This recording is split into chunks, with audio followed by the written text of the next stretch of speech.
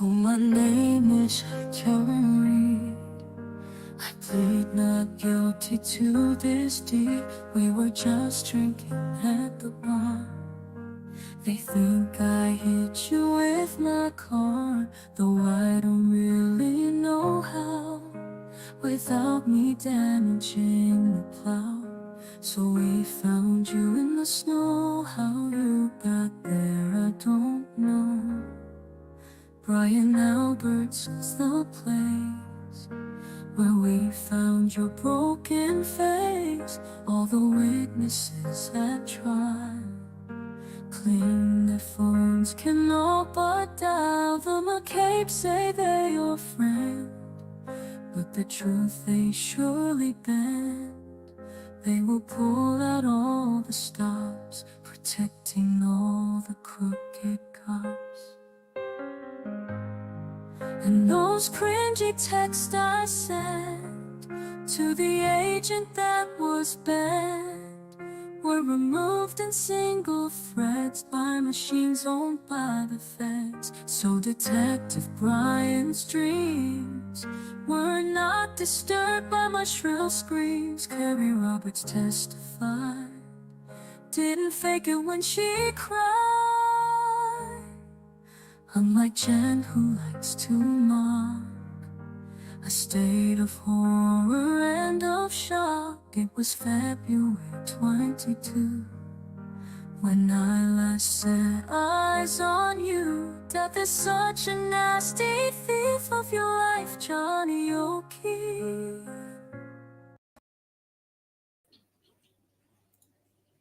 Hello.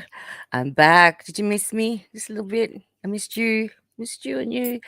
I do apologize. I've had some terrible IT issues and I've been very unwell. So I'm here. I've taken plenty of medication and we will see what transpires. But I couldn't miss this with you guys for the world. Not for all the tea in China, because this is the pointy end of the stick. And come rain, hail, or shine, we shall do it together.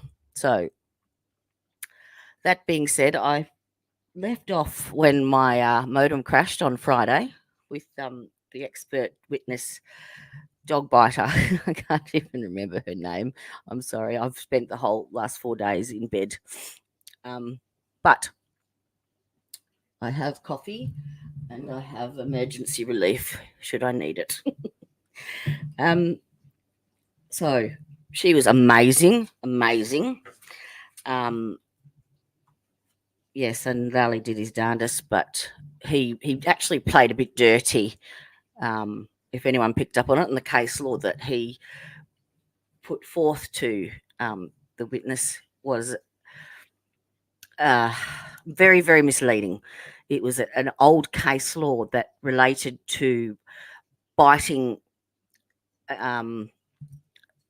not just canine. It was biting for everything. So they were basically, it was a case law that where they were trying to identify bites on human flesh and match it up with whoever caused it or whatever caused it. So they were trying to actually match the bite to the person, and that's what that case law was referring to. So it was completely inappropriate because they weren't actually trying to match it up to Chloe. They were just matching it to the species, a canine, a dog. So that was a bit dirty as far as I was concerned, because he didn't let her elaborate either. So we got through that, and then we had the excellent expert testimony of Dr. Green, who was their forensic data specialist, who went through and explained the time differences and the 3 clocks that Apple draw down from to get their data. And that then clarified that 3-minute interval where John was supposedly on Oak Tree Road and not at the Albert's house climbing stairs. Now, Turtle Boy went down to that road to do an experiment on his own to check it out to see what the incline was, and apparently the road is flat. It is not an incline whatsoever.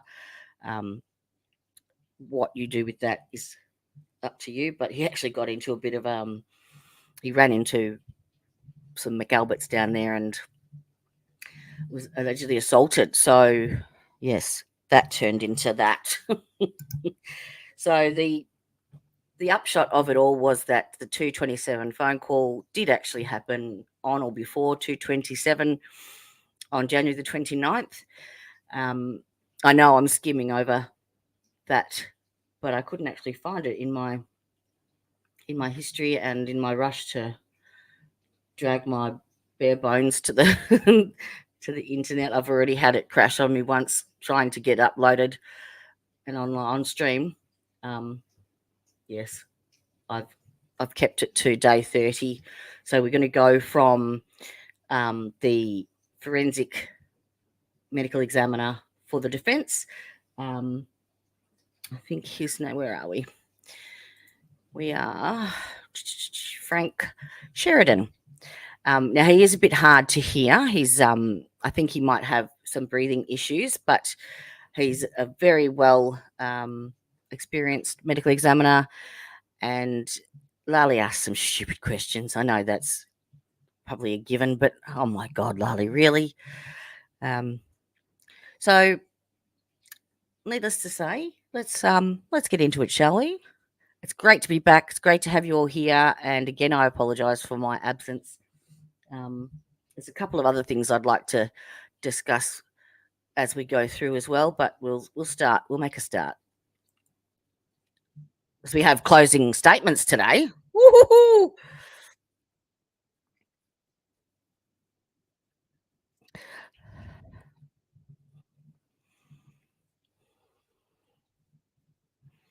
Oh, I better add it to stage. Hey, I can see it on my end. You just can't see it on yours. See? That's what happens when you're sick. You just watch your step for me. Yeah. Remain standing and basic work. You saw this PA Valley, California. But then after that year, I returned to the residency program and continued it on at Loma Linda University Medical Center. And this training was in what's called anatomic pathology, which in a way you can think of it as general pathology. It involved autopsies, it involved surgical pathology, looking at slides from surgery. It involved a few other things as well. And so I was doing that there at Loma Linda. Then from 86 to 88, I went to Los Angeles County, USC, which stands for University of Southern California. So LA County, USC, as it's generally known, for 2 years of training in neuropathology. Neuropathology being disease and injury of the brain, spinal cord, so forth. So that was from 86 to 88. And then in 1988, I went to the coroner's office, as it was then called. It's now a sheriff coroner's office, but at that time it was a coroner's office, and in San Bernardino. I did my 1 year required training in forensic pathology there. When I finished that year, I stayed on at the same office. And then in 1991, I was appointed chief medical examiner for the county. And as I mentioned earlier, I was in that position up until 2017. And I'm board certified in anatomic pathology, which I mentioned before is general pathology in a sense. Also neuropathology, as I mentioned about the brain and spinal cord primarily. And then finally, forensic pathology. In other words, Dr. Sheridan, you're triple board certified, is that correct? I am, yes. Mm-hmm. And that's in anatomic pathology, neuropathology, and forensic pathology. That's correct, yes. And he's from Dublin. Can you describe any relevant teaching positions that you've held? Yes. Just keep your voice up. I'm sorry, it's hard to hear back here. Okay, I'm sorry. Yes, I still do some teaching, actually. First of all, I'm on the staff of Loma Linda University Medical Center, the place where I did my initial training. And I give lectures on a regular basis there to the pathology residents, like I used to be myself. Then, in addition to that, for a long time, for about 20 years actually, up until COVID, I was also giving annual, well, no, actually twice a year, courses on forensics at University of California, Riverside Extension, as it's called. And I did that for, as I said, essentially 20 years, I think. But that stopped with COVID. So I haven't been doing that since the beginning of COVID epidemic. I've also given annual lectures, or not lectures, but courses, 3-day courses, to the California Criminalistic Institute, which is part of the forensic system in California. And then, in addition to that, I was associated with another university for a while, but that sort of gradually elapsed.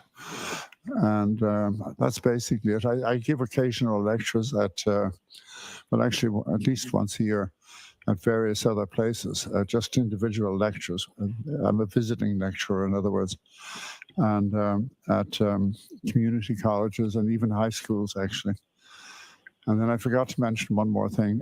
For 2 years, I was a visiting professor at a university in China, in what's called Hangzhou, I don't know if I pronounced it correctly even to this day, but Hangzhou, H-A-N-Z-H-O, whatever, H-O-U. It's a big city in China anyway, somewhere. And I was there for 2 years. He's been around the world. Years, I mean, giving courses on forensic pathology. And Dr. Sheridan, are you a member of any academic or professional societies? Of societies? Yes, I've been a member, although I've let it lapse recently. Good morning, welcome. But I've been a member of the National Association of Medical Examiners for many years. I'm also a member of the American Academy for the Advancement of Science, and also the American Forensic Institute, or the AAFS, American Academy of Forensic Science. I'm also a member there. And have you authored any peer-reviewed articles or publications in the areas of forensic pathology or neuropathology? Yes, but not recently. When I was working, it was too busy to publish. But yes, I did author a few papers earlier on. Unfortunately, it's the nature of the beast, my darling. I have no control over it. It's fibromyalgia, and I pushed myself too hard last week. I did that on Friday. It was a 6-hour marathon, over 6-hour marathon, and yeah, I crashed and burned. It's my own fault.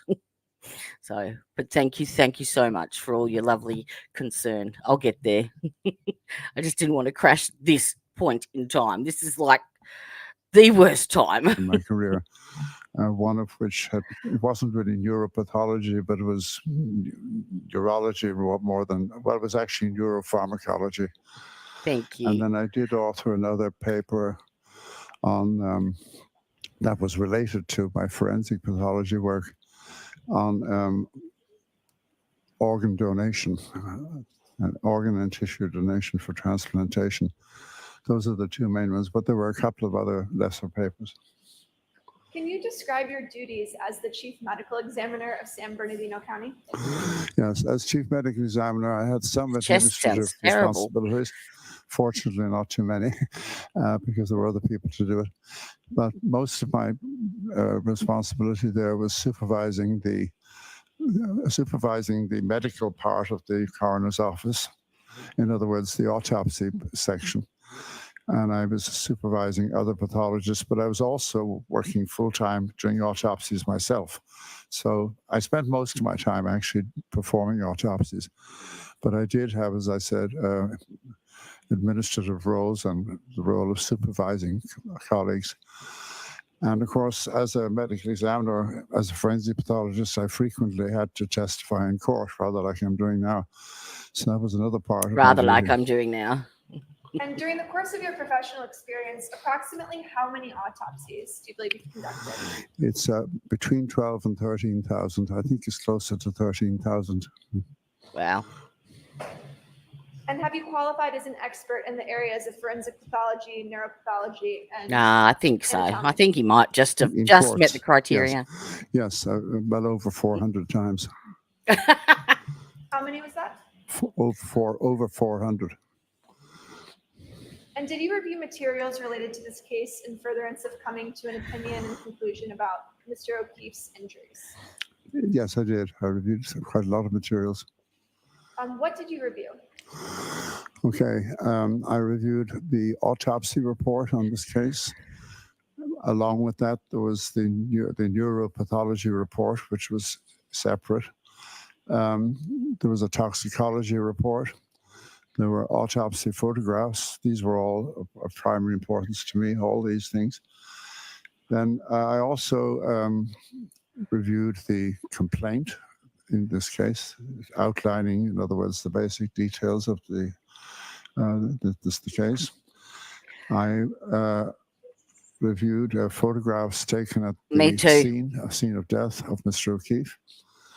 Photographs of the vehicle that Hey, was George. allegedly involved in his death. Welcome. Photographs of the decedent himself before the autopsy, while he was at the hospital, at Good Samaritan Hospital. Then there was also some videos of the scene of death. I also saw the death certificate, a document by CERT, S-C-R-T, police reports from Canton Police Department. Am I missing anything out? I don't think so. Yeah. Your Honor, permission to publish what's been previously marked as Exhibit 19. Sure. Dr. Sheridan, is this one of the photographs that you reviewed in reaching your opinions and conclusions in this case? Yes, it is. Can you describe the injuries that you see in this photograph? These injuries that you're looking at here on the arm are abrasions, which are friction injuries, basically. We classify them under the general category of blunt force injury, but these particular ones are abrasions. Abrasions being where the outer layer of the skin, the epidermis as it's called, has been scraped off. These are friction injuries, essentially. And based on your review of the information discussed earlier, can you tell, as well as your review of these photographs, can you tell whether these injuries were sustained before or after death? These injuries were sustained before death. We call them ante-mortem, A-N-T-E, mortem meaning before death. Mm-hmm. And that's based primarily on their color. And you have to take other things into consideration, but that's the basics of it. If these had been post-mortem, they would have a more yellowish orange color, usually yellow. In your professional opinion, based on a reasonable degree of scientific certainty, are those injuries consistent with being struck by a vehicle while holding a drinking glass? Objection. May we approach your Honor? Get straight into it, Liza. Yes, no, I caught most of this through my dreary slumber. I caught his testimony and Dr. Wolf's testimony and vaguely remember bits and pieces of Dr. Brenchler's testimony. So we can watch that one together. But yeah, this gentleman confirms he agrees with both the neuropathology and the ME from the Commonwealth. He agrees with their diagnosis. He agrees with their list of injuries, and he then also clarifies that he believes that the lacerations I'm to going the to take arm this opportunity to ask you were again to caused by keep your dog. voice up, please, sir. I'm doing my best. My voice is not as strong as it used to be. You are unmuted. We'll stop the AC for a while, then. We'll stop the air conditioning for a while, then. We want to make sure we hear you. Okay. Dr. Sheridan, are these injuries consistent with a motor vehicle accident, in your opinion? Sustained. I would say in general, no. I mean, So that injection was sustained. I think Ms. Little's going to put it to you in a different way. I'm sorry. If you could assume for purposes of this question that this individual was involved in a motor vehicle collision as a pedestrian, based on your review of his photographs, are those injuries consistent with having been struck by a vehicle? Objection. Sustained, why don't you come back for a minute? That's the whole case, Lally. Crying out loud.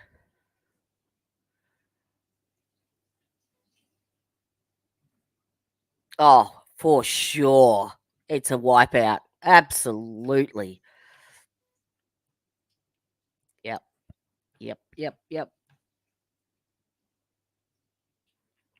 In fact, You I are unmuted. yeah. And did you notice? I think they've had what, one, Dr. Sheridan, two, how many 5 autopsies have you witnesses, and he conducted tried on to stop 3. individuals who are involved in pedestrian vehicle motor collisions? Involved in what pedestrian vehicle? Yes. Yeah, well over 100. What other experience do you have in terms of conducting autopsies with individuals who have been involved in motor vehicle A-hole. collisions? Well, I mean, if you take motor vehicle accidents in general, they'd be probably nearly a quarter of my total number of autopsies. So in other words, that'd be close to 3,000. Yeah, that's about right. Based on your professional experience, what is your opinion regarding whether those injuries are consistent with a I have, pedestrian my being darling. struck by a motor It's vehicle? all I use. Objection. I'm going to allow it. I've actually, my service provider have actually notified me and told me there's faults in the area because I've done everything on my end to do it, and I've only got 2 tabs open at the moment, and they're on Chrome. And yeah, I still dropped out before I came on. So it's my end, but it's my service provider, unfortunately. You can answer that, Doctor. Hmm? Can you answer Oh that? yeah. I can answer it, yes. So go right ahead. Okay. But the question was, to be precise, can you just rephrase it? I mean, I said Just yes, completely I can dropping answer it, but I out, can't remember getting exactly booted how you off the phrased it. internet and restarting. Yes, based on your extensive training and experience, what is your opinion regarding whether those injuries are consistent with an individual being struck by a vehicle? If you mean struck in that part of the body, on the arm, like Yes. directly, I would say no, it doesn't look like that at all. Mhm. And can you explain that? Well, if you're hit by a vehicle, or whichever part of your body is hit, if it's a significant impact at all, you're going to get bruising, and we don't have any bruising here. Nope. We just have what I would call linear abrasions without any bruising. So that does not look to me at all remotely like an impact from a motor vehicle. What would you expect to see if an individual's arm were struck by the rear of a motor vehicle? Well, as I just said a second ago, primarily a lot of bruising, and that's what we don't see here. You might see, well, depending on the circumstances, you might see other things like a fracture or fractures, but you would at least expect bruising. In your professional opinion, based on your many years of experience, have you conducted any autopsies involving individuals who were involved in any sort of animal attack? Animal attacks in general, yes, quite a few actually. Well, when I say quite a few, it's not an enormously common event, but I've done probably at least a dozen or so involving deaths where an animal was involved one way or another. Have you conducted any autopsies in which any individual was attacked by a dog? Yes, I have a few. Can you describe that for the jury? Well, I'd have to just refresh my memory out of the blue here. But first of all, I had a number of cases, 3 or 4, I think, over the years involving children. It was primarily children who were killed by feral dogs, and the dogs attacked the kid, and killed them. So I had that a few times. But then I've also had cases where an animal, or a dog particularly, was involved, but wasn't the actual cause of death, so to speak, but they were involved in something that was happening and left some traces of their activity in the form of bite marks or scratch marks. In your professional opinion, are those injuries consistent with an animal attack? Are they consistent with what? An animal attack. I would say they are, yes. I'm not 100% sure about this, but my initial reaction when I saw this photograph was that it was probably an animal, and most likely I would say a dog. Scrape marks with the paws And possibly also a bite mark or from the teeth as well. Possibly. I'm not Mainly. 100% sure. I didn't get Mainly. a chance to analyze it right there on the spot, so to speak. But my basic impression is that these are consistent with marks caused by, say, a dog using his paws or claws, if you want to put it that way, and possibly the teeth as well. And if there's a pointer up there, would it be possible to direct the jury to the injuries that you're referring to on the screen? There should be a little laser pointer up there, I believe. I don't know that I see one. Is it on the desk? It's not there. May I approach, Your Honor? Sure. Okay. Using the laser pointer, could you indicate the injuries that you believe you just testified are consistent with scratch marks? Listen to that Actually, poor in a man's sense, chest. they're all consistent with scratch marks in the sort of the more generic sense of their, whether it's the paws or the teeth, they're going across the skin rather than going straight into it. So they're all of these marks are generally consistent with, if you want to call them scratch marks. Woohoo! So I don't know if this will work on the screen, but you basically got what looks like there's one pair there with possibly a third one in the middle. There are two very clear parallel marks there with another one fainter in the center. Then you have, going closer to the elbow, you've got another 2 or 3, whichever way you look at that. At the elbow itself, you have, that part of the elbow there is what I would think is the most likely candidate here for a bite mark, because it has something of the configuration of the outline of teeth. And then the ones on the forearm are a little bit less obvious, but they're still consistent in general with, I would say, claw marks or maybe from the teeth. Dr. Sheridan, if you assume that the decedent was standing with his arm extended in this manner, and he was struck with the rear taillight of a 7,000-pound Lexus only on the arm, such that it spun him around and propelled him 30 feet, do you have an opinion as to whether or not these arm injuries are consistent with that scenario? Objection. All right, I'll see you at 10. Did John do a pirouette and bounce 30 feet off the car? Do you have an opinion on that? No, he's not a ballerina.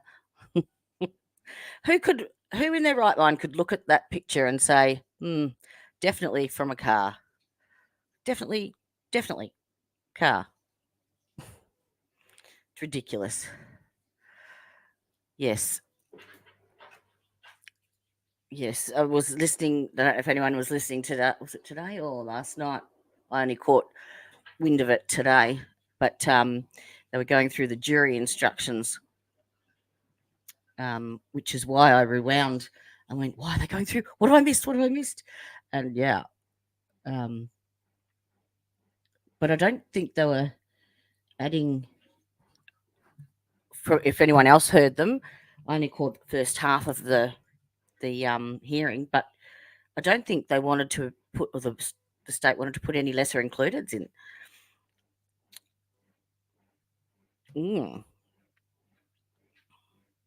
So yes, I have. What have you got? Everything runs through my Google account online in the cloud.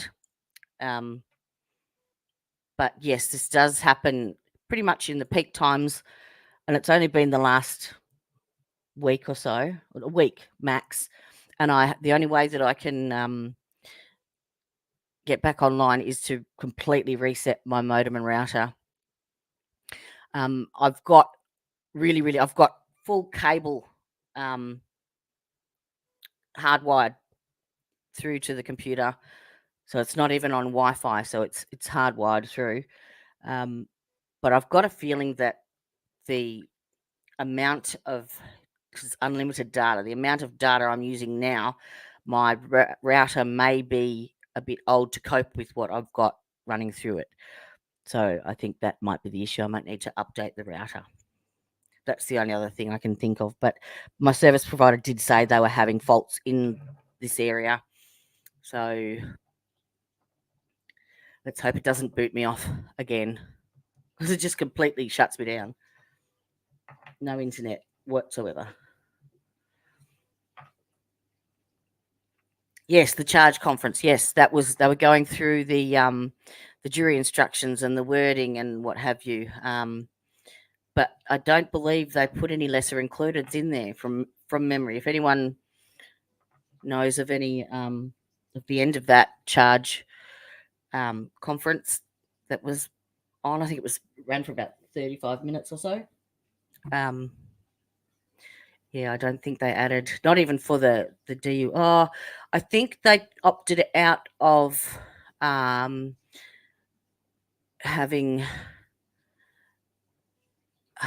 what was it? They just went for the intoxication instead of drug and mental health issues as far as the DUI was concerned. Because the evidence didn't show any mental health issues or drug issues. So they opted out of those two. But for the rest of it, what's that? Oh, for sure. Absolutely.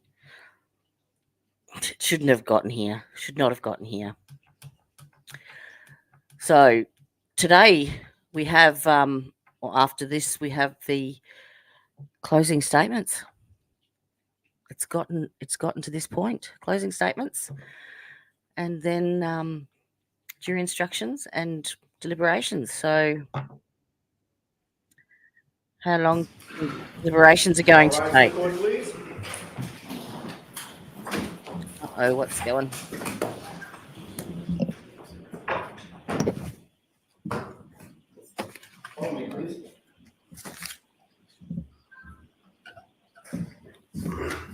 Oh, that's right. I think they excuse the jury for a bit and then they come back again.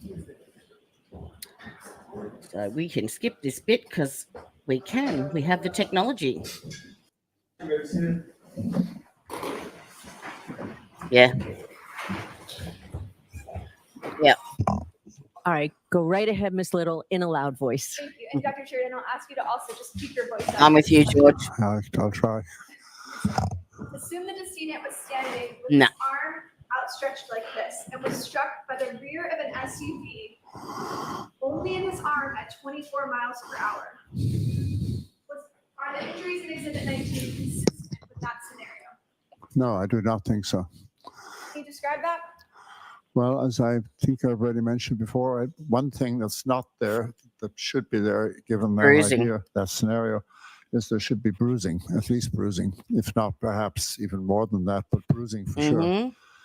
Secondly, the appearance of these injuries, their pattern, if you want to just call it that, the way they're distributed doesn't seem to fit the idea of the rear of a vehicle being the impacting object. And at 24 miles per hour, would you expect to see fractures or breaks in the arm? You could do. There'd be other factors involved as to depending. It would depend on a lot of things, but it's possible. Yeah. Yep. I'd like to direct your attention to the injury that Mr. O'Keefe sustained to his head. Do you recall that injury? To the head? To the head. Yes, yes. Mm-hmm. It'll take them longer than that to read the instructions.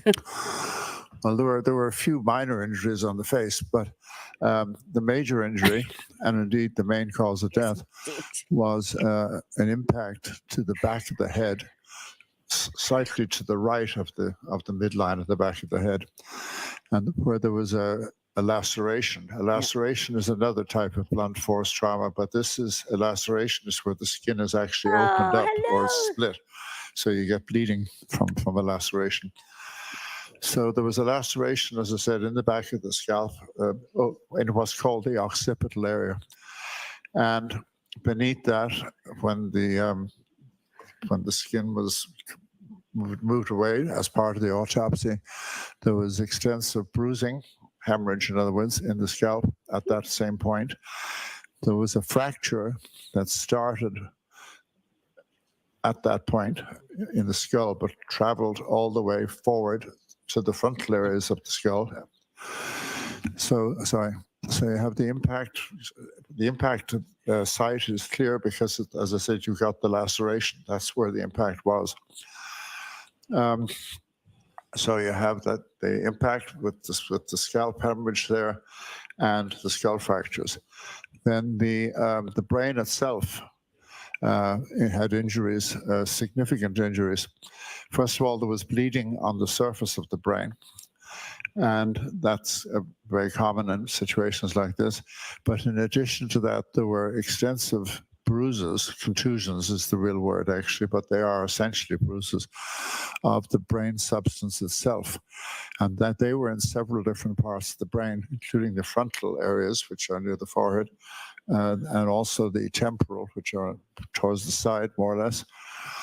And then there was also hemorrhage deep inside the brain, in the ventricles, which are open areas in the center of the brain.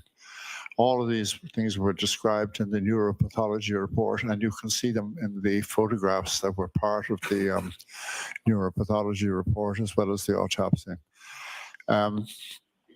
Because of, as a result of, I should say, the injury to the brain began to swell, and that's what it usually does after major trauma. And as a result of the swelling, you had what's called herniation, where the brain, if you want to think of it this way, the brain is trying to expand, but it can't because the skull is around it. So it begins to put pressure, pushing, especially downwards towards the top of the spinal cord. And eventually, as happened in this case, it's quite clear from the photographs, the brain herniated downwards, the brainstem particularly herniated downwards, and this would have been the final straw, so to speak. That's what would lead to respiratory failure and death. So this was a fatal injury for certain. Mm-hmm. And not a what quick one impact either. would that type of injury have had on the individual after sustaining it? Yeah, once this injury occurred, once this impact occurred, Mr. O'Keefe would have been unconscious. He would still be capable of breathing for a while until that brain swelling took over and pushed the brainstem down. But he would immediately from the point of impact, he would have been unconscious. Yeah, for sure. He have been able to stand up, move, or walk? No, he would have been unconscious completely. Do you have any opinion regarding whether that injury is consistent with having been struck on the ground on dirt or grass? I'm sorry, I didn't quite get the question. it's not hard enough That was a surface. poorly worded question. Is that injury consistent with striking dirt or grass? Like, for example, falling onto grass? Yes. No, I don't think so. If there's a fall involved here, and there could be, it would be onto a hard surface. But the grass, and as I understand from all the material I reviewed, there was also some snow, and so that might even cushion the impact even a little bit more. But even without the snow, grass is basically too soft for somebody falling and hitting their head on it to get the injuries I've just described. Even frozen grass, In addition Lally. to focusing on the injuries that were present, what significance do you place on the absence of injuries when conducting an autopsy? What significance do I put on what? In addition to focusing on the injuries that are present, what significance do you place on the absence of injuries when conducting an autopsy? Well, as you put it there, it's a rather general question, but I mean, when you're doing an autopsy, you obviously want to see what is there and what's not, and everything can be relevant, including absent things. Now, in this particular case, there are a number of features of things that are absent that are important. I've already alluded to one, and that is on the arm. If that was an impact from the vehicle, I would expect bruising. But do you want me to continue? Yes. Yeah. But if Mr. O'Keefe was struck with, it depends obviously what part of the body is theoretically involved. But if a vehicle hits you, whether it's the back of the vehicle or the front, you're going to have, and as long as it's not going extremely slowly, if it's going at any speed at all, any significant speed, it's going to cause at least bruising. And that in this particular case, one of the things that struck me was that there was a distinct absence of bruising on the torso, in other words, the chest, abdomen, hips, whatever. And also, in most cases that I've ever been involved in where a pedestrian was hit by a vehicle, there are injuries on the legs, including fractures, which are very common on the legs. So the absence of all of these things in this case, I think, is important. Have you conducted autopsies involving individuals who are involved in fights or altercations? Yes, many, many times. Approximately how many? This is the only bit that I can't get my head around. Is that little laceration to the top? Was it right or left? Occipital bone above his eye, and the laceration on his nose. I'm not sure if, because I believe it was the one massive blow, one massive blunt force trauma to the back of the head, which has caused all of the injuries, including the eyes with the swelling. The only thing because he said it could be consistent with, being punched. But generally you see a lot more bruising around the area. It's more of a little tiny cut on the top of his eyebrow. I'm thinking maybe another claw mark, perhaps, a scratch to the face.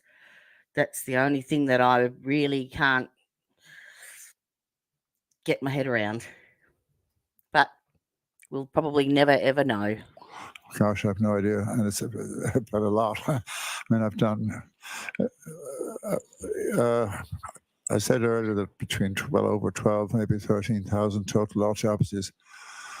Of those, I'm only giving you estimates here, but over 1,000 would have been homicides. Of those, probably maybe a fifth, or about 200, would have involved blunt force trauma instead of, for example, a firearm or something like that. And in those cases, and of course, so all of those and other cases involving sharp force, homicides involving sharp force may have evidence of a struggle as well. So it's in the hundreds, yeah. In your expert medical opinion, are Mr. O'Keefe's injuries consistent with a fight or a physical altercation? In a general sense, they can be. They could be, yes. He had...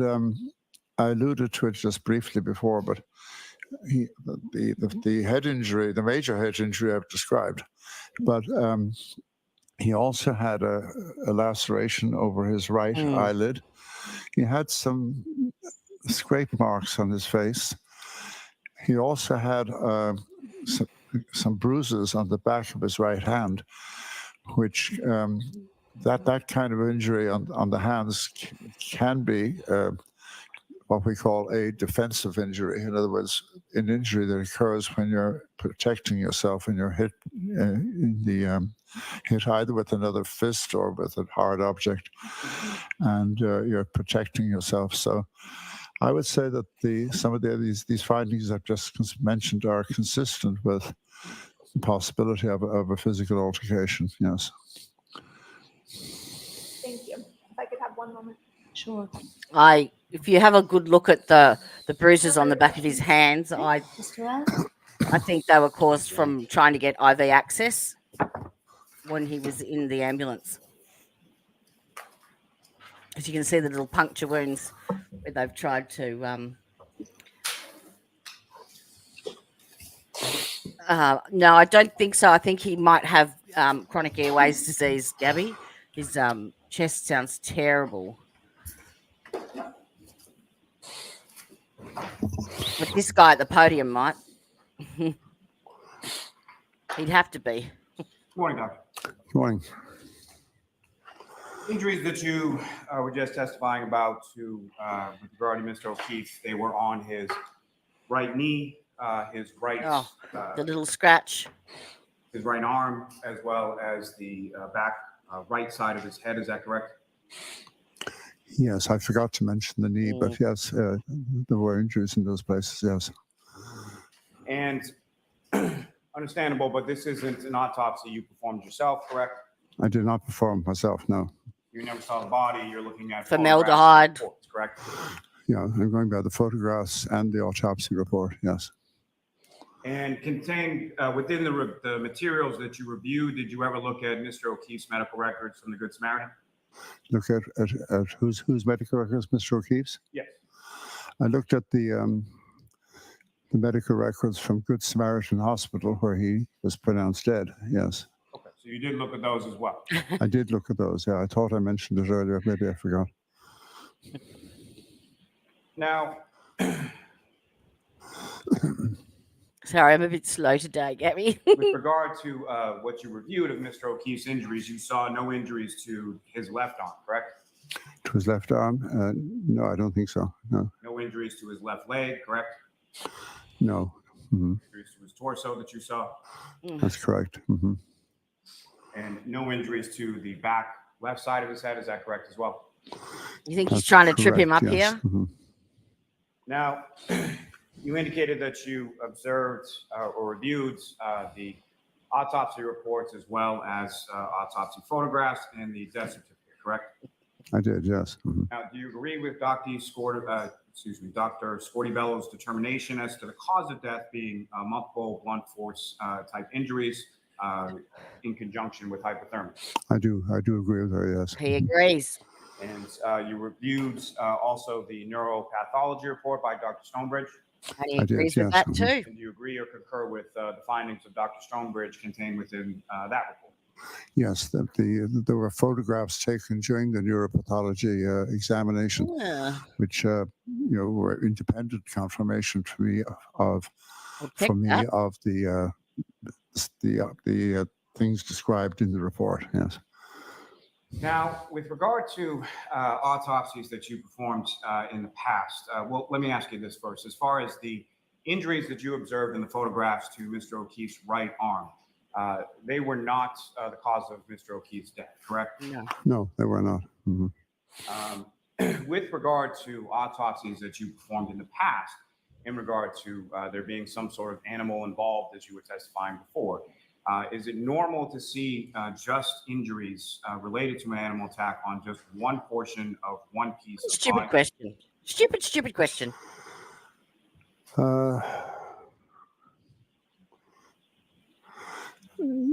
Yes, in a general way. I mean, as I mentioned, I think when I was answering the question about the cases I've done involving animals, I tried to divide them into two groups because there's an important difference.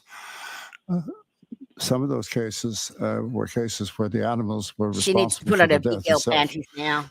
As I said, a bunch of feral dogs in one case, particularly that I remember. Another was a case where it wasn't a whole bunch of them, but there were two dogs, large dogs, and they killed the victims, children. So those individuals had multiple injuries, including deep bite marks that were As you would fatal, expect. particularly in the neck area. But they also had, and I'm stretching my memory a bit because it's a while since I did these cases, but I do have a general recollection that in in those cases, I should say, in addition to the fatal injuries, there were also some non-fatal sort of things like paw marks. And I can't remember the distribution though on the body. Can you remember as far as whether or not these injuries that you observed and not taking the child fatalities with the dogs mauled, I'm presuming that those involved injuries to significant and extensive parts of the body. Is that correct? Yeah, those are the ones where the animals caused the death, yes. Mm-hmm. So in the other instances that you were talking about, do you recall even whether or not those injuries that you observed were ante-mortem or post-mortem? I'm sorry, I couldn't hear the last What part. The other difference ones does that that you were make? talking about as far as the other animal attacks that you've seen.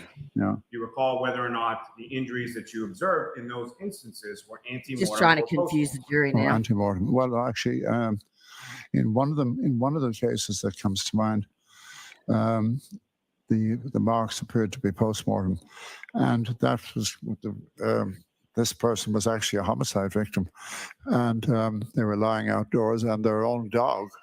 This was according to police, though, who came on the scene. Awful. When they arrived, there was a dog that turned out to be the victim's He was own clawing dog. at his owner, Was trying to wake pawing him up. at the body, and the person was dead. But in another case that I can think of, the scratch marks from dog paws That would happen to me, except I'd have 4 cats on me. were ante-mortem. And they were confined to one place only. I'm trying to remember what part of the body. This case, I had to testify. It doesn't Later matter, on, doctor. It was a stupid um, question. Yeah, in this case that I'm thinking of now, the paw marks were limited to just one location. I can't remember exactly where they were, though. Whether it was the leg or the arm, I can't remember. And that was post-mortem injuries that you're talking about there, correct? No, in the second case, they were ante-mortem. So in other words, there's been post-mortem and ante-mortem. Yes.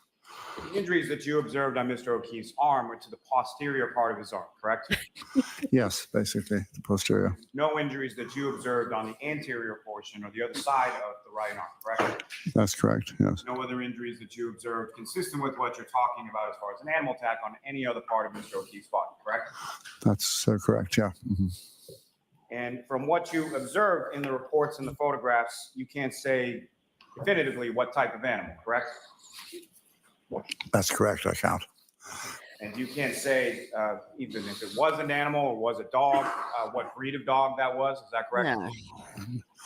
No, but if I had to try, and if I said, Not asking you to try, sir. I'm just asking whether or not you can say whether or not that what breed of dog it was. no, I can't tell you what breed. No. You can't say whether or not those injuries were inflicted inside a house or outside of a house. Is that correct? Yeah, I have no idea. Mm-hmm. You can't say when they occurred, correct? Only that they were when he was still alive. Yeah, but other than that, no. And they are fresh looking. I mean, in this generally, so they look like they happened very shortly before death. And when you say short time, you're talking about hours? Minutes to hours, I would say. Minutes to hours. In but you can't- I mean, hours. I'm talking just based on the injuries themselves alone, leaving anything else out. You can't time injuries as exactly as you might think from CSI or one of these television programs, but they are generally fresh for sure. And but just looking at those on their own, I would have to say minutes to hours, yes. Now, at some point, were you given or did you review any files from a lab at the University of California, Davis? I'm not sure. In relation to what? So are you aware that the State Police Lab in Massachusetts swabbed areas of the sleeve on the right arm of Mr. O'Keefe and sent samples from This that shit's in the me. areas of where the They swabbed samples of the sleeve, and as Bukaki testified, the clothes were saturated, wringing wet. How much DNA do you think would be on there if there was any still remaining? And no one swabbed the actual the wounds themselves. Nobody. And it looks like I'm talking to myself, but I'm surrounded by cats, and they're just off screen, chewing on their treats. You can probably hear them going. injuries occurred on his right arm, and then sent that to a lab at UC Davis. Hey, Are you aware of Brian. that? I'm not sure that I Morning, remember sunshine. that. And so you're equally unaware then that when that was tested, there was no canine DNA found from any of those swabbings in the area where the injuries that you're describing as scratch marks or bite marks occurred. No, I wasn't aware of that. I must have missed it. Are you aware of any sort of bite history or a specific animal at 34 Fairview being involved in attacks on other dogs? I'm sorry, I don't think I understood that question. Were you aware that there was a dog that resided at 34 Fairview Road? Am I aware that there was a dog there? Yes. I was informed there was, yes. Were you also informed that that dog, months later, after January 2022, was involved in an incident in which it attacked another dog? Humans intervened, and one of the humans was. How hit. that? How you think that No, I didn't know that. is good for You were aware your that there case? were photographs of I have an no actual bite idea. mark from that actual dog months after January 29th. Were you shown any of that? No, I don't believe I Oh, was. I know why. I know why. He's trying to bring in that case law again that I was saying earlier on at the very start of the stream, where he tried to, or he did mislead the jurors in that case law with the trying to, hello, sweetheart, trying to match the bite marks to the offender, whether it be human or animal, and it's not particularly good. Like the evidence, the way that they go about doing it doesn't really hold much water.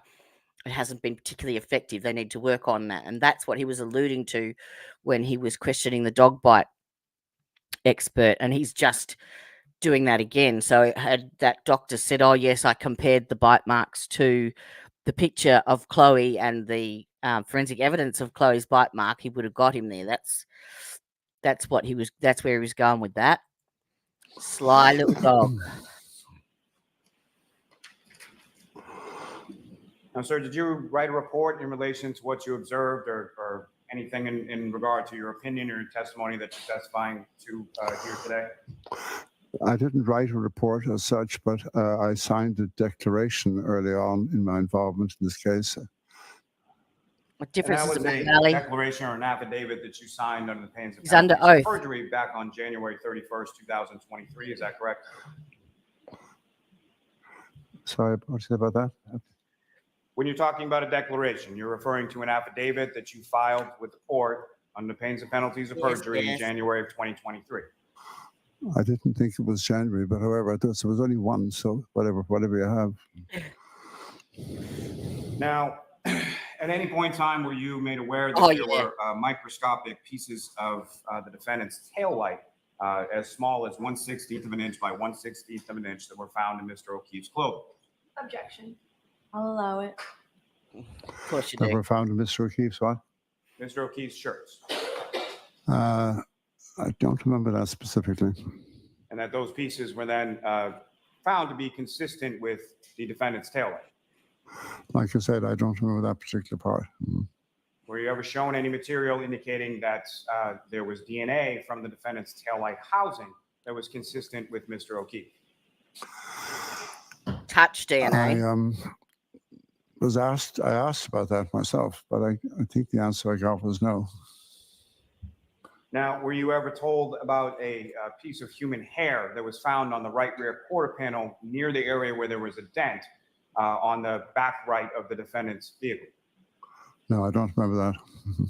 So then you weren't also told that that was then sent out for mitochondrial DNA testing and it was consistent with Yeah. that of He shared Mr. the car O'Keefe with her. to a Whoop-de-doo. degree of 99.895%. You talk about a hair sample now. Yeah.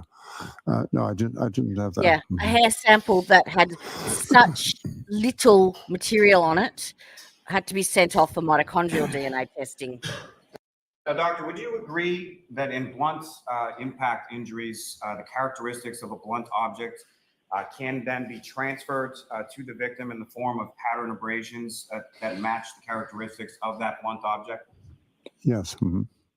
Now, of the photographs, you reviewed photographs of the scene, photographs of the vehicle, is that correct?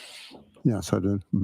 You're aware that there were a number of different pieces of the defendant's taillight that were photographed as well. Did you ever see those? I did, yes. Do you recall seeing any piece of a clear plastic taillight piece that was recovered on January 29th, along with Mr. O'Keefe's sneaker that had dimpling on the outside of that clear piece of plastic? I can't. I remember seeing the pictures of the glass fragments, but I don't remember any more specifics than that. Do you know what a compression abrasion is? Ugh. What? Compression abrasion. Yeah, although it's not a term we use all the time, but however, yes. And You know what a compression dipstick is? abrasion can occur when there's direct pressure from a blunt object together with slight rubbing movements that produce skin and epidermal crushing. Is that correct? Yeah, you have to have some lateral movement as well, though, to get an abrasion. Hang on, that one counts for one for Gabby. Where are we? Yeah, eat it, fucker. Eat that shit. Eat that turd.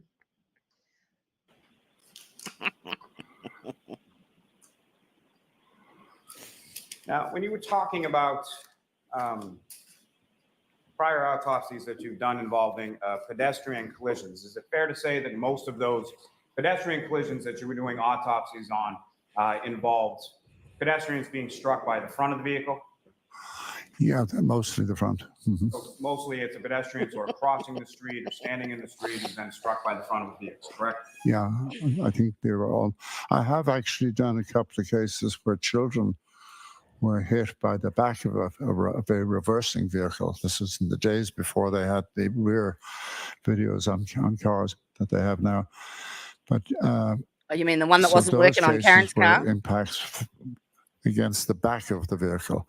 But most pedestrian cases, yeah, are, as you say, they're the front of the vehicle hitting the person. Just briefly on that, as far as the defendant's vehicle itself, are you aware that there were rear backup cameras and a 360-degree overhead view from the back of her vehicle? I remember reading that, yes. Mhm. Now, He's very good, isn't understanding, he? what you're talking He's about good. as far as a rear vehicle pedestrian collision, is that typically sort of the where on the vehicle? Let me ask you this first. When you are doing an autopsy in relation to a pedestrian collision, much of the information that you're gaining about that is what you receive from the investigating agency, whether it's the police or something like that, correct? It varies a lot from one case to another. Sometimes you get or virtually no information about the accident, because some of these cases I've done, some of them were witnessed, some weren't. Let's put it that way. Yeah. Mhm. So when they weren't witnessed, and when the person was just found later or sometime afterwards, you wouldn't have necessarily any. The vehicle would tip. And all those sticky noses looking out the window of Brian Albert's house, nobody saw it. Mm-mm-mm. Not a one witness. Typically not be there. These would be hit and run type situations. And so in those cases, you wouldn't have all that kind of information. So it varies. It varies. And understanding that it varies, but primarily what I'm saying is whatever information as far as the body comes in and you're going to conduct an autopsy, there would be some information from law enforcement or witness statements or something as to what type of death this is, as far as gunshot wound, stabbing, pedestrian collision, something like that. Yeah, absolutely. But like I said, in those unwitnessed cases of pedestrians, I might be given the information that it's probably a pedestrian fatality from a car. And when it comes to pedestrian collisions, and most of which that you've seen are, again, from the front of the vehicle striking a pedestrian on the roadway, is that correct? Yeah. Mm-hmm. And are you familiar with what role sort of the center of mass of that person versus the center of mass of where they're struck plays in reference to their injuries? Yeah. That can have a big effect on how the body reacts to the impact. Mm-hmm. So most of the time when you're talking about sort of lower extremity injuries or pelvic fractures or things like that, that's in a frontal collision with the pedestrian, correct? Most of them were, yeah. I mean, the ones that involved being backed over, and they were children. I can't remember the exact distribution of their injuries, except the vehicle went right over them. I do remember that. But anyway, the answer to your question, maybe I'm wandering in my mind. So can you ask me again? I think you've answered it. So my next question, sir, is when it comes to the rear end collisions, primarily being children, you would agree with me that they have a lower center of mass than a 6'1", 200. Yeah, absolutely. Yeah. Mm-hmm. Yes. And so as far as them being run over, they're going to get struck. They're probably going to fall to the ground, and then the vehicle is going to go over, correct? That's right, yeah. And so how many autopsies have you conducted in regard to pedestrian collisions where they've been sideswiped by the back of the vehicle? I can't remember. Can you remember any? Not off the top of my head, no. Mm-hmm. And so if someone is struck by the right rear portion of a vehicle and then projected away from the vehicle based on speed, based on force, based on whatever, would you then expect to see those same type of pelvic fractures or lower extremity injuries that you talked about with a frontal collision? Well, it depends on the exact position of the victim at the moment of impact. And of course, it could be a lot of different things. They could be, the Genetic confetti. victim could be facing the vehicle. They could be So is Yannetti going to do the closing argument, is he? That was my next question. It'll be so exciting. Are you going to go down there, Lulu? Oh, that'd be so exciting. Go down to the courthouse and live stream it for us. Sideways on, they could have their back, but you're going to see bruising somewhere in that area, in one of those areas, either on the back, the side, whatever, or the front. I would expect to see bruising, significant bruising. But as you testified earlier on direct, it's sort of dependent or variable depending on how the victim pedestrian interacted with the vehicle. Isn't that correct? Yes, but I'd expect bruising for sure. I mean, whether you get fractures and so forth will depend on, or for that matter, internal injuries, depends on a variety of factors. But you're going to get bruising for sure. Now, you did see bruising on Mr. O'Keefe's right hand, correct? Yes, a small bruising. It looked like 2, possibly 3, almost confluent or close together bruises. Were you aware from the materials that you reviewed that Mr. O'Keefe was last seen sort of on video exiting from a bar at about 12:11 a.m. holding a cocktail glass in his right So hand? I ridiculous. vaguely remember that, yes. Were you also aware that there were pieces of the cocktail glass with Mr. O'Keefe's DNA on it that were found right in the general vicinity of where his body was found? That I don't remember. Because it's not important. Yeah, exactly. Did you see my comparison video?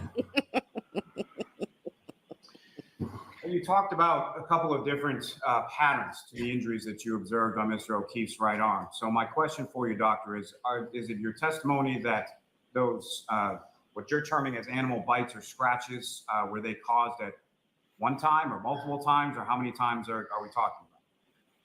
You mean on different occasions? As far as in, there are multiple abrasions, as you've termed them, and you're attributing them to an animal attack, correct? I think that's the most likely explanation for these, yes. And so my question is, sir, is that from the dog or the animal or whatever it is scratching Mr. O'Keefe once, more than once, based on what you observed in Well, it's more than once. When I had the laser pointer here, I think I pointed to roughly, 1, 2, 3, 4 different areas. So it looks like, and you have, there's an additional, the ones on the lower forearm, I should say, are harder to figure out. But it looks like 4, maybe 5 separate. 4 or 5 separate sort of swipes, whether they be with mouth or claws or whatever. Yeah, that's correct. And so is it your testimony that it's not possible that Mr. O'Keefe received that from some part of the motor vehicle, or a glass shattering, or shattering from a tail light, or any sort of metal pieces underneath contained within that tail light? That wouldn't be a blunt force injury then. Interaction with the vehicle? Sharp. They don't look remotely like that to me. So it's not possible, is that correct? In my opinion, no. Eat that turd. You were asked about some questions with regard to the surface What's that? of the ground as far as dirt Pivot? or grass. Pivot? Was that Are you Lally? familiar with what Was that the a weather pivot? was like at the time that Mr. O'Keefe, you testified earlier, you were familiar that he was found in the snow, correct? Yes. Do you know what the temperature was like as far as, my question is this, sir. Understanding cushioning of grass and dirt under normal conditions, but if the ground is physically frozen based on the temperature of outside, would that impact as far as your understanding of Ground wasn't frozen, injuries to the Lally. back of Mr. O'Keefe's head? I'll allow it. No, I mean, even if there was a small coating of ice, I wouldn't change my opinion based on that, no. I'm not talking about ice. Did you know they've been to a bar? The ground itself being physically frozen based on the temperatures outside. Objection. Sustained. Correct. Now, as far as the hard surface that you're talking about, would that include asphalt pavement? Yes, it could. It wasn't found there though, And was as it? It was far found as 30 feet away. Those injuries, the speed, if Mr. O'Keefe was struck by a vehicle and was projected away from that vehicle and then struck his head on the ground, would that be sufficient force, in your opinion, to cause the skull fracture on the back of his head? If all that happened, yes, onto asphalt or something like asphalt, yes. if that's indeed what happened. But like for other reasons, I don't think that is what happened. Now, Yeah. you testified or you asked some questions about your opinion and as to or consistency with the physical altercation. Is that right? Yes. And the sort of swelling in Mr. O'Keefe's eyes, as far as the ecchymosis concerned, that was related to the brain injury. Is that? Oh, he remembered the big Well, word. the skull injury rather than the brain. Skull Yeah. injury, which Yeah. leads to the bleeding of the brain, which then leads to the swelling of the eyes. Well, yeah, but no. I mean, let's be clear about this. I mentioned the fractures earlier on that came from the back and went all the way towards the front of the skull, including what are called the orbital plates, which are the He's not helping bones, himself, is he? the parts of the frontal bone that are right over the eye sockets. And the bone there is very delicate. It's the thinnest part of the skull. Anyway, the photographs and the autopsy report clearly show that the fracture involved that on each side, both orbital plates, in other words. And it's that fracture, it's not the brain itself, but it's that fracture which leads to the bleeding that causes the black eyes, if you want to call them that way. Mm-hmm. And as far as what your review of the medical records, your review of the autopsy report, photographs, things like that, you observed nothing as far as fractures to Mr. O'Keefe's eye sockets, correct? Well, the orbital plates, in a sense, are part of the eye sockets, but they're the upper, they're the roof. Were there any fractures to the orbital bones? There were no fractures that appeared to be coming from the front, no. As far as the sclera, was there any broken blood vessels or anything that you observed in either the notes or the reports or the photographs or anything else that you saw? Broken blood vessels were? The sclera. Huh? Sclera of the eyes. You know what that is? Oh, You're eye. welcome. I'm sorry, I couldn't hear. Just couldn't hear what you said. Yeah. No, there just, as far as I know, the eyes were clear. Yeah. The eyes themselves were clear. Yeah. Lally thinks he's Now, as intelligent far by as the saying the minor word injuries that sclera. you're talking about, as far as the eyelid or the nose, as far as those minor lacerations you were talking about, there was no bruising around any of those lacerations, correct? The eyelid laceration, don't forget, is in the same area where you have the other injury, and it's a little bit hard to figure out whether how much hemorrhage, how much of that black eye could even be from related to the laceration, because you've got two possible explanations for the black eyes. One is the skull fracture I've already mentioned, but that doesn't rule out his getting an impact as well on the front, but I can't, there's no way you can separate them. But as far as around those minor lacerations that you're talking about, you didn't observe or see any record of any bruising or any broken bones in those areas whatsoever? No, the main one that I was relating to when I spoke about the altercation question was the laceration on the eyelid. That's not related to the head injury that we've been discussing. So it's a separate injury, and it's from some kind of blow to the front. The minor lacerations that you observe, would they be consistent with being struck by broken pieces of glass or broken pieces of broken sharp pieces of plastic? If it was indeed a laceration, as it was described, then no, because lacerations by definition, although this is a term that's often misused, by the way, even by some doctors, but a laceration by definition is an open wound caused by blunt force, not sharp. I'm streaming on two YouTube channels, two of my YouTube channels. One is called The Disability Diva, and the other one is called The Defense Rests. The Defense Rests is dedicated to the trials and what have you, but I piggyback it onto the Disability Diva channel as well, just to get more exposure more than anything. But the Disability Diva channel is more for local resources and disability resources and stuff in Melbourne, Australia. So Lulu, you can join. It's called The Defense Rests with a C instead of an S because we spell it differently to you. And you'll get 100% all the true crime stuff on this channel. So blunt force, as far as what I'm asking is it possible that the lacerations to his face were caused by a blunt No.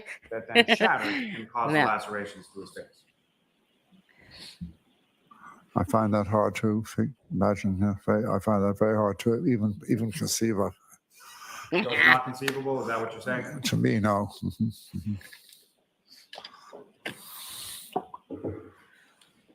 And from your review of whatever reports and medical records and everything else, what, if anything, did you see, or did you see anything that had to do with an animal being present on scene, or an animal being near Mr. O'Keefe's body, or Mr. O'Keefe being inside the house?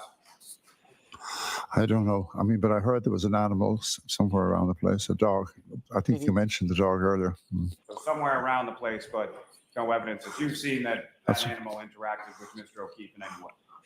No, I wasn't there, obviously, and all I can say is what I've already said, but I don't know any more than that. I know you weren't there. What I'm saying is, from the material that you reviewed, was there any indication or any evidence of that animal ever being near, close to, or interacting in any way with Mr. O'Keefe? Not that I'm aware of, no. I have nothing All further. right. Let's get to Mr. Wolf. Now, we all heard his extensive experience and repertoire, and we have 30 minutes until closing arguments. So let's get to the good bits, shall we? Dix, I have a recent publication that deals with Toyota and Lexus vehicle control history records as well. Oh, objection. That called Toyota Vehicle Control History, Sudden Braking History Recording Characteristics. Yes, sir. All right. Was that specific to dealing with vehicles and their interaction with other vehicles and or pedestrians? It involved looking at the various triggers that system is capable of recording. And specifically, it was looking at what triggers a sudden braking event. So we were able to determine that those triggers, the sudden braking event, is triggered when a driver, or I should say the vehicle, reaches. May we approach? Sure. Yeah, Lally didn't like the fact that it was going off onto a specific Lexus tangent. You've never met Miss Little? No. Mr. Unetti? No. Matter of fact, you'd never heard of this case. He's good, isn't he? That's correct. You were hired by another agency not connected in any way to the defense, is that right? Correct. And not connected in any way to the Commonwealth, is that right? Correct. So your analysis and your conclusions and your opinions are completely independent of the defense and the Commonwealth in this case, is that right? Objection. Yep. Sustained. Mr. Jackson, you can ask it differently. When you did your analysis and conclusions, well, let me ask it this way. You finalized your report, you and your team, correct? Correct. That report is contained, contained in a multi-page document that was submitted following your analysis and your Dr. opinions Wolf? and conclusions, right? Correct. The defense didn't have anything to do with that, correct? Correct. You'd never met us, didn't know who we were when you did this. Correct. You'd never met Mr. Lally, didn't know who he was when you did this. Correct. So your analysis, opinions, testing, and conclusions were requested by a completely separate agency. That is correct. Goes without saying, but I'm gonna ask it anyway. You haven't been paid by the defense, You have not paid us anything, no. and you don't work for us. That's correct. As a He matter of sounds fact, like a big bad I've wolf never too, asked doesn't you he? specific Ooh. questions about your testing before today. That is correct.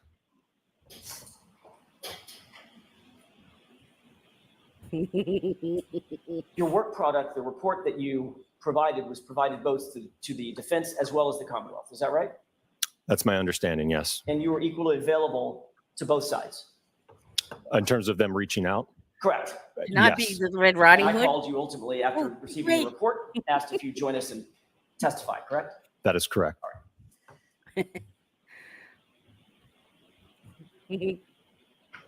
Were you and your team asked to undertake a review for purposes of accident reconstruction of the case that's now pending before the court? Don't know, George. sir. Wonder. Was your team asked to do this by the agency that ultimately retained you, not us? That's correct. Who at ARCA was assigned to the team who would ultimately undertake this job of accident reconstruction? It was myself, Dr. Andrew Rentschler, and Scott Klein. What was Yes, Dr. Rentschler's indeed. role in this case as it's distinguished from Correct. your role in the case? Certainly. So Dr. Rentschler is a Look at biomechanical those engineer, dimples. and ultimately he assessed whether or not there was a mechanism for the injuries of Mr. John O'Keefe. And what was your focus? He's talking about the injuries to Mr. O'Keefe, what was your focus in your reconstruction and your analysis? I would simply say it was looking more at the damage to the vehicle. Okay, so in terms of your team and the My hood needs exploring. responsibilities Just of each saying. of the team members, you were more focused on the damage to the SUV. Dr. Richler was more focused on the injuries suffered by Mr. O'Keefe, correct? I think that's a fair characterization, although with the caveat that we worked together as a team. So we weren't isolated kind of in those areas, not speaking to each other. We certainly worked together on the analysis. Understood. Were you provided or did you review certain materials in furtherance of your consultation in this matter? Yes. What were you provided? We were provided photographs of the incident location. We were provided photographs of the Lexus. There were a couple of incident reports that we received. I could look at my report for the full list, but those are the ones. You can go ahead and do that, Doctor. Do you have the report with you? Yes, sir. I have a copy of it. Is this faster? Sure. If you. You can look under Sure. my bonnet anytime. Thank you.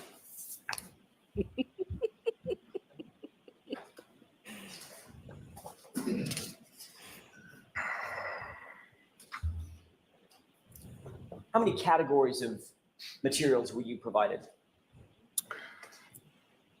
Provided, it would be approximately 10. Could you list those off for the jurors, please?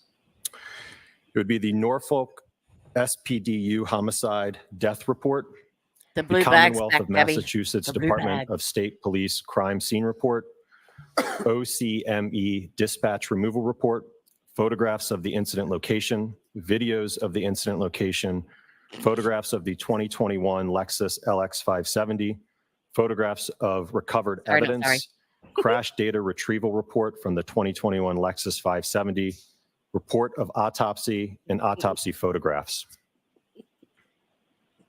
Based on these data that you were provided, were you able to satisfactorily, to your mind, satisfactorily engage in the consultation that you were hired to do Yes. and come up with some opinions and conclusions based on scientific certainty?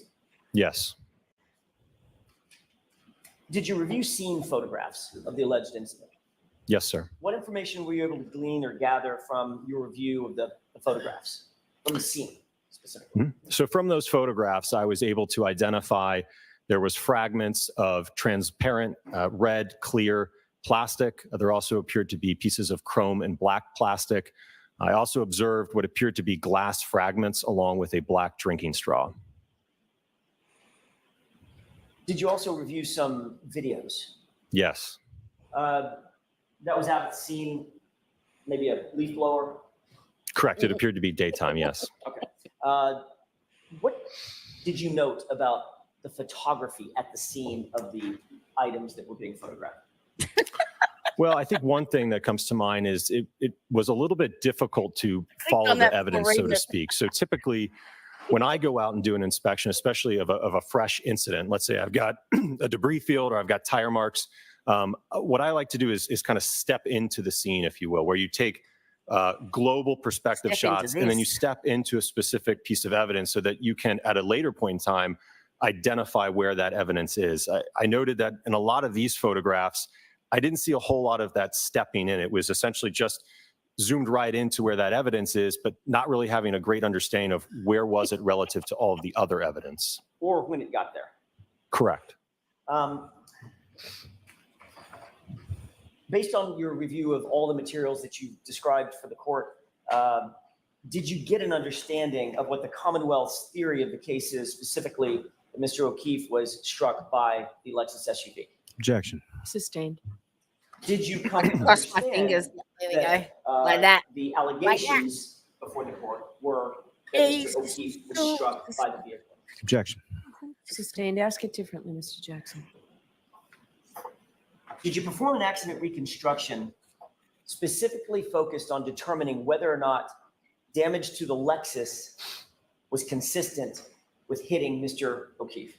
No, Yes, is I that think that's a fair possible? characterization. And Really? reversing that, was your accident reconstruction also Ah. focused on whether or not the No. injuries to Mr. O'Keefe were the result of being hit by a vehicle?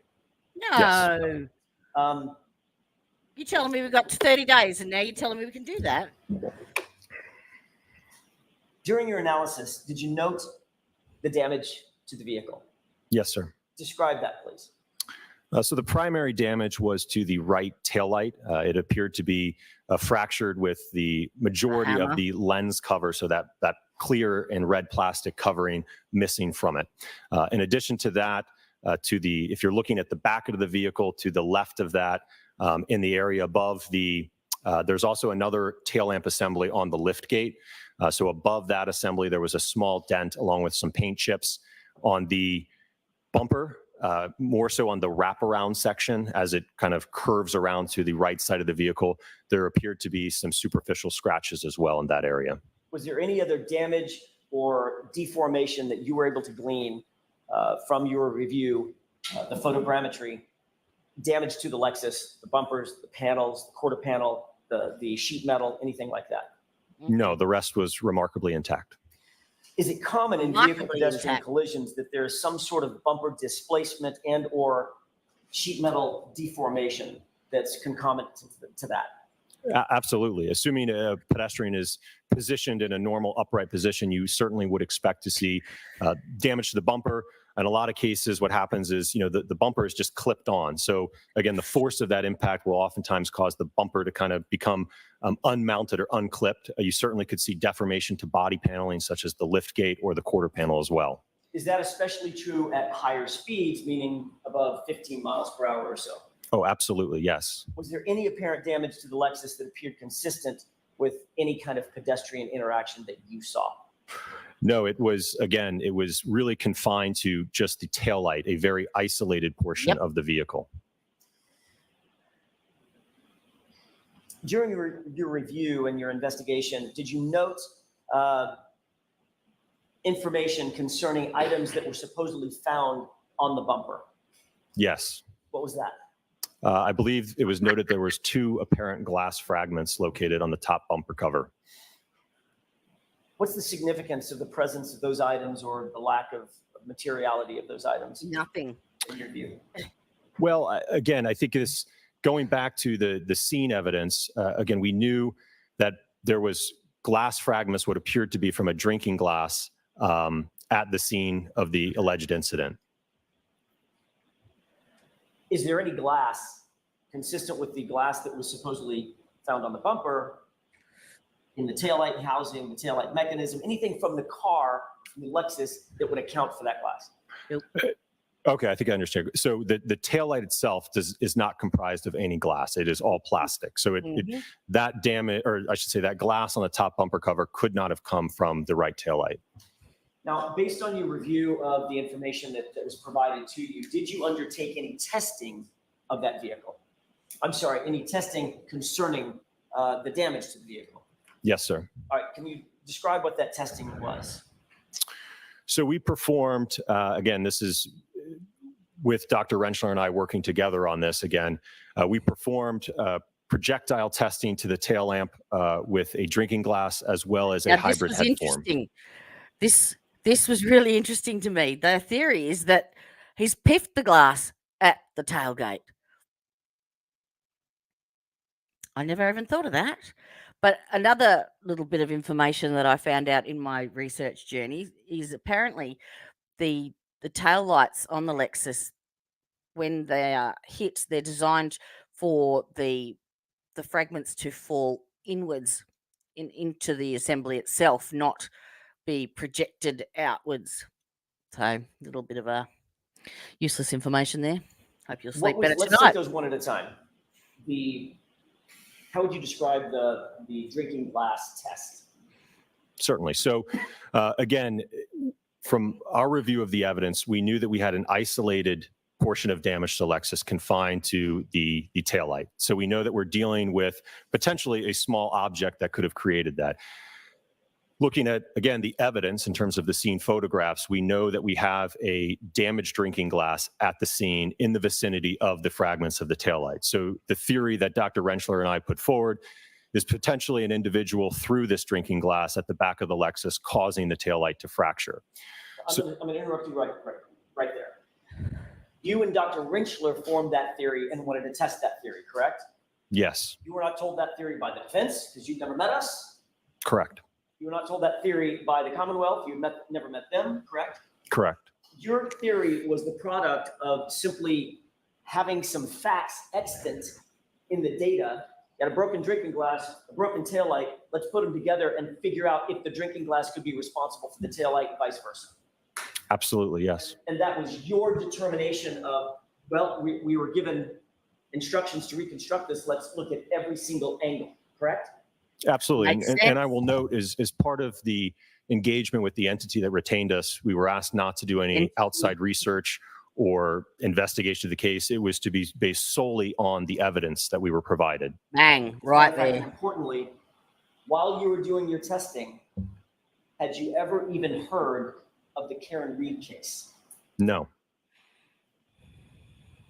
So getting back to that testing, and I interrupted your flow, you were looking at whether or not the glass could have produced the damage to the rear taillight that you saw, correct? Correct. And what did you do in furtherance of making a determination about We whether or not built a that was cannon. Certainly. So myself and one of our lab technicians at ARCA, we designed and developed a pressurized air cannon. So it was capable of firing a projectile such as a drinking glass at the taillight. So it essentially, you can think of it kind of as a giant cannon, but it had a barrel, and then there was a valve that would open rapidly, and directly Like a behind pipe that bomb? was a pressurized vessel. And depending on the pressure, the PSI of that vessel, would determine essentially the speed at which that glass would be projected into the taillight. So you literally built a cannon? Yeah, it's pretty awesome. You think he loves his job? Pretty cool job.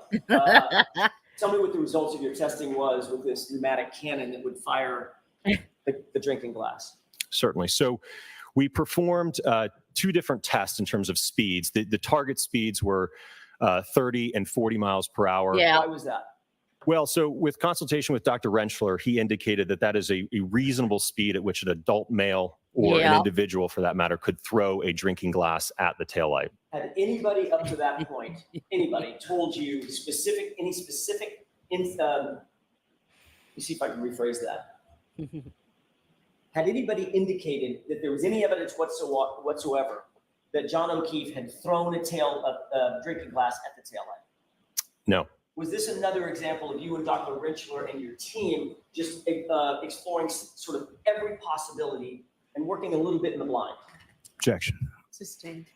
What was the reason that Good you luck with that, decided, or you Lulu. and your Good team luck. decided that you wanted to approximate how a Hope all grown man goes well. could throw a glass at a taillight? Well, I think we wanted to have an understanding is when a projectile such as a drinking glass interacted with the taillight, would we get damage on the test taillight that was consistent with that of the subject taillight? Understood. So based on your theory, were you able to approximate the damage on the taillight? Yes. Describe that for us.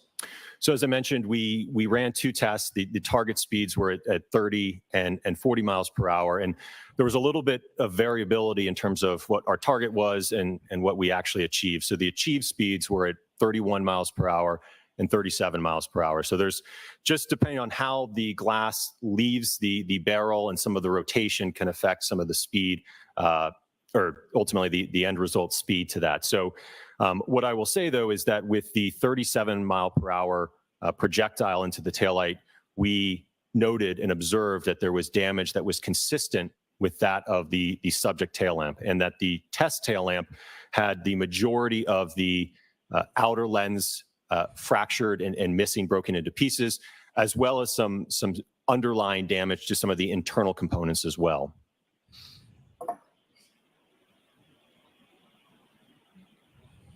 Are you saying, well, let me ask a different question. You were able to replicate the damage to the taillight using a pneumatic cannon firing a glass at 37 miles an hour directly at the taillight, correct? Correct. All right. Sounds like it if And that would Proctor's also there. shatter the glass too, correct? Correct. Did you do any testing about whether or not that damage to the taillight could be produced by a person simply holding a glass and being hit by the car driving in reverse? We didn't do any testing of that, and primarily because, again, if we're looking at the arm and its total length, right? We only have a narrow damage pattern, which on the taillight, if you think about where the kind of where it meets the lift gate into where it starts to wrap around to the side of the vehicle, that's only about 6.5 inches in width. All right. When you fired the glass into the taillight was static. In other words, it was not going to move. It was immovable at that point, correct? Correct. All right. So the glass is hurling through the air at 37 miles an hour and hits a static object that's resisting. And that smash is what produced ultimately the taillight damage that you were able to replicate. Is that right? Yes. If a person were holding in his hand the glass and the taillight were to hit that hand, the hand would not remain static, correct? Objection. Sustained. Ask it differently, Mr. Jeff. If the taillight were to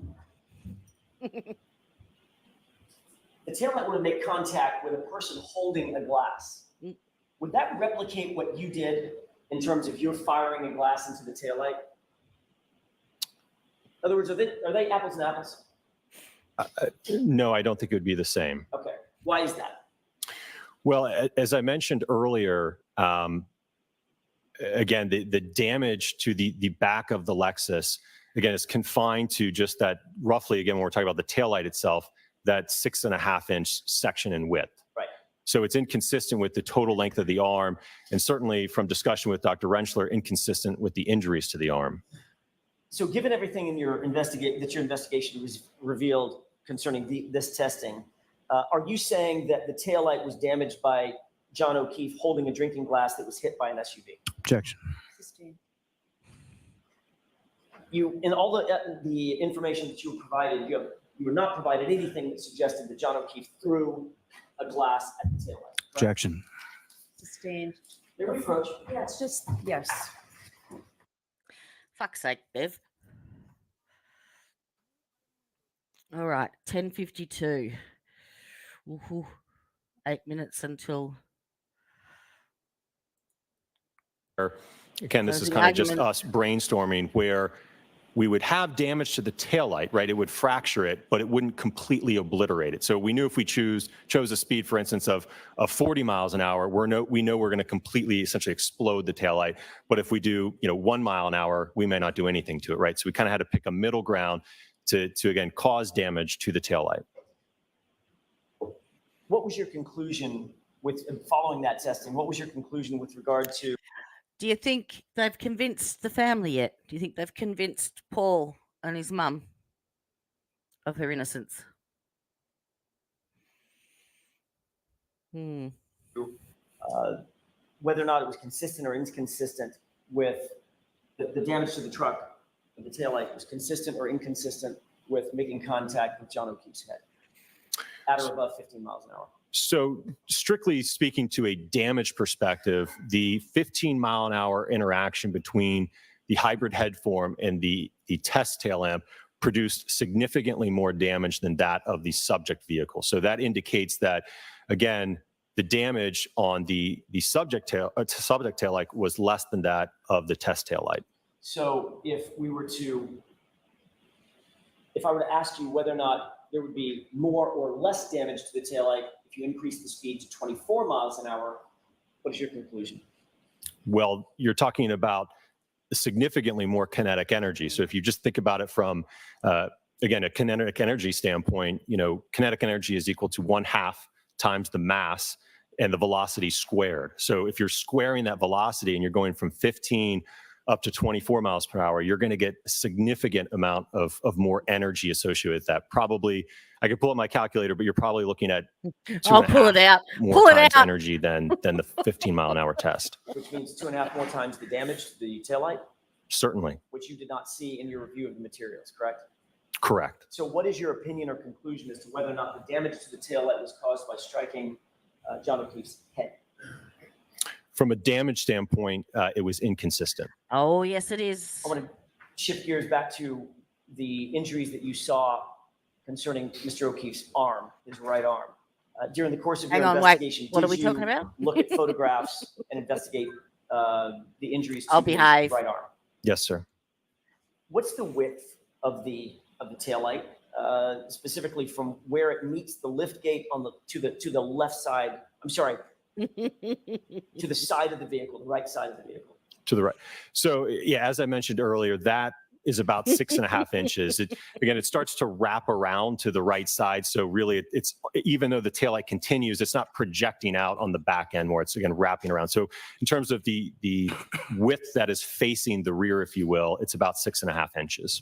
And you noted that there was a dent and some paint chips that you identified above the lift gate, correct? Correct. How far away from the right side of the vehicle were those scratches and that dent? Approximately 20 inches. What was the significance of that distance? Well, again, to go back to your question about, I think if somebody was holding a drinking glass, right, and their arm was extended to cause that damage, or if it's theorized that those dents and chips were from that. Again, the thing that sticks out to me is that you have essentially the Lexus taillight. So ask another question. What's the significance of whether or not there was damage between the dent and the taillight? In other words, that 20-inch area. Was it dented? Was it harmed in any way? So in terms of, again, if we're talking about, again, looking at the back of the vehicle and we go to kind of where that right tail lamp just meets the lift gate, as I mentioned, there's another lamp assembly on the lift gate itself. There's also a chrome trim piece above that, and then certainly the body paneling to the lift gate itself. And I think what stood out to me is that between that dent and the fractured taillight, there was no observable damage to that area, which I would have expected had an arm been positioned there.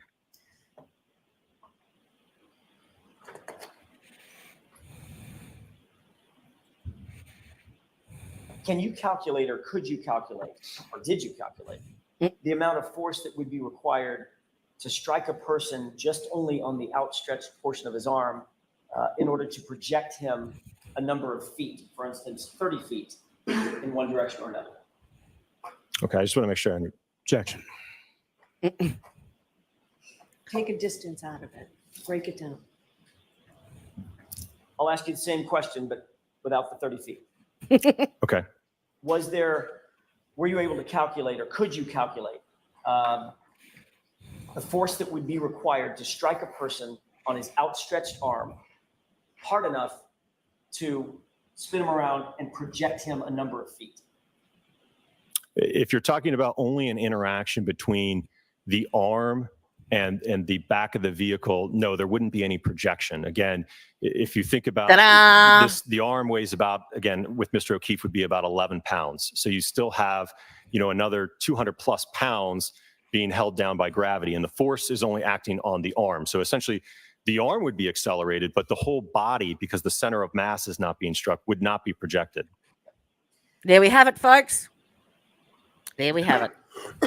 Is the absence of the damage that you described, between the dent and the rest of the vehicle, with the exception of the taillight, is that consistent or inconsistent with striking an outstretched arm of a human being? Objection. I'll allow that. Oh, That would be inconsistent in my opinion.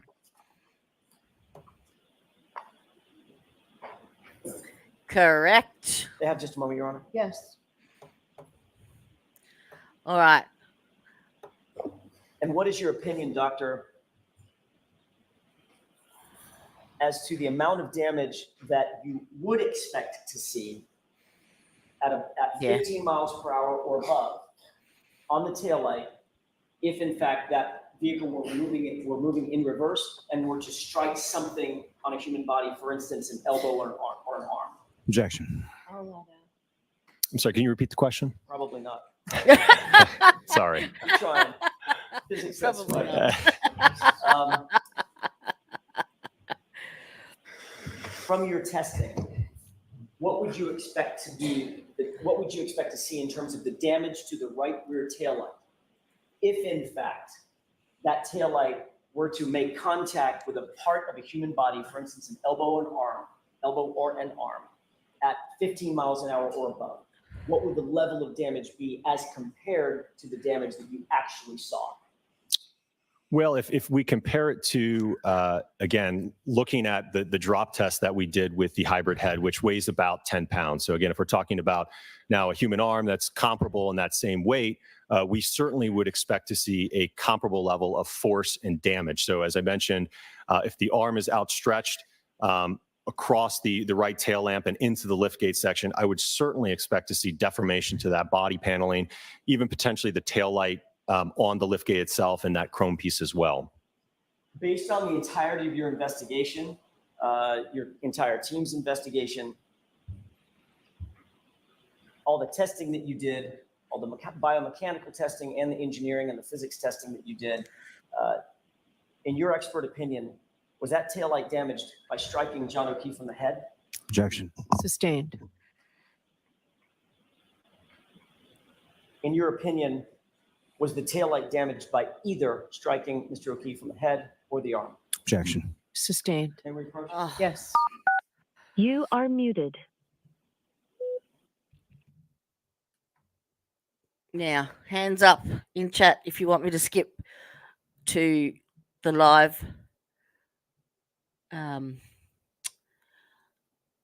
what do you call it?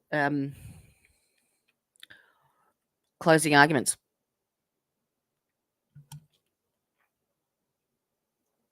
Just let me know and we'll cross across to them and watch them.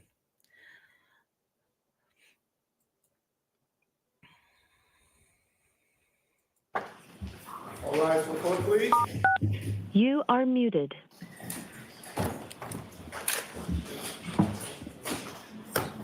We go into Lali's Cross now. That you reviewed or part of your team reviewed, is that correct?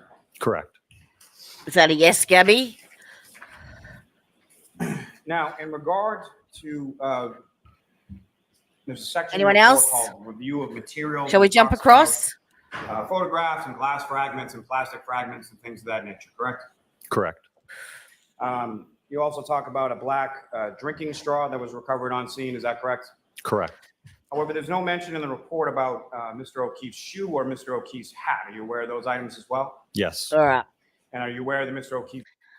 Let's do it. Let's do it. I'll keep an eye. It may not have started yet, but I'll put both up at least. All right. We are on the fan still.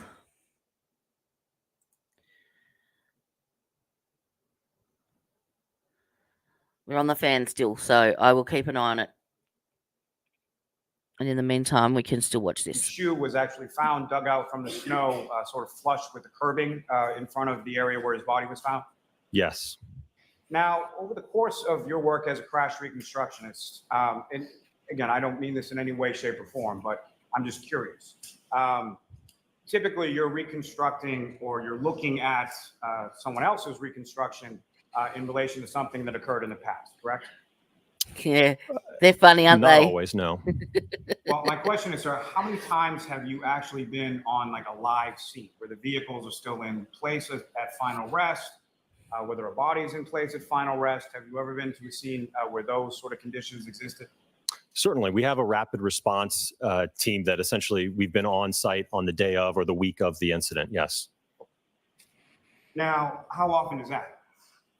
Not nearly as often as, like I said earlier, we primarily do litigation work. So again, by the time we're retained, obviously the scene has been is no longer present. Scene's been cleared, items have been removed as far as evidence or other things. That's mostly what you deal with, correct? Sure. And as far as the hat that we were talking about before, is you aware that was recovered as well? Same day as a drinking straw on February 3rd in the area where the body of Mr. O'Keefe was discovered? In the area of the front yard, yes. Now, you have some familiarity through working as a crash reconstructionist with pedestrian collisions, correct? Correct.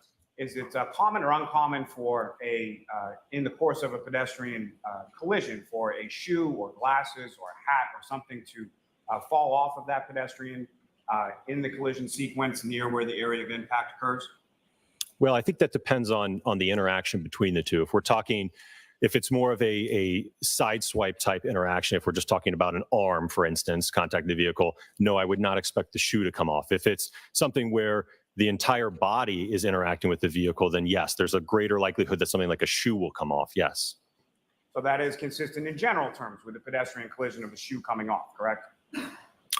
Again, based on the interaction between the two. I wouldn't say it's a blanket statement that, again, in all pedestrian interactions, you will have a shoe come off. And that's not the question I was asking. So what I'm asking is it generally consistent with pedestrian collisions that a shoe may come off during the collision sequence near the area of impact? Shoes can't come off in a pedestrian impact, yes.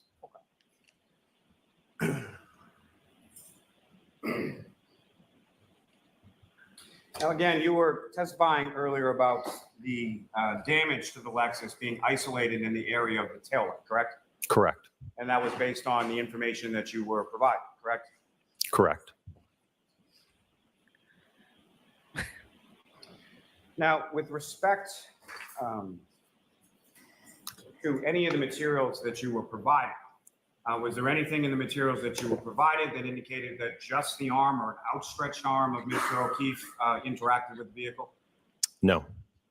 And based on your review of any of the materials that you were provided, was there any information stating that Mr. O'Keefe had been struck in the back of the head by the taillight assembly of the Lexus? No. And based on any of the materials,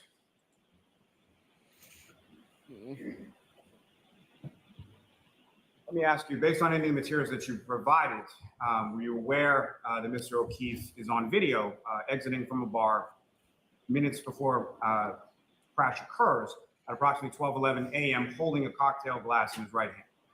I'm not aware of that video.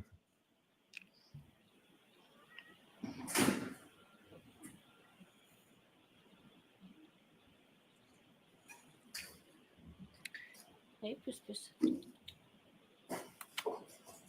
Mimi.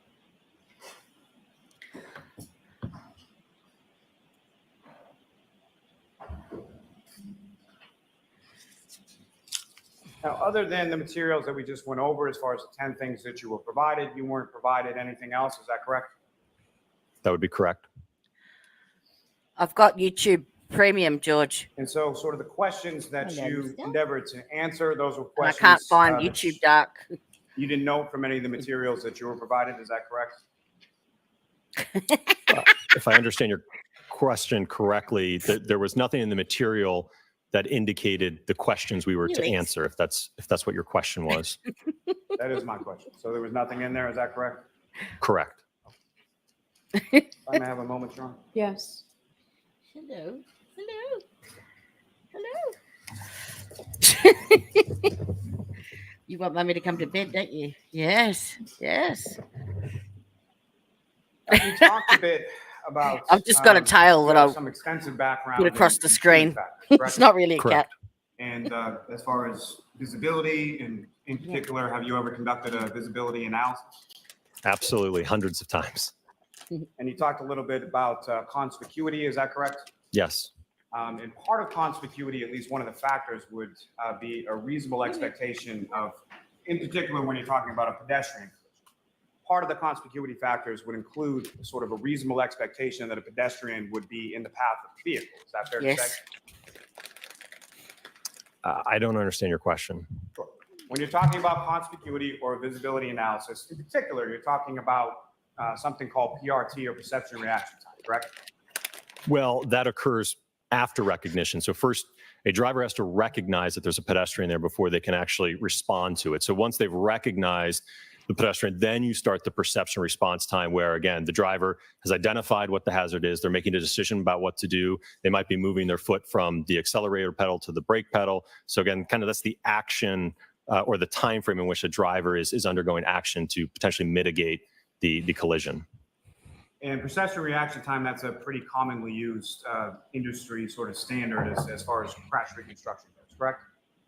Well, I would say that it's used in the field of accident reconstruction, but as I mentioned earlier in my testimony, there isn't a blanket number in terms of perception response time. As I mentioned, it's based upon the hazard that the driver is presented with. Again, if you've got a pedestrian crossing the roadway, that's going to be one particular perception response time based upon studies and naturalistic data versus a driver suddenly stopping in front of you, right? It's not the same perception response time in every scenario. No, understood. And there's different variables that may affect that. As I'm far as still someone's watching. age, We as only far have as the fan. lighting that's available, other things. Is that correct? Sure.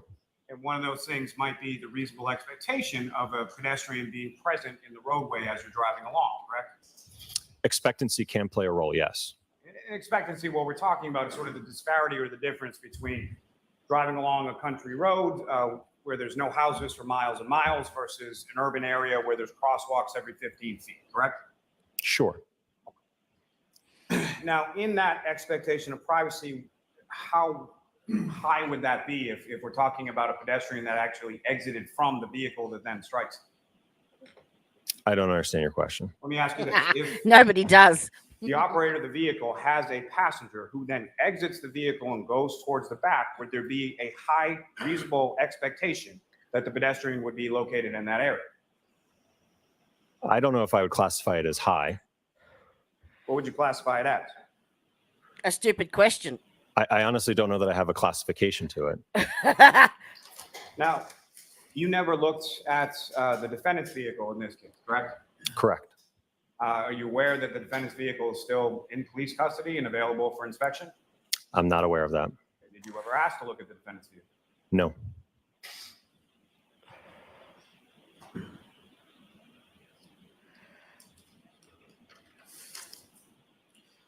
Now, a typical pedestrian strike, for the most part, involves a pedestrian in front of a vehicle as it's coming down a street. Is that fair to say? That can be one type of interaction, yes. Is that more prominently seen as far as your field than a rear collision? I would say that's fair.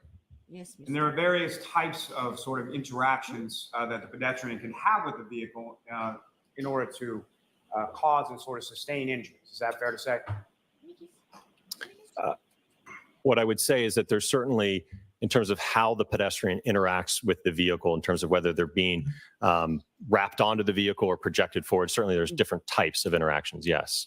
So there's like a wrap and forward projection type of collision sequence. Is that correct? Those are two common, yes. There's also something called a fender vault. Is that correct? Correct. And sort of how or where that pedestrian is positioned with relation to the vehicle is somehow somewhat determinative of the injury sustained. Is that correct? It can be, yes. Obviously, you're going to see The cat just sat on my mouse. Sorry. I thought that was amusing. different injuries if someone fender vaults and goes over the top of the vehicle versus someone who is projected forward from the collision sequence with the front of the vehicle. Just to clarify, again, in this matter, I was not assessing injuries. That was Dr. Rentschler. I don't have an opinion. What I'm saying is based on your experience, so that you understand that there's a difference in the injuries that you might expect based on the type of interaction that a pedestrian has with a vehicle. Yes. And then if someone is wrapping forward projected and then the vehicle overruns that person, there'd be a whole other host of injuries that you'd expect to see based on being overrun by the vehicle, correct? There could be, yes. Yeah.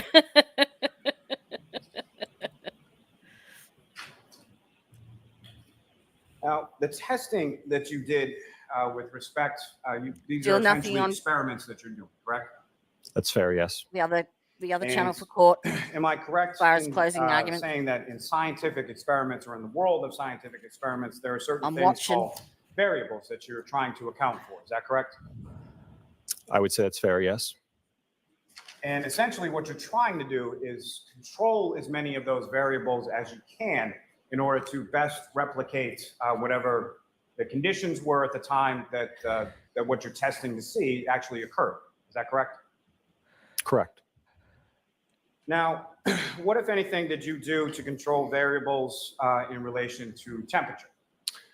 So one of the things we did with all of the tail lamp assemblies that we tested is that we preconditioned them to approximately 28 degrees, so that they'd reached a steady state temperature before we subjected them to the impact testing.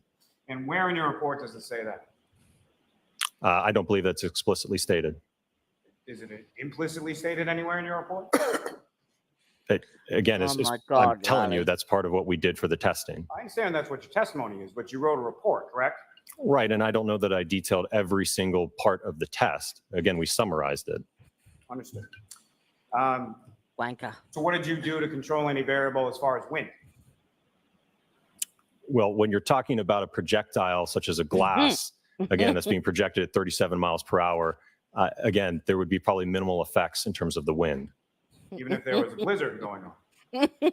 Again, what we're going after here is ultimately conducting a test such that the drinking glass arrived at the location of the taillight. So if you're trying to say that, okay, he threw it this way and the wind blew it towards the taillight, sure, that could be a possibility. And sir, I'm not trying to say anything. I'm just asking, are you aware that there was a blizzard and that there were wind gusts up to 37 miles per hour during the time that this collision occurred, and that's not accounted for in your test? Were you aware of that, sir? I'm you aware aware that of there that, was inclement sir? weather at the time, yes. Were you aware that Riley's a with wanker, sir? respect, to what type of glass did you use? So we used a rocks another drinking great glass. So that's a glass that has a thicker base and a shallower sidewall. And so what I'm asking, sir, was it a cocktail glass, was it a pint glass? What kind of drinking glass are we talking? A rocks drinking glass. And how tall is that rocks drinking glass that you use? If I had to estimate, I think it was about 3 or 4 inches tall, probably. And the thickness, did you measure that as far as the thickness of the bottom of the glass? No. Was the thickness of the bottom of the glass thicker or more Oh thick my or less God, thick than the top of the Lally. glass? Are you talking about this in comparison to the sidewall of the glass? Talking about in comparison to itself. So you have a glass, this rocks glass. Was the bottom thicker or the top thicker? The sidewall would be taller, if you will, than the base. And so when you're projecting this thing out of the device that you created, the whatever it was, Yeah. are you facing sort of the top of the glass where you would be sipping out of, or the bottom of the glass at the taillight? So in the testing, the interaction between the taillight and the glasses was primarily between the base and the taillight.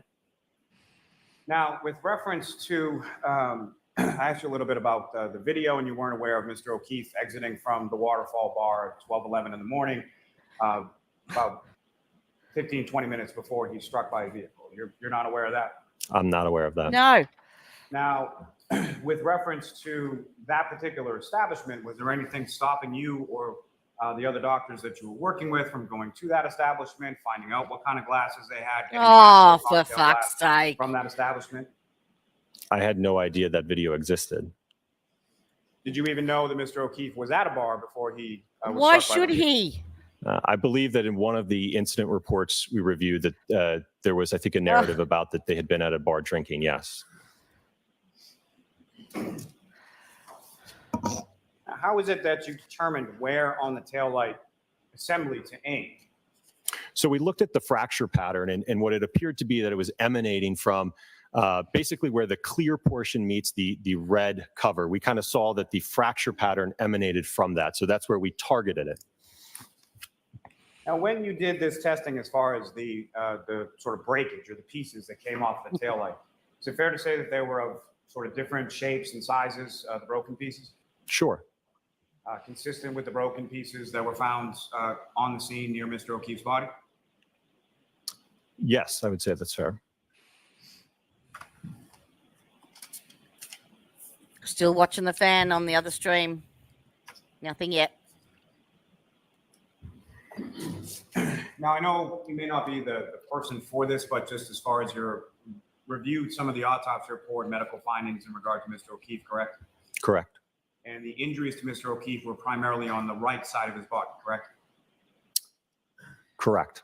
So there were injuries to his right arm and forearm, elbow area, correct? Correct. There was bruising to his right hand. Do you recall that? Yes. There was an abrasion to the outside or the posterior of his right leg near his knee. Do you recall that? Mm-hmm. I don't know that I recall that off the top of my head. And do you recall sort of the skull fracture or the laceration that immediately outside of the skull fracture was on sort of the right back of his head? Yes.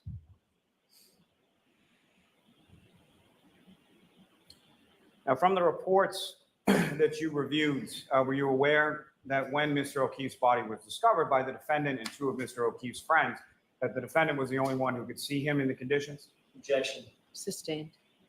As far as the lighting was concerned in that area where Mr. O'Keefe's body was found, are you aware there was no overhead street ambient lighting or anything like that? Objection.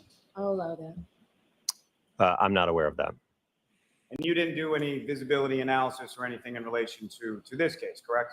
That wasn't a part of my scope in this case. Well, as far as part of your scope, did you define that you indicated earlier that there were questions that you didn't find in the materials that you actually conducted experiments to prove or disprove, correct? Well, again, the entity that retained us in this asked us to evaluate whether or not the damage to the vehicle and the injuries to Mr. O'Keefe were consistent with the interaction or in interaction between the two. So you were at least somewhat restricted in the scope of what you could do based on the parameters given to you by the agency that hired you. Is that fair to say? Sure. All right, we have action on. Oh, Brian Albert's in the. Oh, they're all there. All right. Now, as They've far got as sidebar any at the moment, statements by the defendant but to let's swap investigating over, troopers shall we? either that afternoon or that morning when Mr. O'Keefe's body was discovered, were you familiar with any of those? Jen's there. Brian Albert's there. Is that Colin behind Paul? We're muted because they're on sidebar at the moment, but oh, that's Kerry Roberts in the black next to Brian.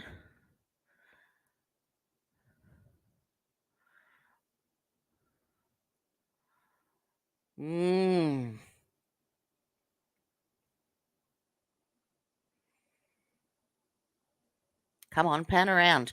Pan around.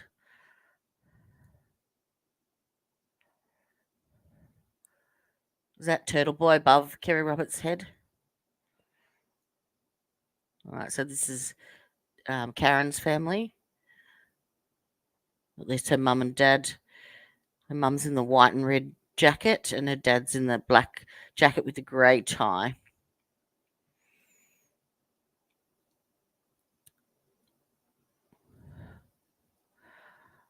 Yeah. Can you imagine the wow, just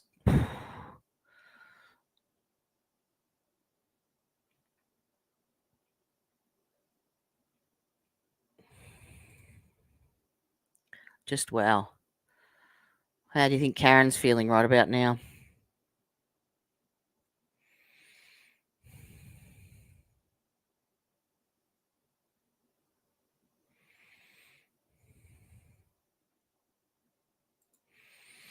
Yep.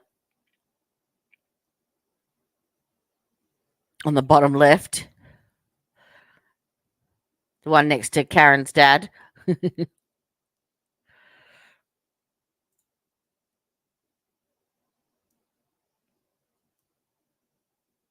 I think the world knows it now.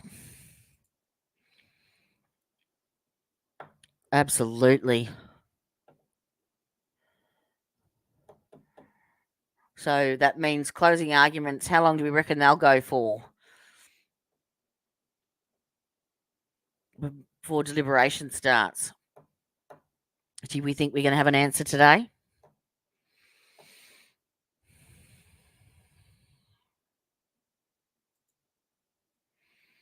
Yep, that's probably going to be the hardest pill to swallow, I think.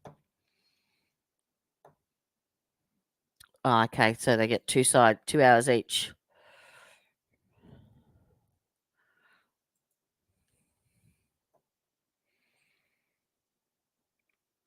Do you think they'll use the whole 2 hours each, though? So really, that just takes us to lunchtime. So if we're all predicting that the jury reaches a verdict within a couple of hours, we'll have an answer today.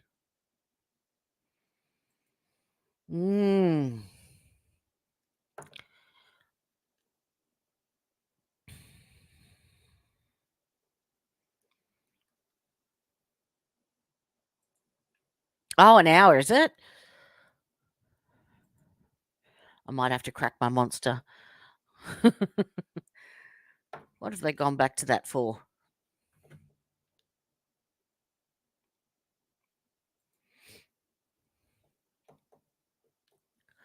It's a sidebar. A sidebar. Gabby, you need to run down to the courthouse and do a live stream. Just record on your phone for us, and I'll link you in to my StreamYard, and we can live stream what's going on out there.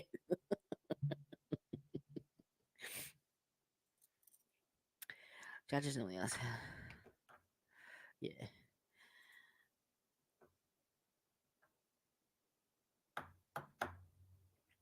I don't know how long they're going to take with their sidebar. I might flick back quickly to this and keep an eye out. Don't worry, I promise I will swap allow back that. the second it changes. I'm not familiar with. Sure.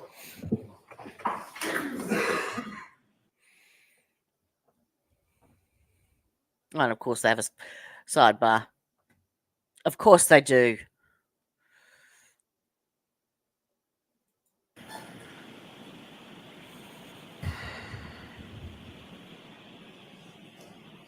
Was that in the charge Now, within conference, Bri? the report that you and the other doctors submitted,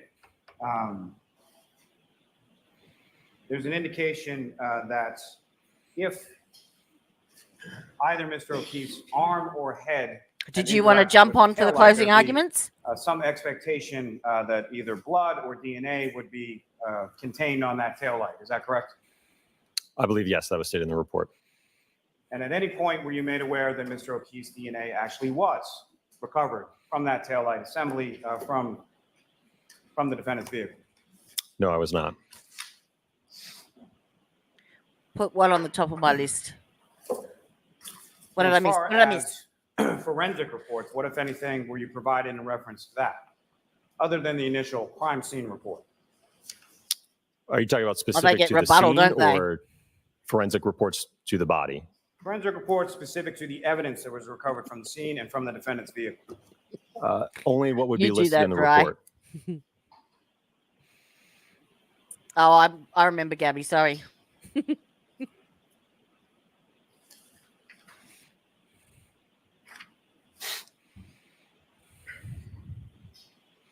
Yeah. Now, you indicated one of the materials that you were provided and you reviewed was the EDR, event data recorded data. The crash data retrieval report, yes. Now, were you shown anything as far as a crash reconstruction report from a trooper from the state police? No. And the EDR data that you observed, did that contain any sort of usable data? There was no events recovered on the black box. And with respect to there being no events recovered on the EDR or the black box in a pedestrian collision, is that unusual? It is not. And why not?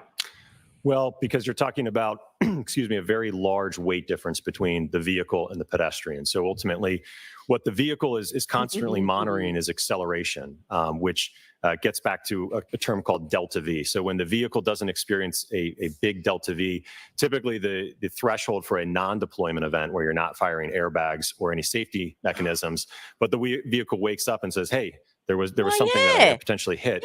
Yeah. And it's usually at a threshold of about 5 miles per hour. Never happened So either. again, The airbags never went off. They never detected an impact. Never thought of that.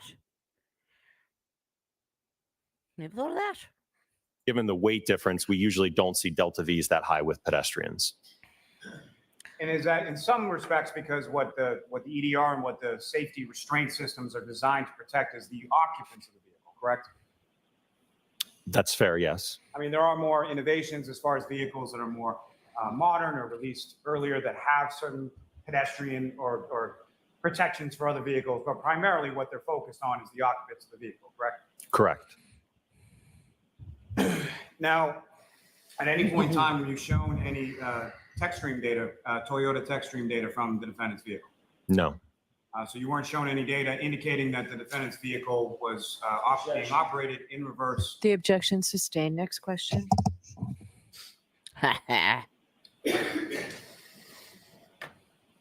Yeah, You're flogging a dead So with horse, regard to Lally. the Give it up. defendant's statements, were you also not told that the defendant told several people that she had just gotten into a fight with Mr. O'Keefe right before Oh, she dropped him off at 34 Fairview Road? So that's sustained. he's got nothing to do with motive, dickhead. He's a biomechanical engineer.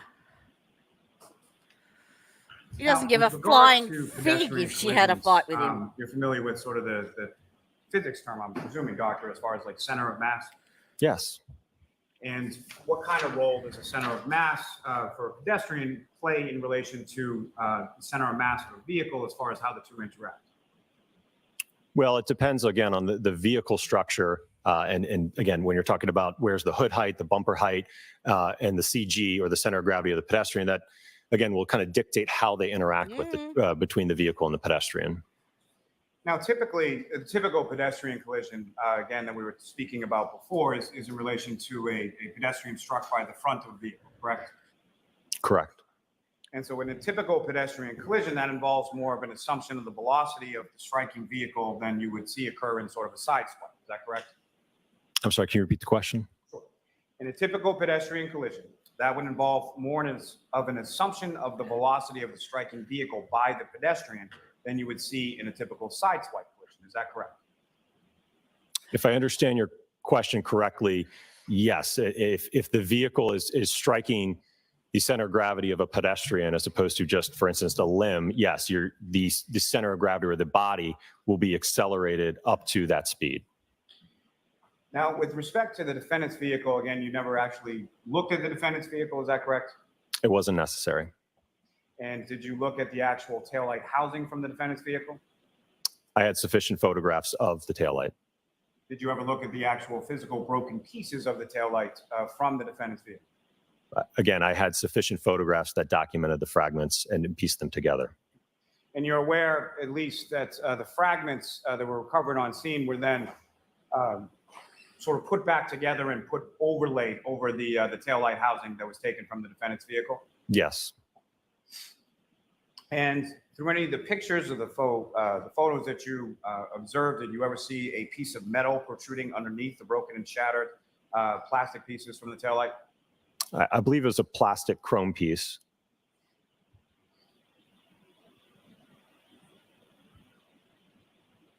And when you were doing the testing as far as shooting the drinking glass at the taillight assembly, that taillight assembly was sort of held there by vice grips or something like that. Is that correct? It wasn't actually physically attached to a vehicle, the one that you were shooting at? That's correct.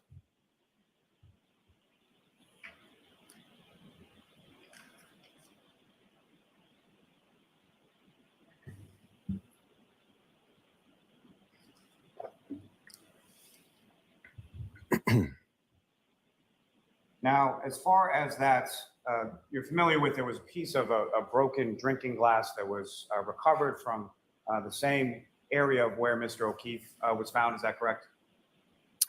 Amongst the fragments of the taillight, yes. And are you familiar with Mr. O'Keefe's DNA being present on those pieces of the exterior of a broken drinking glass located near his body? I don't believe so. Now, as far as Mr. O'Keefe's clothing, his fingernails, are you aware that there was DNA of Mr. O'Keefe and no one else recovered from both his fingernails and from a variety of areas of his clothing? Objection. Sustained.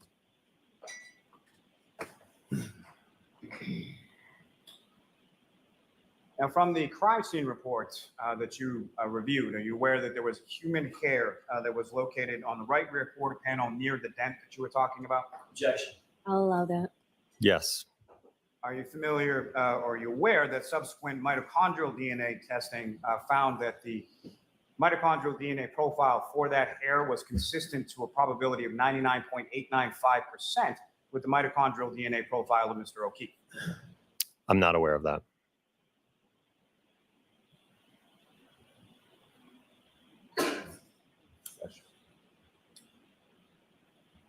Now, were you also aware that the broken drinking glass with Mr. O'Keefe's DNA on it was found to be consistent with the broken drinking glass pieces that were found in the street? Objection. I'll allow that. Can you repeat the question? Sure. Were you aware that the pieces from the exterior of the broken drinking glass found near Mr. O'Keefe's body with his DNA on it were then found to be consistent with pieces of broken drinking glass that were located in the street of 34 Fairview Road? Yes.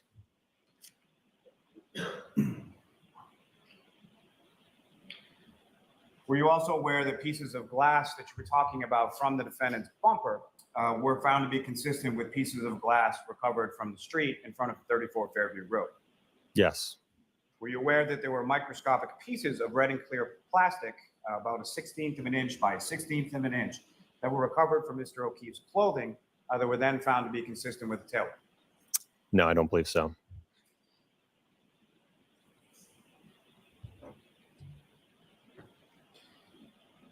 Now, as far as, again, you weren't provided with any sort of reconstruction report from a Trooper Paul from the state police? No, I was not. You're not aware that he took measurements from the ground to where certain items were on the vehicle? Objection. The objection sustained. He didn't see the report. Your Honor, can we approach? Sure.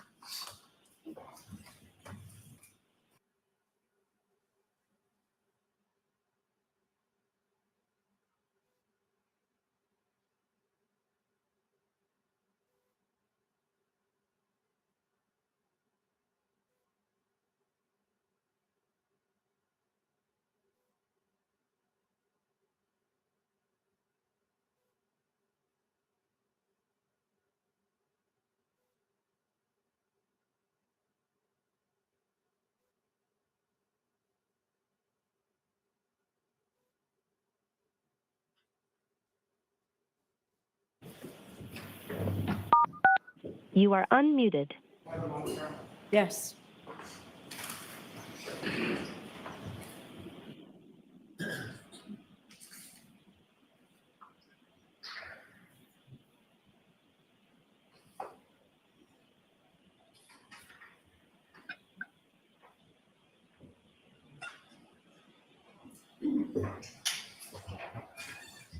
My apologies, Your Honor. Just one moment. Yes.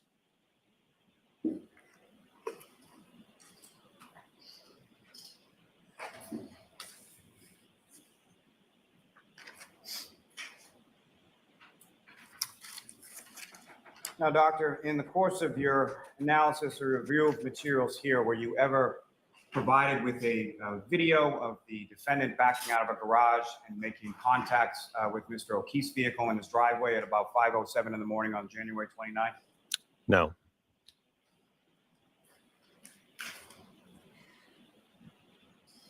Now, as far as from your review and your testing and everything that you did in this case, if a collision occurred at a lower speed, say 1, 2, What I missed. anywhere from 0 to 5 miles an hour, would that create the damage to the No, tail light? I did hear that. you observed in this particular case?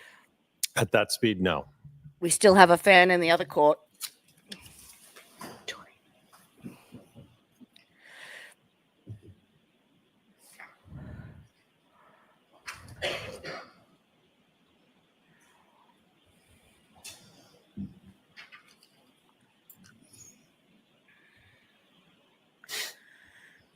Then we can do our 2 o'clock. Hot mic, hot mic.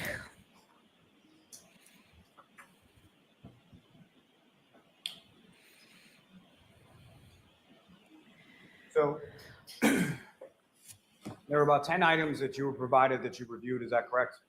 Correct. And a number of different items that I just asked you about that you weren't provided with or you weren't aware of, correct?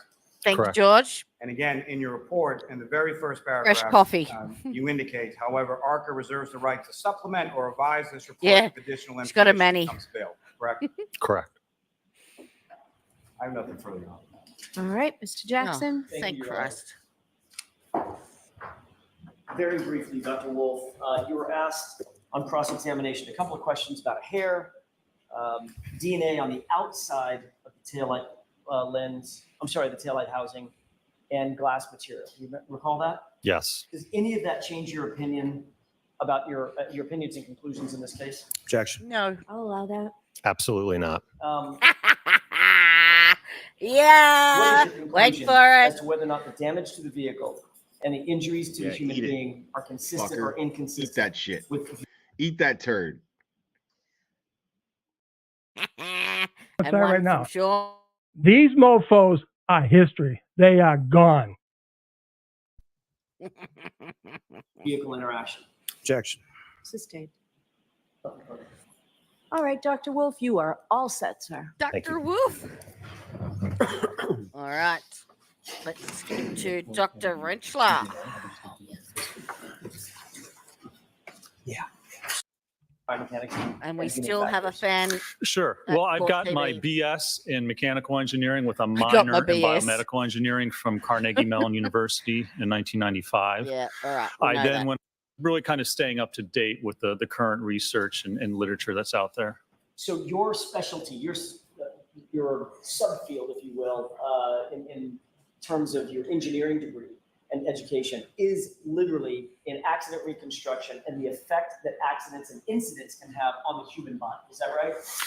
It is. Yes. He And doesn't look like the biomechanics type, is really, right? it's looking at injury to the human body. So, we use traditional engineering principles and Deb. apply it to the body because an injury is just an engineering Give your dad a problem. kiss for me. Instead of looking at a piece of steel that if you know the dimensions and size and you apply a force, it'll bend and break. We look at the human body. How much force does it take and how does the force have to be applied to get a humerus fracture or an intervertebral disc injury or any type of injury? There's specific forces and mechanisms you need to produce those injuries. And that's what I do as a biomechanical engineer. Is there a difference between a biomechanical engineer and a doctor There is, yes. in terms of injuries? Yes. Tell us about that. So we really approach injuries from two different directions. Someone has an injury, you go to the doctor, you go to the hospital, the medical doctor will diagnose that injury, determine the best way to treat it, and determine what the prognosis is. As a biomechanical engineer, I look at that injury from a different direction. Here's the injury. Well, how did that injury occur? What type of loading did you need to actually produce that injury? How much force was required? What happened to your body to actually cause that injury to occur? So we approach it really kind of from two different areas. And certainly the doctors diagnose the injuries and determine what they are. And then the biomechanical engineer will come in and we'll look at that injury. And not only how's it produced, but ultimately our hope is to mitigate and prevent injuries from occurring, whether in motor vehicle accidents, sports settings, industrial settings, anywhere there's an interaction with the body in the environment, we want to try and make it safer for individuals. So you're not diagnosing an injury as much as you are trying to figure out the mechanics and the forces behind the injury. Is that right? That's right. I'm not a medical doctor. I wouldn't diagnose an injury, but given an injury, I understand the mechanics of how that injury is produced and what you need to actually cause that injury to happen. Are you also published in the field of biomechanics and or engineering? I am, yes, sir. Can you describe that real quick? When I did my graduate work at the University of Pittsburgh, I worked at a place called the Human Engineering Research Lab. And it was associated with the VA in Pittsburgh as well as the University of Pittsburgh. And so we looked at people with disabilities. Well, one of the big things that we did, or one of the major points, was people in wheelchairs. So if you have to propel a manual wheelchair, you put a lot of stress and force on the arm, the shoulder, the elbow, the hands, carpal tunnel. So we look at the injuries that are produced during those types of events. How can we reduce the force acting on the body for someone like that? So it's looking at, again, how the body responds, how we can set up a chair differently to actually reduce the amount of force someone might experience doing that type of an activity. Have you qualified as an expert in the past in the area of biomechanical engineering and human factors? I have, yes. In furtherance of, let me ask it this way. Were you asked to engage in an analysis, ARCA, to be engaged in an analysis of the incident that is currently before the court? I was, yes, sir. Did you produce, or did your team produce a report about your opinions and conclusions, including the testing and the methodology that went behind those opinions and conclusions? We did, yes. You were not hired by the defense in this case, correct? No, we were not. You were not hired by the Commonwealth in this case. That's correct. We were not. Mm-hmm. When you started your analysis, you didn't know who we were. You did not know who the Commonwealth was. That's correct. You'd never heard of the Karen Reed case. I had not, no, sir. You were contacted by my office after you provided your report, correct? That is correct, yes. Were you ever contacted by the Commonwealth? Not that I'm aware of, no, sir. Can you imagine what the And you and jury's I going to never say when this is discussed the over? substance of your testimony, correct? That's correct. We have not.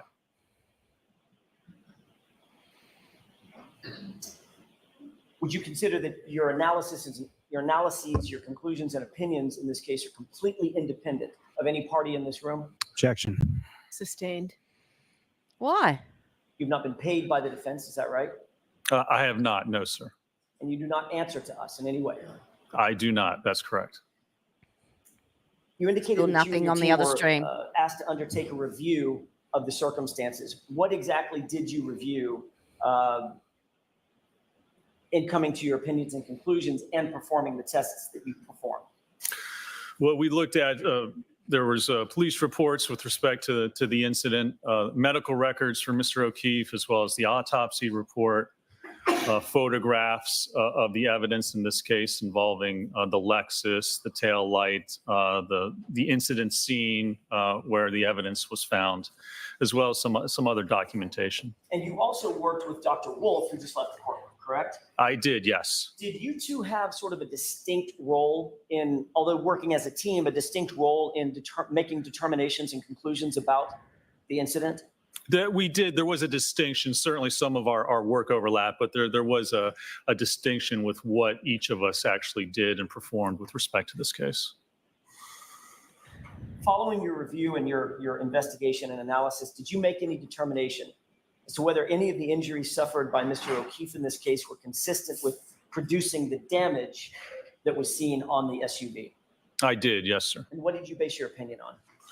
My opinion was based on certainly the medical records, the description of what the injuries were, the damage that we have to the Lexus, primarily the right rear tail light cover, as well as we performed testing to evaluate the strength of that tail light cover and look at the damage associated with different types of impacts. And also to look at the overall evidence of where everything was found, where Mr. O'Keefe was found, what the injuries were, how they may or may not have occurred based on the damage we have to the vehicle. So did you look specifically to find whether or not you could determine the forces required for Mr. O'Keefe to suffer the injuries that you saw in the records, medical records, et cetera? I did, yes. I determined in my analysis whether there was sufficient force with that damaged taillight and interaction with that taillight to produce any of the injuries that were listed or diagnosed in the autopsy report and the medical records. What, generally speaking, what injuries would you expect to see in a vehicle pedestrian interaction at, say, 24 miles per hour? Objection. I'll allow that. Just generally, Doctor, if you would, please. Yes, Your Honor. So 24 miles an hour, once you get up to that speed, you start to see fractures. You see significant ligament and tendon damage. I mean, usually about 15 miles an hour, 15 mile an hour impact is where you start to see damage to, for instance, the leg and the knee. At that speed, you're going to produce, if you impact the vehicle, you're going to produce upwards of 1,000 pounds of force on the body, depending on what part of your body impacts the vehicle. So certainly at 25 miles an hour, you start to see significant injuries occur. Is that true for any part of the body that is struck, whether it's center mass or an extremity? 1,000 pounds of force because of the speed of the vehicle? Well, yes. So force is equal, Newton's second law of force is equal to mass times acceleration. So the acceleration is going to be the same. It depends on the mass of whatever body part's being hit.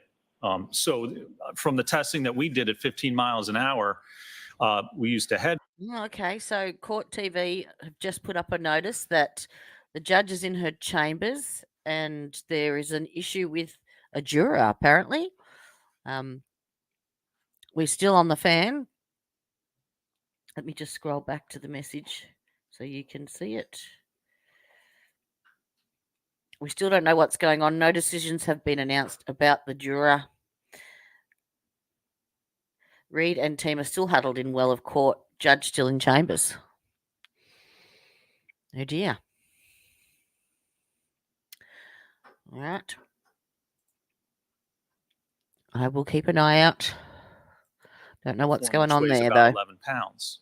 And that produced almost 1,000 pounds of force, a little under that for the head. So anything that weighs 11 pounds is going to produce almost 1,000 pounds of force. The heavier the object, if you get hit center mass, that's going to be even greater force because that's more mass than just 11 pounds. So the acceleration is the same for each body part. It just depends on the weight of the body part and how heavy it is to determine. I just hope the state aren't trying something dodgy and looking for a mistrial about juror tampering or some crap.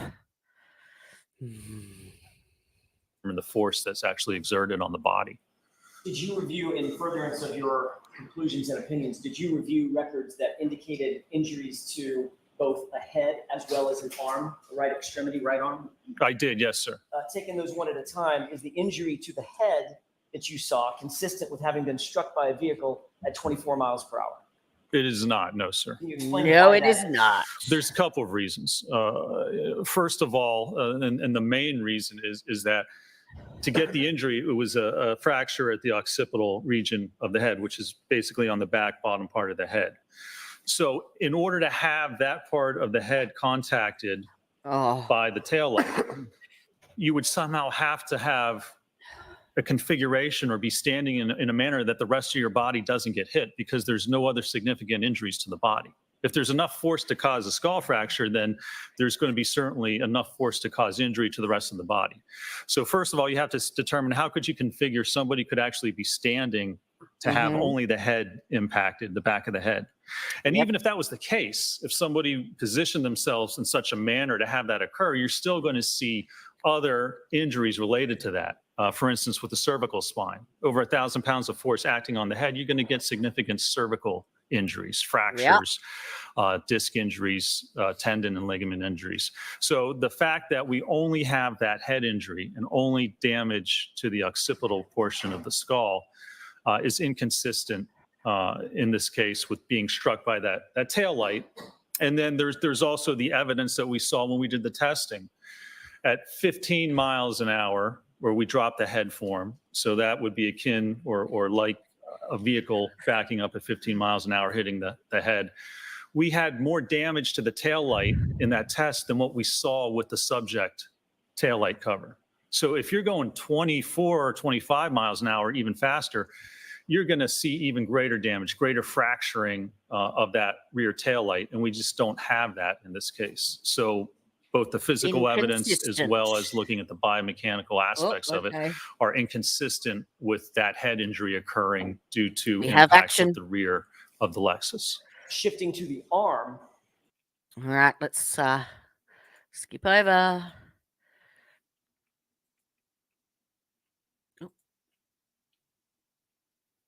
Oh, now they've gone to sidebar. For fig's sake.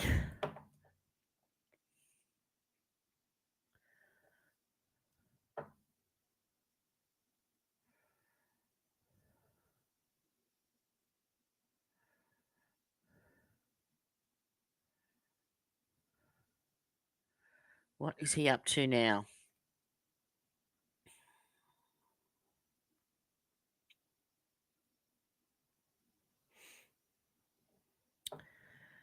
I know. And you watch, the second I switch it back, they'll be out of sidebar. Yes, I agree.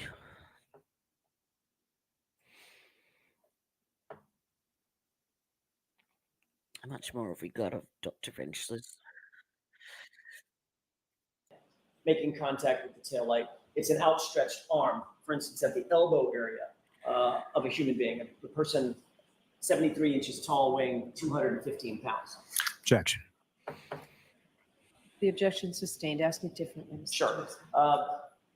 Shifting to the arm, are the same forces at play if instead of making contact with a head, you make contact with an arm, an outstretched arm?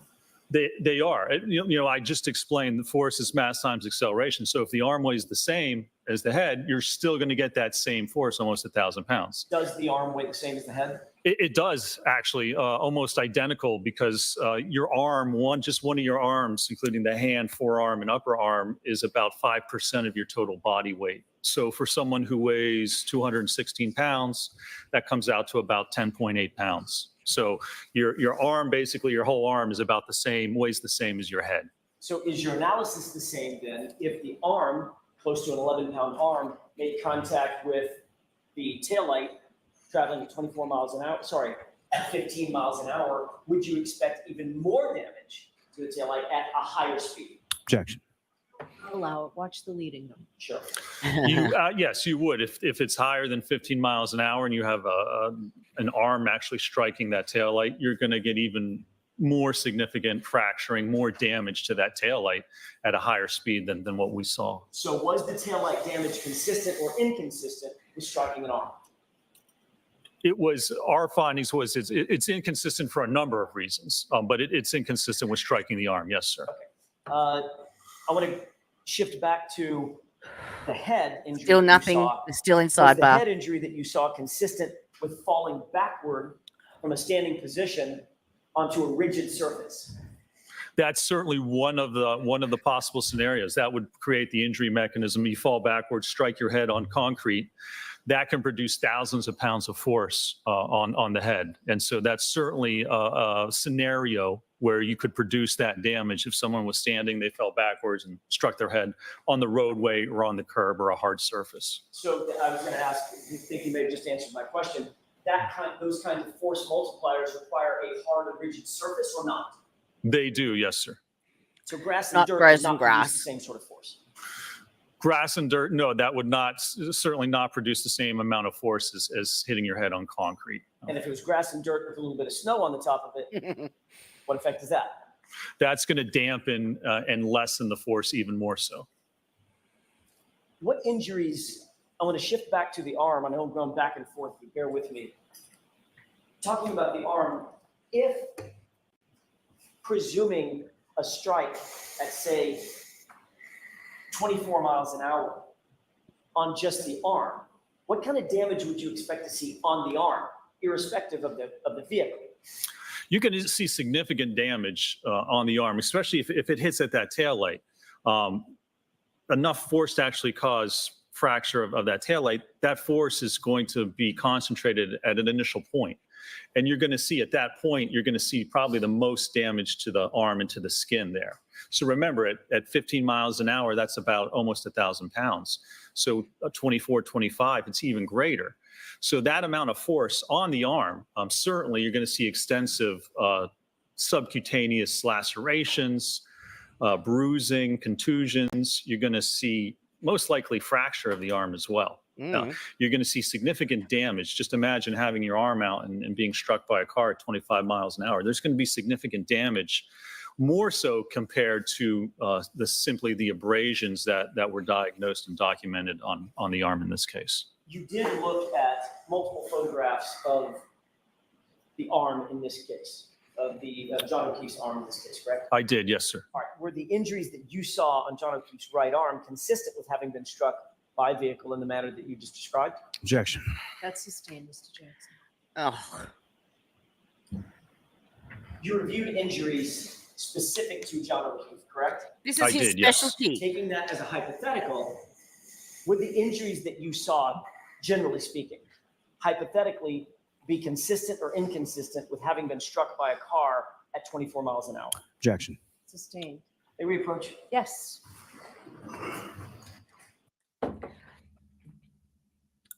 Fucking lolly. Still nothing on the other. Or grinding or friction.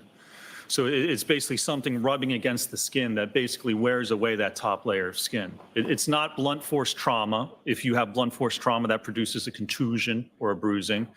It's not a laceration type injury where we have a cutting injury that actually produces a cut or a significant laceration. It's really just rubbing along the skin. So that would be inconsistent. If you have an arm that's actually struck at 25 miles an hour, you're going to have significantly greater damage, especially if there's a taillight that shatters. So you have the taillight coming in, it's hitting the arm and it's moving forward into the arm.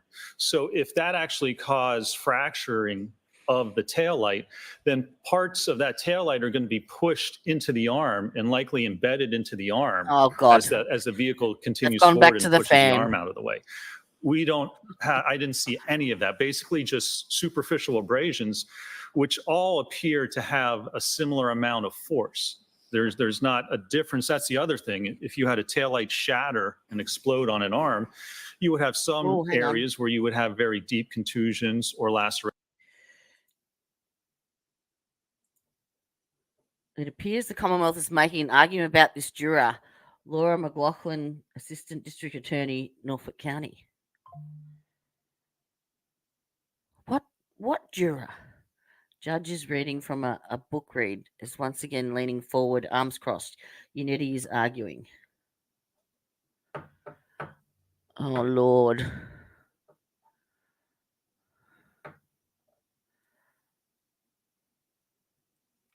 I wonder what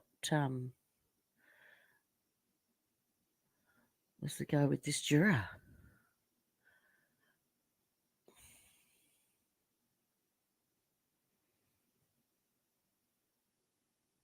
They're looking for any excuse now. They know they've lost and they're just... Oh, that makes me mad. Can't see any comments that they've put up on screen about a juror. I wonder what... Oh, I wonder if I wonder if Turtle Boy's got something that maybe... Well, he's in the courtroom, isn't he?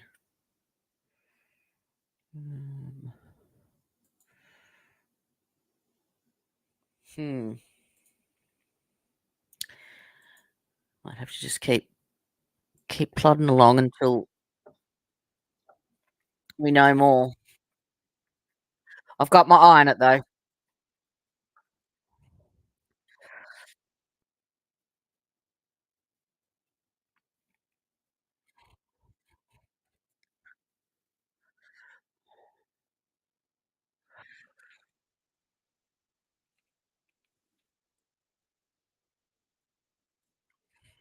Well, put it back, Jody. Yes. Did you do any measurements of the size of the tail, like the width of the tail light that was shattered? Yes.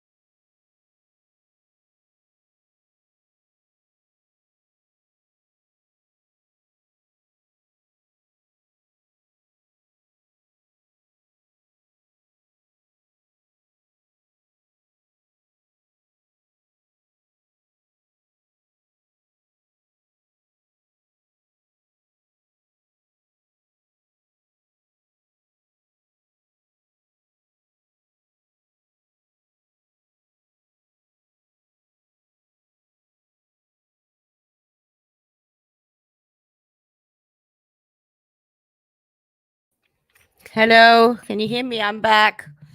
All I can say.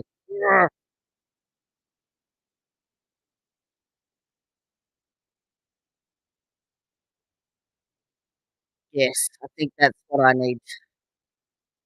But I don't think we've missed anything. I think we're right.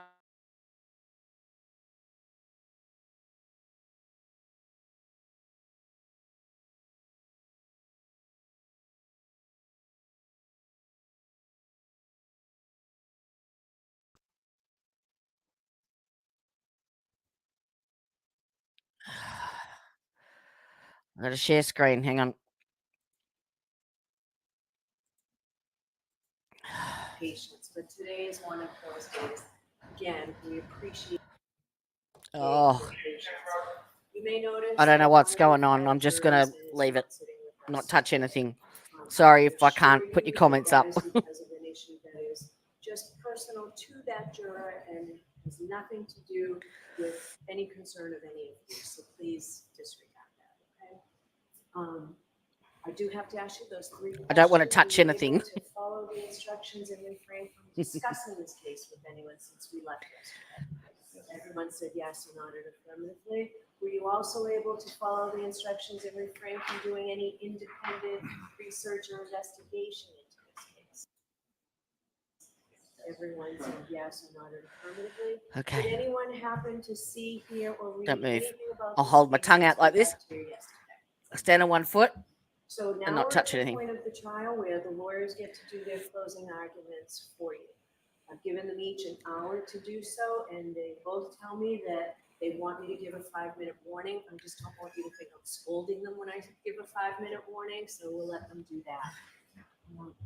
When I was a trial lawyer, I tried a lot of cases in this courtroom. The thing I liked least about the trial was just before I stood up to give my closing argument, the judge would say, jurors, Yeah. remember, closing arguments are not evidence. But it's true. So because of that, you have to put your notebooks away. All right, so if you just put your notebooks away and just listen, and though the closing arguments are not evidence, they're certainly a very important part of the case. And we've all I'm too seen scared to put how comments up hard on lawyers screen. have worked for this long period of time. And we've all But we have a noticed full that house. you We pay have great attention behind Paul, we have entire Colin trial. Albert, I'd ask that you extend your Jen, courtesy to the closing. In Massachusetts, what's because her the name? Mick. Commonwealth has the burden of proof, the Commonwealth goes last.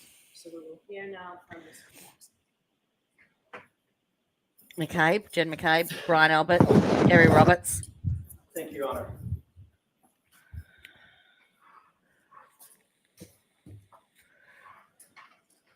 Look the other way. Look the other way. 4 words that sum up the Commonwealth's entire case. 4 words that sum up the hopes of those who have tried to deceive you. Conflicts of interest? Doesn't matter. Just look the other way. Magic hairs, magic glass. Look the other way. Late night calls and Google searches, falsified affidavits, inverted videos, and butt dials galore. Just look the other way. That's what they want. That's what they're counting on, but the uncontrovertible fact is you have been lied to in this courtroom. And your job is to make sure you don't ever, ever look the other way. Your singular duty is to stare down the evidence and do it unflinchingly and do it unwaveringly. You see, you're the only thing standing between Karen Reed and the tyranny of injustice. It's a job you didn't ask for, probably a job you didn't want. But it's the greatest responsibility we have as citizens here in America. Lest the government stop answering to us and we start answering to the government. And woe betide any one of us who might find ourselves in the crosshairs of a Michael Proctor. Preparing for today, I was reminded of a quote. It's a quote about the truth, and I want to share it with you. It is of great importance to set a resolution never to tell an untruth. There is no vice so mean, so pitiful, so contemptible, and those who permit themselves to tell a lie once find it much easier to do it a second time and a third. This falsehood of the tongue leads to that of the heart, and in time, it depraves all its good dispositions. What does that mean? It means that it's been observed that to tell an untruth, to exaggerate, to make a false claim, it's a cancer. One lie begets another, and it's a malignancy that grows over time. And that, folks, is how a cover-up is born. That's how a Massachusetts state trooper says in whispered tones to his friends when he thought no one was looking or listening, how he would make a case, how he would make it cut and dry, no matter the truth, how he would make sure to put, quote, serious charges on the girl. In other words, pin it on the girl. You may ask yourself, how does this happen? How could this happen? It's 2024. Surely people aren't going to come to this courtroom, this hall of justice, and lie to us, just give us false information. They wouldn't do that. They wouldn't try to cover up the truth. The Alberts, the McCabe's, Higgins, Lank, Michael Proctor, Yuri Buchanan, Brian Tully. You don't have to wonder if they would lie to support their narrative. You need only wonder how many times they did lie. Over and over and over, they and others were caught deceiving you. Big things, small things, it didn't really matter. They feared nothing. They'll look you in the eye and deny phone calls. They'll deny secret meetings. They'll claim that calls are butt dials and butt dials are answered. They'll show you a video and tell you left is right and right is left. They'll magically turn 3 pieces of plastic into 5 right before your eyes. And even when they're caught with their own lies, they won't blink, they don't sweat. They'll just look you in the eye and demand, pay no attention. You folks look the other way.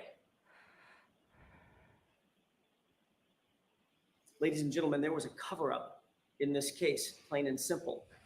You'll surely say to yourself, I don't want to believe it. I don't want to believe that could happen in our community. But sadly, over the past 8 weeks, you've seen it right before your eyes. So how does a cover-up happen? How could that happen? Well, let's count the ways, shall we? Handpick your investigator. Make sure it's someone we know, someone on our side. Keep him close. Offer him help. Offer him a gift. Have secret friends and family meetings. Get your story straight. Delete your call history. Make mysterious phone calls at 2:22 a.m. Delete Google searches. Monitor police activity. Get rid of evidence. Get rid of your dog. Destroy your phones. Destroy your SIM card. For the investigator, decide on a narrative early on. Don't go to the crime scene. Don't take witnesses in for questioning. Question all the witnesses together. Ignore witnesses who don't fit your narrative. Allow friends and family to contact those same witnesses. Don't record interviews. Write vague and false police reports. Omit witnesses' names. Omit witnesses' interviews altogether. Don't photograph the evidence. Don't conduct any forensics. Don't document the evidence. Don't document the logs. Don't create any logs whatsoever, and don't maintain a chain of custody. Keep all the evidence in the hands of one person and then manipulate that evidence, including videos. Don't turn over videos. Invert videos. Turn 4:16 p.m. into 5:30 p.m. in affidavits. Turn 3 pieces of taillight into 5 pieces of taillight. Delete 42 minutes of surveillance footage. Hide personal relationships. Make this case cut and dry and ensure the homeowner, quote, never sees any shit because he's a Boston cop. But most importantly, pick your patsy and pin it on the girl. It's not that it could happen. It's that every single one of those things I just mentioned did happen right in front of you. But this sort of injustice can't happen in a vacuum. So what about the prosecution? What about the Commonwealth? What does it look like when the government picks a narrative and then tries to form a prosecution around the narrative instead of the other way around? Looks a lot like this. If you don't have actual evidence, just throw every single thing you can against the wall to see what sticks. Drag her through the mud and make sure you attack her character. And that's what you saw in this case. The Commonwealth spent much of their time and resources trying to vilify Karen Reed. They desperately resorted to calling witnesses to talk about Karen Reed and John O'Keefe's arguments. They even stooped so low as to call the children and put them through this ordeal. All to say that John sometimes got upset because Karen was too kind, too nice, spoiled them too much. Their arguments illustrated what anybody could imagine is a normal set of ups and downs for any couple. Even on January 28th, they talked it out, they communicated, they worked out their issues, and they had a nice, affectionate evening out with their friends. And you don't have to take my word for it. Pull the tape, as they say. Look at the videos. C.F. McCarthy, Waterfall. What are the words that every single person who testified in this case used about Karen Reed and John O'Keefe that night? Getting along, no issues, good mood, happy, affectionate, even lovey-dovey. No issues, no toxicity. They were a loving couple right up until the time Karen Reed dropped him off and he walked into 34 Fairview. If an argument with a loved one is a motive for murder, folks, we're all in trouble. Speaking of which, what is the evidence that John went into the house? The Commonwealth will tell you, undoubtedly, no, he never went in the house. And they'll point to certain witnesses who they say didn't see him go in. Well, the question you have to ask yourself is, can you rely on that? First, these are all people who are related to or committed to the Alberts in some way or another.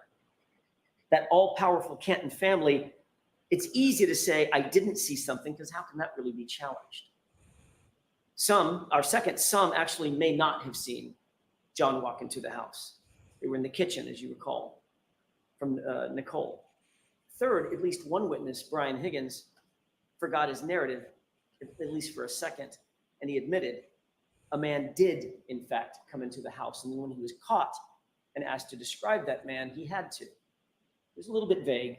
You remember what he said. He was tall with dark hair. That was a telling slip of the tongue by Brian Higgins. But what's the real evidence of the unbiased data, the data that's not connected to the Albert family? How about John's Apple Health data? It shows that at 12:21 a.m., an important time, John arrived. That's established by the monotonic time clock that you heard about in this trial that was on his phone, and that represents a huge problem for the Commonwealth. It shows that he took 80 steps and ascended or descended 3 flights of stairs at that time. And that makes perfect sense, doesn't it? It matches. Walks into the house, goes directly to the basement.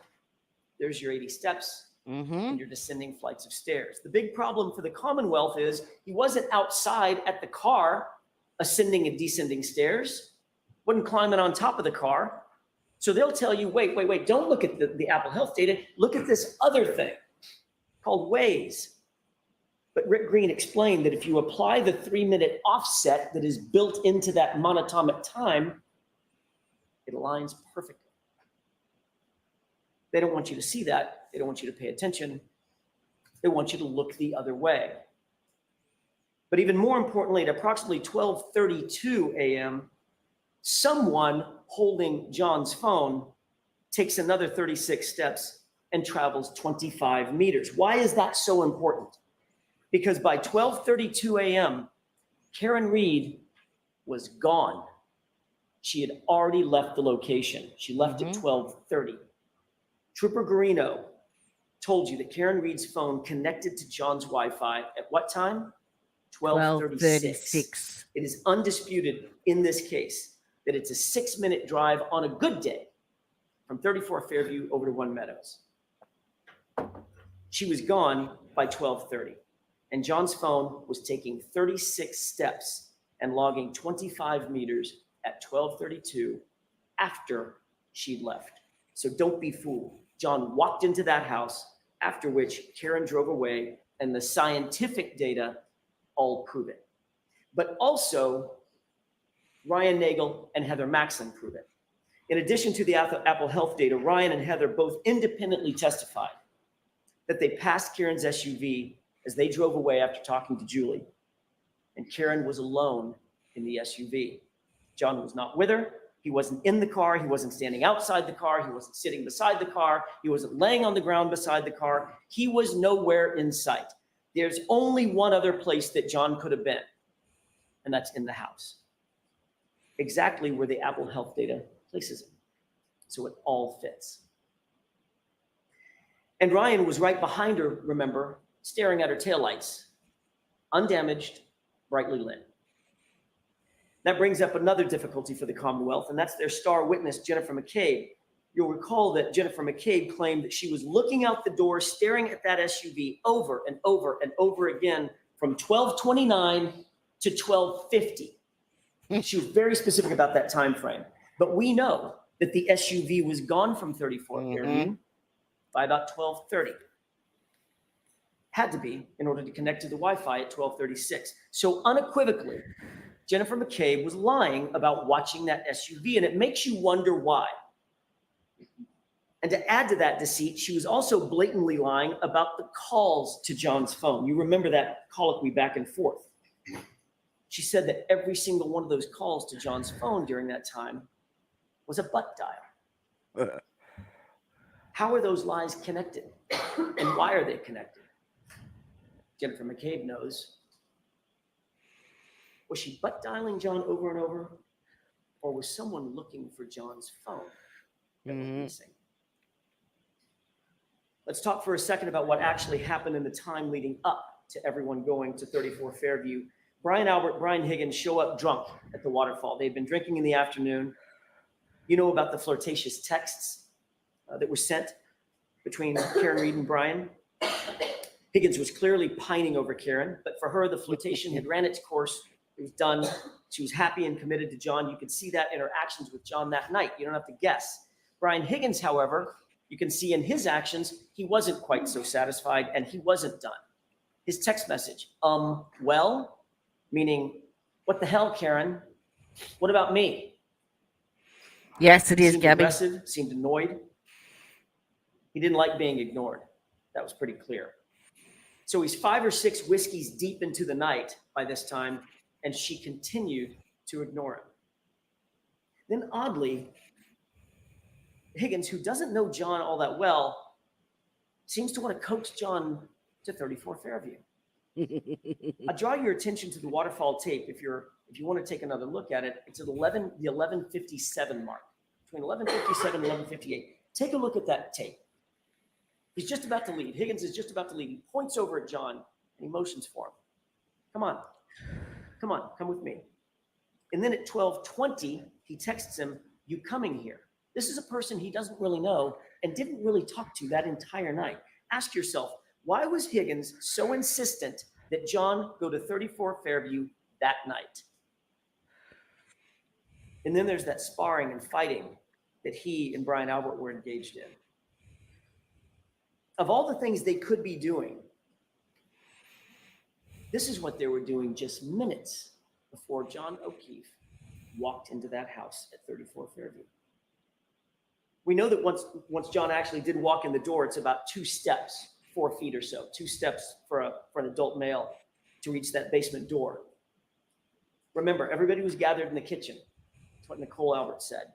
And every single witness agreed that at some point, Brian Higgins and Brian Albert left the group and went to another room. Where did they go? Where did they go together? Another important point. Chloe was not upstairs. Brian Albert slipped in one of his testimony that he provided. Quote, "I was watching Chloe downstairs, monitoring her because of the other people in the house. She's not good with strangers." Remember that testimony. So what happened next? We absolutely know that John was in the house. The data, Ryan, Heather, they all established that. We know that John ascended or descended stairs. We know that Brian Higgins and Brian Albert excused themselves. How long does it take to have a crossword? How long does it take to have a fight? How long would it take for Brian Higgins to say to John, "You know, your girl's been texting me"? A push, a punch, a fall, pull Chloe off his arm, and now it's done. What is that? 5 seconds? 10? Doesn't take long at all. And then the panic sets in. It wasn't intended to go that far, but what's done is done. And then some very, very odd things start happening at the Albert household. Very odd indeed. What do we know? We know through the testimony and key swipes that Brian Higgins very oddly goes directly to Canton Police Department. Why would he do that? After a night of drinking and partying, why go to CPD when you're drunk? What was so important there? He couldn't even get his own story straight. First, he said it was administrative work. Then he said he was moving cars. Then he said it was a factor of both. Is it both? Was it neither? Or was he there to gather intel? Ask yourself, why go? But the odd things keep piling up, and here's another. Chloe was the Albert family pet. Not only did she appear to be gone from the house that morning on January 29th, nobody saw her there. Even Jen McCabe admitted, I didn't see her there. But they actually got rid of the dog altogether. Within months of this incident, the dog was gone, out of the house, rehomed, never to be seen again. This was a dog they had had for 7 years. Also a dog who had a bite history. Why was it so important to get rid of that dog? Was there something about the dog they did not want law enforcement to find out? Recall what Dr. Russell said. She's seen up to 1,000 animal attacks. In her expert opinion, John's right arm, those injuries are from an animal, quote, most likely a large dog. And Dr. Russell's testimony, I'll remind you, was undisputed by any witness for the Commonwealth. But there are more odd and unexplained things.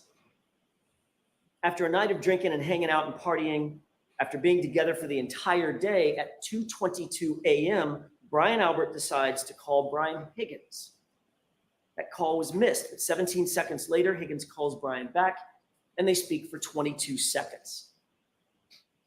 Now, that call is odd and suspicious enough, in and of itself, the fact that the call was made. But what's even more incriminating is that both men, both of them, lied about the calls happening.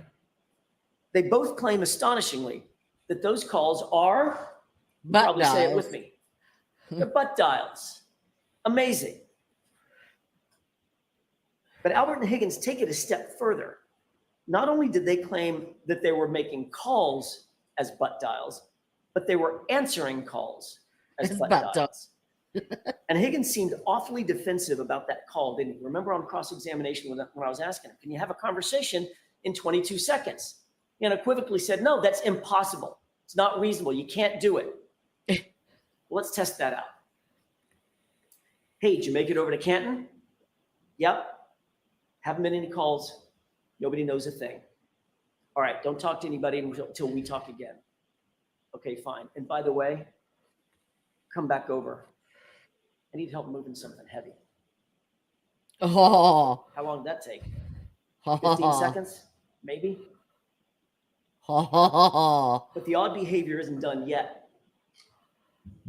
5 minutes after that call that we just talked about, Jennifer McCabe is on her phone at her house, Google searching how long it takes for someone to die in the cold. That was at 2:27 a.m. That timeline seems to fit, doesn't it? And it fits a very telling and a very clear story. That search became a focal point of the Commonwealth's entire case. This case was starting to look a lot more like the defense of Jennifer McCabe than anything else. That's probably because there is no innocent explanation for that Google search at 2:27 a.m. None. At the end of the day, clearing away all the confusion, the Commonwealth's experts were left with two things that are true. First, neither of their experts could absolutely rule out that Jennifer McCabe made that search at 2:27 a.m. Neither. And second, the only person to use the actual phone model, the actual data, and the actual precise operating system was Rick Green. And he was clear. That search was at or before 2:27 a.m. And then it was deleted. So what else was going on at or around this same time when all this suspicious activity was happening at the Albert house and the McCabe house? 3 minutes after that search and 8 minutes after the Albert Higgins 2:22 a.m. call, Brian Loughran drives down the street in his snowplow. Lucky Loughran. And he told you that there is no The star of the body show. laying on the lawn at 34 Fairview at 2:30 in the morning. Importantly, he didn't just simply say he didn't see a body, he wasn't paying attention. He said there was no body there. He knows the property, he knows the owners, he's grown up with these folks, he passes by all the time, not once, not twice, 3 passes. There was nobody on that lawn, period, at 2:30 a.m. And what other suspicious thing happened that night? By 3:30 a.m., someone moved a Ford Edge in front of the very area that would obstruct the view of where John's body would ultimately be discovered. Who's the only person in this case that you've heard about with a Ford Edge? Brian Albert. Remember, as you're thinking about this, the basement at 34 Fairview is serviced by a bulkhead. It's a quick and convenient door to the backyard. And that backyard is serviced by a side fence. And that side fence is easily accessible to the front yard at the side of the house. Which side of the house? The side where John's body was found. And by 6 a.m., John's body was, in fact, now outside. While this flurry of suspicious activity was going on with the Alberts and the McCabe's, what's happening with Karen? All she knows at this point, think about it, at approximately 2:21, she dropped off John. He walked into 34 Fairview, and that's all she knows. She knows nothing else that was going on. So what was she left to think? He goes in to check the party out, but all of a sudden he's not coming back. He's not responding. Minutes start to pass. 1 minute turns to 2, 2 turn to 10. Where is he? Why isn't he responding? She's sitting in the cold, dark, freezing outside in the car. Naturally, she's perturbed. Being perturbed turns into being peeved. Being peeved eventually turns into being pissed. By 12:30, Karen's mad. She's left 34 Fairview to make a point, but she's still texting and calling. What could she reasonably be thinking at this point? What's going through her mind? 12:33 turns into 12:34. I can't believe he'd do this to me. 12:34 turns into 12:35. Where is he? Why aren't you answering, John? 12:35 turns to 12:36. Jesus Christ. I'm calling and you're not answering. Where are you? Pick up the phone. But there's still no answer. There's still no response. By 12:37, she's getting furious. She does not know that something has happened to John. She does not know that. So she leaves the first angry voicemail. Illustrates frustration, aggravation, all the normal responses anybody might have, you and I might have. But little did she know. The next open voicemail has Karen parking at John's garage after she gets home. You can hear her heels clicking across the garage floor. For all she knows at this point, John's just drunk, he's been partying, he's hanging out, just forgot about her, blowing her off. But John's still not responding, and as the minutes tick by, Karen becomes increasingly upset. Those are the voicemails that you heard. How could he do this? Why is he ignoring me? Why is he ignoring the kids? Those are the thoughts bearing down on Karen Reed as she sat in an empty house late at night by herself. Ladies and gentlemen, she did not know what had happened to John. But within the next voicemail, you quickly learn what she was thinking and what she was feeling. Now it's 5:23 a.m. She's woken up. She's realized that he hasn't come home and he hasn't responded to a single text, not a single call. And anger quickly turns to panic and abject fear. She's so distraught, she reaches out to him again. John, where the fuck are you? She says through tears and desperation. And at 6:03, the question was answered, and her worst fears are realized when she finds his body laying, dying in the cold in Brian Albert's front yard. You heard her. You can feel the grief. You can feel the raw anguish. You could see it. You don't have to wonder the emotional journey that Karen traveled that night. You can see it in the video. You can hear it in the audio. From the time he left her and walked into 34 Fairview and she called, she reached out 53 times. She called him 53 times before finding his body. Think about that. The Commonwealth wants you to believe that she murdered this man. And then after that murder, she called him not once, not twice, 53 times. It makes no sense. What does make sense is that she emotionally moved from anger, then to panic, then to grief. So back at 5:07, when she began her search looking for John, she backed out of the garage, and what would happen next would change the entire course of this case. As she backed out of that garage, she hit John's Traverse and cracked her right rear taillight. Folks, the Commonwealth has one job to do in this courtroom. It's an immutable responsibility to provide you with the truth. That's it. Not to win the case, but to seek justice and to do it through the truth. Ask yourself, did you get that truth from the Commonwealth? The Commonwealth continually tried to tell you that that video showed that the SUV came close to John's Traverse, and it took us showing you the video to unequivocally establish that Karen hit that car and cracked her taillight at 5:07. You can almost hear an audible gasp in the courtroom when we finally showed you the actual video. You can see that tire move. I'm only going to show you one series of exhibits during my entire closing, but it's that important. And it's this. Look at the condition of her taillight when she pulls out of the driveway at 5:07. That taillight, and I'm going to choose my words very carefully here. That taillight is cracked, but it's not completely damaged. And if there was any question in your mind about the level of damage to that taillight at 5:07, all doubt was extinguished when Dighton Police Officer Barrows walked into this courtroom. He's a sworn officer. He's not associated with Canton. He's not associated with the Alberts. He's not associated with the McCabe's. He doesn't know Michael Proctor. In other words, he doesn't answer to any of these folks. He's an outsider and he's completely independent. And his words were the following, quote, "That taillight was not completely damaged. It was cracked. A piece was missing, but not completely damaged." Take a look at this photograph and tell me, which one looks like Officer Barrows' description? The one on the left or the one on the right?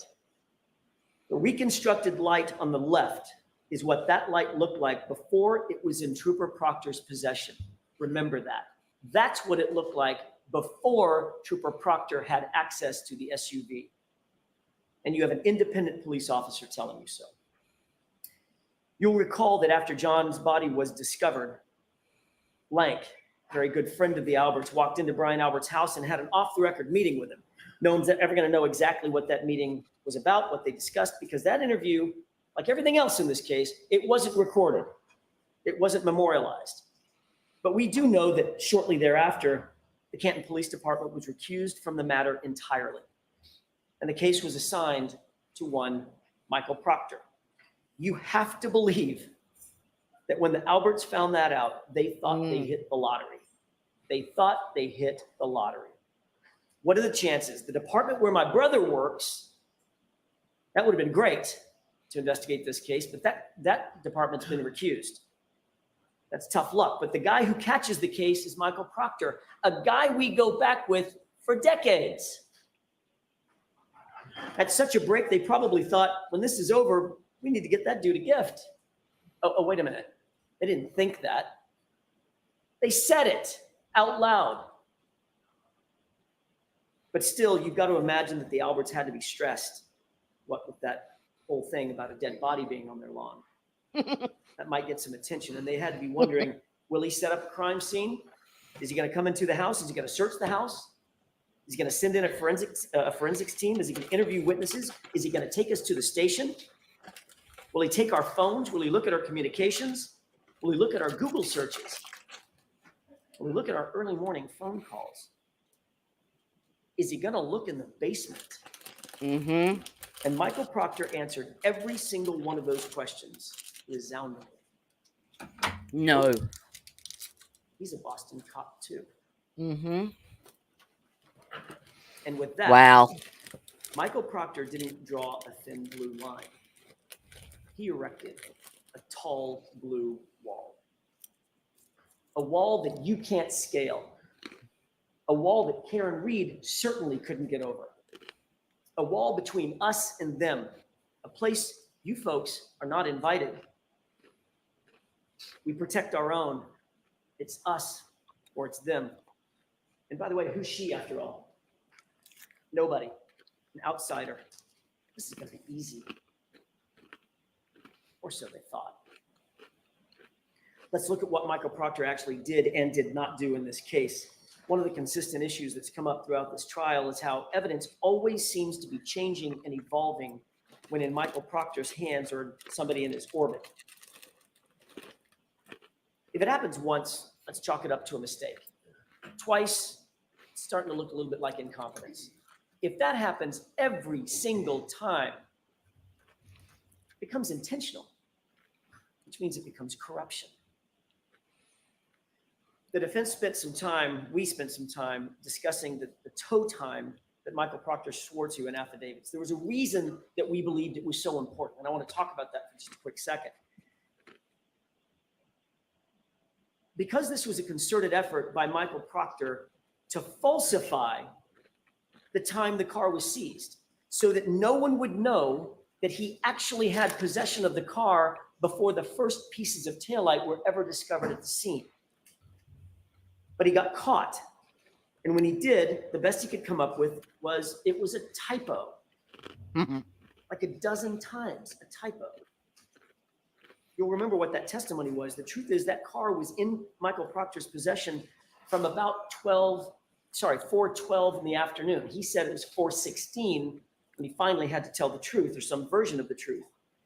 Those first pieces of taillight were not found until after 5:45 p.m. That is the very fact that Michael Proctor was trying to hide by those falsified affidavits, saying he didn't seize the car until 5:30. But that wasn't Michael Proctor's only manipulation of the investigation. What about Brian Loughran? You met him. Michael Proctor did his level best to not just hide evidence, but to hide human beings from you and from us. Michael Proctor was informed that the plow drivers were out that night. There would be a witness, potentially along 34 Fairview, at the exact times in question. Even Michael Trotta expressly told Michael Proctor that 34 Fairview had in fact been plowed that morning, and by whom. Proctor not only did not interview Brian Loughran, he never disclosed his name in a single report. He hid him. This is a witness who was literally on 34 Fairview at the time in question where a body was found on the lawn. Wouldn't you want to get the truth from an eyewitness? Wouldn't you want to seek that out? Not if you're Michael Proctor, a close friend of the Alberts. If it were up to Proctor, you literally never would have heard of or from Brian Loughran. That's a scary prospect. I want to touch briefly on the additional physical evidence or some additional physical evidence presented by the Commonwealth in this case. You'll recall Christina Hanley. She established to a scientific certainty that the glass on the bumper, which was told to you in opening statement, was going to have something to do with this case. The glass on the bumper was going to match that cocktail glass. She told you unequivocally the glass on the bumper did not match the cocktail glass. They came from two different sources. The glass on the bumper has nothing to do with the cocktail glass. So that glass on the bumper had to get there somehow. It didn't get there by being broken from the cocktail glass. See the point? It had to get on the bumper somehow. It didn't jump up there by itself. And what's really interesting is that there was one piece on the bumper, only one, that matched something else in the case. It was a perfect match to a piece of glass that was supposedly found at the scene. Who do you think had possession of that matching glass? Proctor. So the glass on the bumper had to be placed there. And the only person who had anything close to matching the pieces that had to be placed there is Michael Proctor. You do the math. That leads us to the magic hair. The Commonwealth spent a lot of time bringing in experts about mitochondrial DNA and maternal DNA lines and comparative analyses, and all that sounds really great and really sciencey, except for the fact that it just doesn't matter. Why? Because you would have to believe that that little hair, tiny, tiny little hair, barely perched on the side of that SUV survived nearly 75 miles of a raging blizzard outside. That would be a magic hair indeed. That magic hair means nothing. The DNA means nothing, and that's because the hair was from somewhere else. It certainly was not from a motor vehicle incident at 34 Fairview on January 29th. That hair was placed there. The DNA on the outside of the taillight housing also merits very little discussion. John's DNA would be expected to be found all over that SUV, inside, outside, the exterior, the interior, everything he touched would have had his DNA on it. Here's what's actually important about that DNA. No DNA was found on the interior of that taillight. The taillight that they now claim crashed into his arm and shattered. No blood was found anywhere on that taillight or any taillight pieces. And no tissue was found anywhere on that taillight or any taillight pieces. But we're to believe that that taillight literally exploded on John's arm at 25 miles an hour with 1,000 pounds of pressure. We talked about the evidence doing very funny things when in Proctor's possession or the possession of somebody in his orbit. Now think about the videos that you saw. How many videos appear to be somehow manipulated or altered? Just about every single one of them. Look at the video of the sally port. Let's take that one, for example, that grainy one. It's missing the exact time that would show the condition of the taillight when it was pulled in to the sally port. Pretty important time, wouldn't you think? Did someone not want you to see what the condition of the taillight was at that exact time? But the good news is there's a second video. It's much clearer. And it's from the same time frame. We didn't get that one for about 2.5 years into the investigation. Literally, it was after the trial started that that one was turned over. And this is important. The Commonwealth introduced you to a person by the name of Yuri Buchanan. They presented video showing what was clearly the right side of the car. They asked questions about the right side of the car. You'll recall, Mr. Lally asked Sergeant Buchanan, did you or Trooper Proctor ever go at, or near the right side of that taillight? And while he was asking the question, what appeared to be the right side of the car was looking at you. The video was still up. Buchanan paused, turned earnestly into the microphone, stared at you and said, never. We never went anywhere around that taillight. While he was showing you the right side of the car. And that trick might have worked until we got up to cross-examine him. And only then, on the second day of his testimony, did he have to admit that the video was actually inverted. It was backward. And it was cleverly inverted at that. The timestamp had the proper orientation, which means that timestamp had to be removed, the video inverted, and the timestamp placed back on it. Which means that was done intentionally. That was not a mistake. And when caught in that obvious fabrication, Buchanan doubled down and said, it's exactly the same. You remember that back and forth. It's exactly the same, he said, as if we're stupid. Is it exactly the same, or is it exactly opposite? Ladies and gentlemen, you were lied to. There is no other way to say it. It's inexcusable. It's abhorrent. But it's also a paradigm of everything that the investigators have been willing to do in this case. Lie, obfuscate, manipulate, alter. And when they're caught, they just excuse it away. Doesn't matter. It's the same thing. What's the big deal? Just look the other way. And don't forget, Buchanan is Proctor's supervisor. And he was in that little group chat where Karen Reed's naked photos were being searched for. You know the saying about the apple falling from the tree. Ladies and gentlemen, we haven't even started talking about the taillight yet. You'll recall that at the very beginning of this case, you were introduced to no fewer than 5 CPD officers very early on who searched the scene. None of them, not a single one, found any taillight material at the scene. 0. Stephen Seraph, Sean Good, Stephen Mulaney, Michael Lank, Paul Gallagher, they were all there. They were all walking right around there. They were all looking. They were searching with their eyes. They were searching with their hands. Some said they were searching with their feet. And they even used tools, a leaf blower. Not one piece of bright red taillight material was at the scene. Not a single piece, but incredibly, over the course of the next 3 weeks, according to Michael Proctor, 47 pieces of taillight material would end up being found, some of which were the size of a salad plate. The CERT team shows up later on January 29th. And according to O'Hara, the first few pieces of taillight were found about 5:45. And here's some interesting testimony that you heard. Who else was there? Who did O'Hara say was there? Well, he said his team was there. We certainly expected that, but then he said there were others. These other mysterious figures, some from Canton PD, some from the Massachusetts State Police, that he could not account for. Heavy coats, big masks, hats. Even Lieutenant O'Hara could not tell who was who, but he did note Canton police officers were there who were unaccounted for. Massachusetts State troopers were there unaccounted for.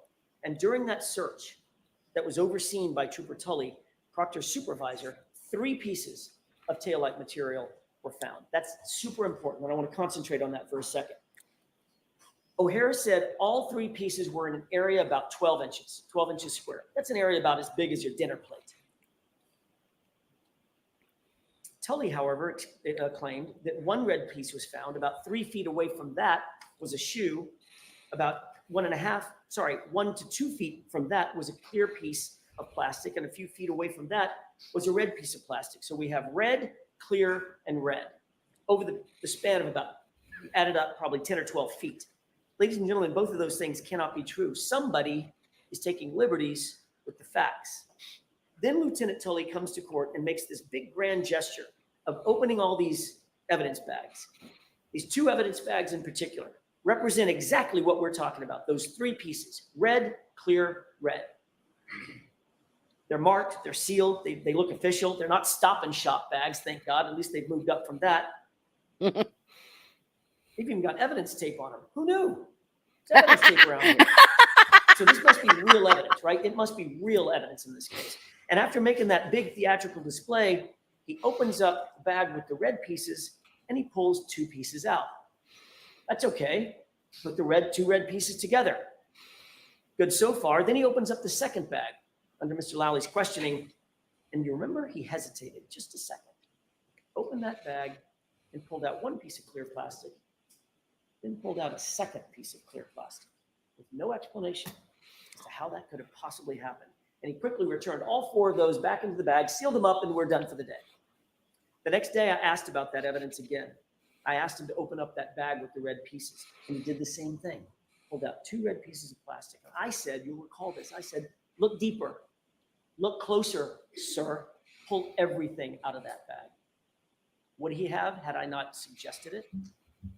And then he pulled a 3rd piece of red plastic out of the bag. So miraculously, Trooper Tully's 3 pieces of plastic became 5 pieces of plastic right before your eyes. Ladies and gentlemen, the forces at play that multiplied those pieces of plastic inside those evidence bags are the same forces at play that multiplied the pieces of plastic at 34 Fairview. Think about that. Let that sink in for a second. How easy is it? That's not sloppiness. That's evidence manipulation. That's how over the course of 3 weeks, those pieces of plastic go from 0 to 3 to 5 to 47. Ever increasing in size with every single search. Now, knowing all that, ask yourself the looming question: who had access to that taillight, the cracked taillight? Who was it? Go back and watch the Sally Port video. I'll give you the timestamp, 5:37. And see it for yourself. We know that Trooper Proctor, with binder in hand, walked by himself. Once we corrected the video from being inverted, you can see that he walked back by himself to the right rear taillight where nobody could see what he was doing. Higgins' own key swipes put him in the Sally Port that same afternoon and evening. And then the Sally Port video magically skips and Chief Berkowitz appears right next to Proctor at the back of that vehicle in the same spot, and they walk out of the Sally Port together. Where were they going? Remember O'Hara, unidentified troopers and Canton cops were at the search at 34 Fairview. How hard is it to drop a piece of plastic? We spent a long time talking about the compromised and altered and tampered and manipulated evidence. And now I want to switch and talk a little bit about the true facts in this case, because you did hear some true evidence and true facts. The Commonwealth presented about 67, maybe more, witnesses and expended 30 plus days of trial and 9 weeks of your life. Maybe we're in the 10th week. For what? It should be relatively simple, right? Mm-hmm. The Commonwealth claims that Karen Reed pulled up to 34 Fairview. John got out of the car. She reversed into him and hit him, and then she drove home. That's 4 facts. It's just 4 facts. That's all it is. What evidence do they actually have to prove that that SUV ever hit John? The answer is none. They don't have any. There's no evidence whatsoever that Karen Reed's vehicle ever struck John O'Keefe, or that Karen Reed ever wanted to strike John O'Keefe. In fact, every single piece of material evidence in this case unequivocally proves the opposite. John went into that house. That SUV was not damaged by hitting John, and John's injuries did not come from being hit by a car. Yep. That's what the evidence actually shows. I agree, George. The Commonwealth knows that, and they've known it for a long time, and Proctor knows that. And because of that, the Commonwealth just resorts to character assassination and talking for weeks on end about the snow. Mm-hmm. Let's talk about what the real evidence actually shows, the unassailable science. Let's talk about the truth. Concerning John's injuries first, the Commonwealth's own medical examiner, Dr. Scortibello, could not conclude that John was hit by a car. Mm-hmm. Think about that. And she would not even say that it was a homicide. She told you without any dispute in this case, quote, evidence pointing toward one manner of death is no more compelling than evidence of a competing manner of death. End quote. Her words, not mine. She went on to say it's just as likely that he was punched and fell backward. His injuries are consistent with that. In fact, in her expert opinion, his injuries are consistent with a physical altercation, as she testified, but they are not, in her words, not classical injuries from an auto-pedestrian accident. That by itself is reasonable doubt. Yep. But the evidence and the truth goes far further. We introduced you to not one, but 2 thoroughly credentialed medical examiners or medical experts, Dr. Sheridan and Dr. Russell, both of whom said John's arm injury is consistent with an animal attack. Dr. Russell studied, diagnosed, and treated 1,000, up to 1,000 animal wounds. She's an expert in animal wounds, and she was unequivocal. Those wounds are from an animal, likely a large dog, which means that John was attacked inside the home where Chloe was. There is no other possibility. And Dr. Sheridan, for his part, with thousands of 13,000 autopsies under his belt, decades of experience as the chief medical examiner, who's triple credentialed in anatomical, forensic, and neuropathology, he told you that John's injuries are inconsistent with a motor vehicle accident or incident. They're consistent, however, with a physical altercation. In layman's terms, the science proves John was beaten. That also is reasonable doubt and should end this case. But the facts and evidence don't stop there. 2 of the most highly educated and highly qualified engineers you'll ever meet, Dr. Dan Wolf and Dr. Andrew Rentschler, mechanical engineer and a biomechanist. They reviewed this case. They did testing, they did analysis, they evaluated the case scientifically. They were not hired by the defense, not by the Commonwealth. They're completely 100% independent of any party in this case. And they were equally available, by the way, to the Commonwealth. They could have called them. Wow. They explained that John's injuries were not caused by being hit by Miss Reed's SUV, and that the SUV was not damaged by coming in contact with John O'Keefe's body. That should end the inquiry right there. Both sides of the equation. From a physics, engineering, and biomechanical standpoint, they established that John O'Keefe was not struck by Karen Reed's vehicle, period. And that is yet another fact that establishes reasonable doubt and should put an end to this case. So instead of calling the ARCA experts, which they had available to them, the Commonwealth chose to introduce you to Trooper Joe Paul. Oh, Lord. I think I'm being kind when I say that Trooper Paul's analysis lacked credibility.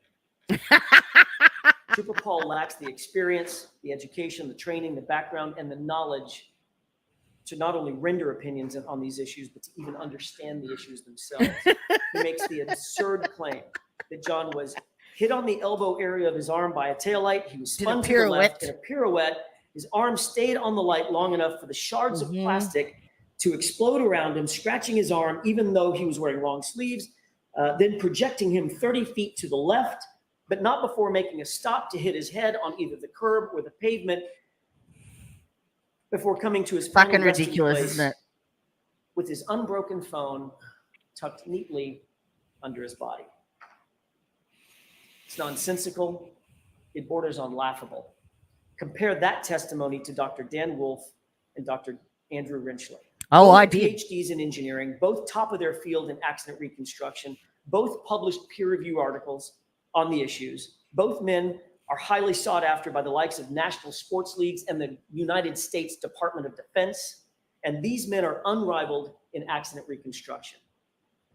What did Dr. Rentschler say before he left the stand? This was even under cross-examination. He said that the physics and the science don't lie. His words were, you can't deny the science and the physics. John wasn't hit by that car, period. The Commonwealth cannot explain John O'Keefe's injuries. They can't explain his head wound. How did he get the head wound if he landed on snow-covered grass and dirt? And by the way, before Mr. Lally gets up and says it, because I know he's going to, there is zero evidence before you, zero, The ground was frozen. that cold grass and dirt turns into ice or turns into concrete. Zero. They can't explain the Good injury one. above his right eye, that laceration. They can't explain his nose. They haven't even tried to. They can't explain the injury to his tongue, the laceration on his tongue. They cannot explain the injuries to his back, to the back of his hands, the bruises, and certainly they cannot explain the injuries to his right arm. But maybe most importantly, they cannot and haven't even tried to explain the lack of injuries on John's body from the neck down. Nothing. He was pristine. Not a bump, not a bruise, Eat that turd. not a fracture, not a broken bone. Nothing to suggest that he was hit by a 7,000-pound SUV going 25 miles per hour. And what of that right arm? According to the Commonwealth's best and brightest, Trooper Paul, John absorbed the entirety of the collision, the whole collision, with that 3.5-ton SUV entirely with his right arm, launching him some 30 feet. But amazingly, the arm suffered no break, no fracture, and didn't even get a bruise. So how are those injuries properly explained? The evidence is simple. John got into an altercation. He was punched. He tried to defend himself by putting his hands up. He may have even scratched his own nose by putting his hands in front of his face to defend himself. His hands were bruised and covering up. 5 minutes, Mr. Jackson. Thank you, Your Oh, Honor. that was As it loud in my continued, ear. He got hit, punch went through, and he fell to the ground, fracturing his skull. At some point during that altercation, the dog got a hold of him, and the dog was pulled away. Every single injury is answered. Every single injury is explained by that. Ladies and gentlemen, given what we know about the facts and the physical evidence in this case, the actual truth in this case, how did this happen? How did we end up here? We ended up here because of relationships, insider trading, playing the who you know game, and building a tall blue wall, which takes decades and generations. But the real question is it going to continue? Will this festering malignancy that allows a lead detective and his supervisor to gloat and sneer while looking Festering for the naked pictures or malignancy. looking for Wow. naked pictures of the woman that they've targeted, will that continue? And the answer should be, not if you have anything to say about it. Ooh. Michael Proctor is the lead investigator in this case, and much as the Commonwealth might try, they cannot distance themselves from the stench of him on this case and this investigation. Those secret group chats illustrate the quality and character of his investigation. Remind yourself how an, quote, unbiased and an objective investigator, someone who's supposed to be looking for facts. Ask yourself, how did he approach his job? Late at night, sitting there in his office, deviously looking for naked pictures of Karen Reed and talking about her like she's a piece of meat. Talking about her bodily functions, her medical conditions, calling her vile names. I don't even have it in me to repeat what he said about her. He reduced her to an object, and he went further by insulting her. He went further than insulting her, and he dehumanized her. And when he was done betraying that very humanity, he wished for her to commit suicide. That, ladies and gentlemen, is how you frame someone. That's how you dehumanize someone so viciously that you can just pin it on the girl and cover for the homeowner because he's a Boston cop. That's how you rip a person's life apart and sleep like a baby while doing it. And then further that by saying, I hope she kills herself.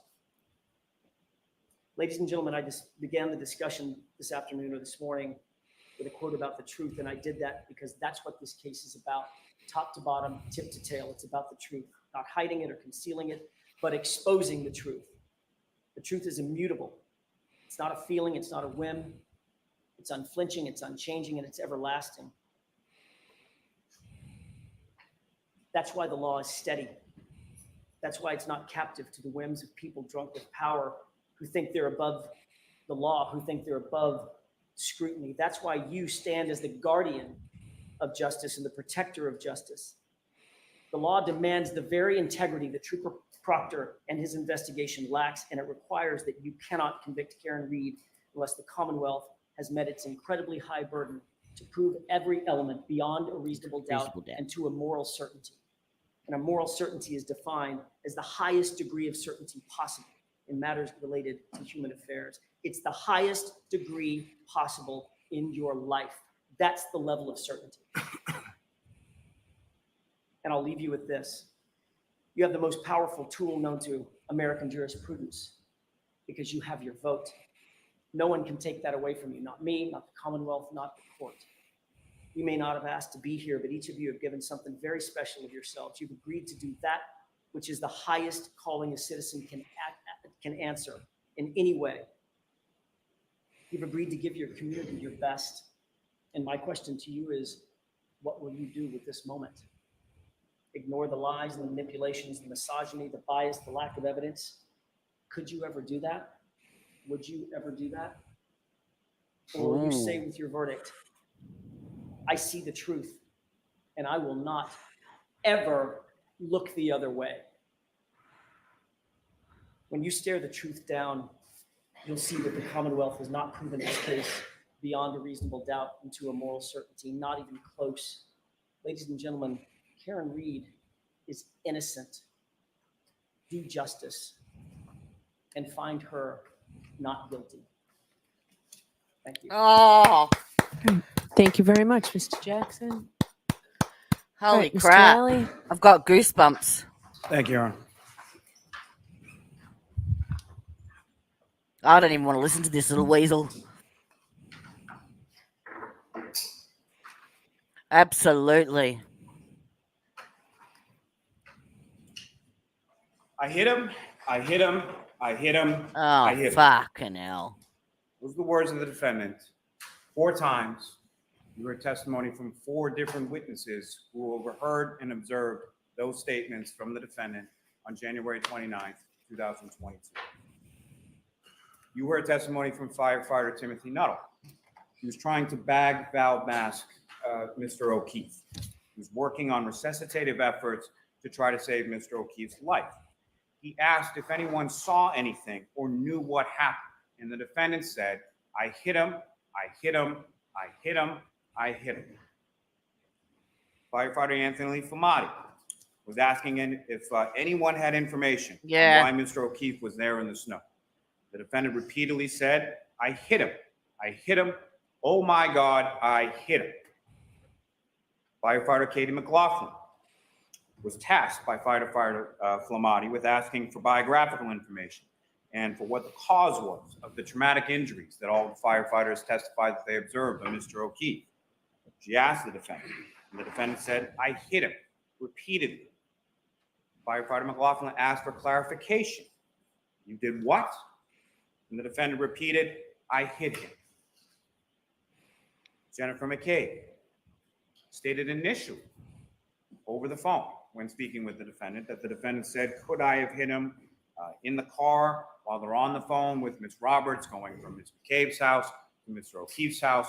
Did I hit him? Could I have hit him? This is all Once circumstantial, on Ali. scene, once asked, as Ms. McCabe described by an EMT, for name, age, things like that related to Mr. O'Keefe, what I caused know. the trauma? I know. I'm thinking the same thing. She indicated in her Thinking the testimony same that the thing. defendant said repeatedly, I hit him.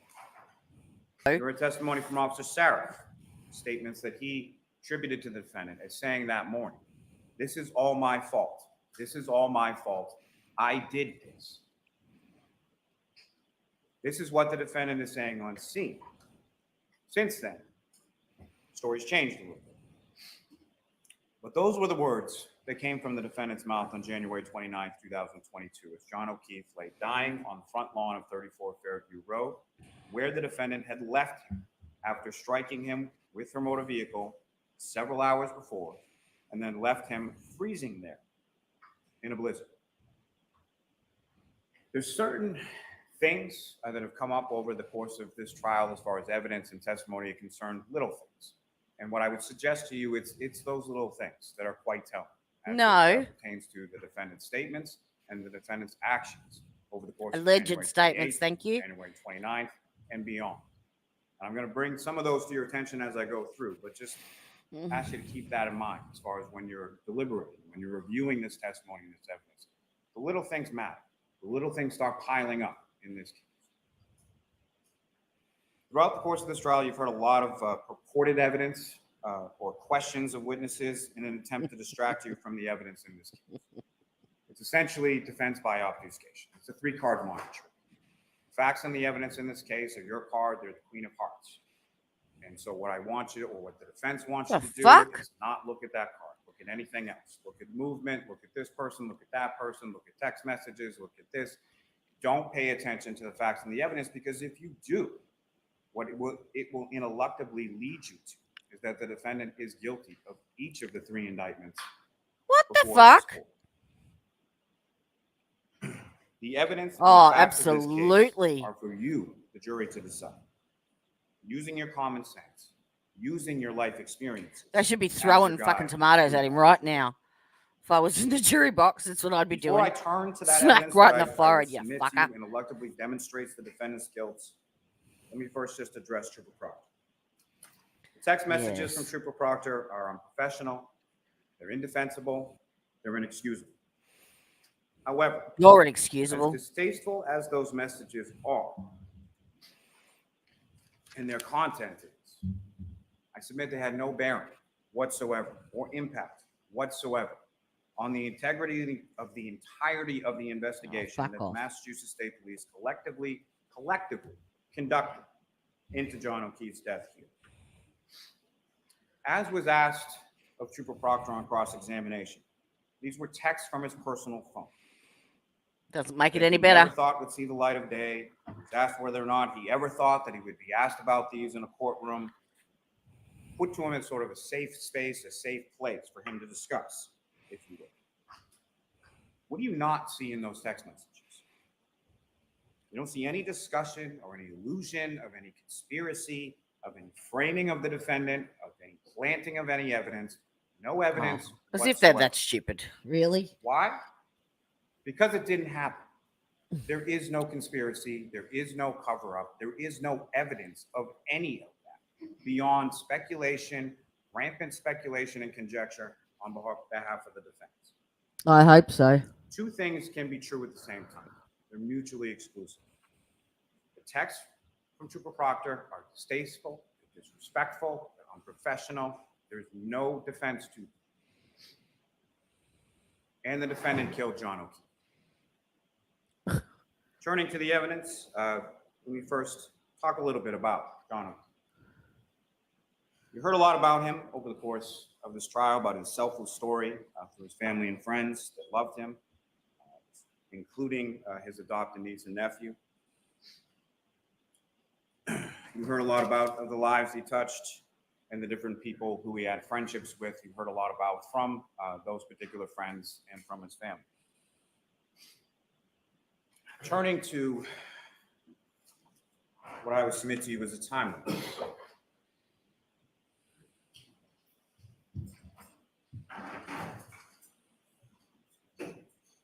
may be a little hard to see up here. What I'm going to go is from left to right.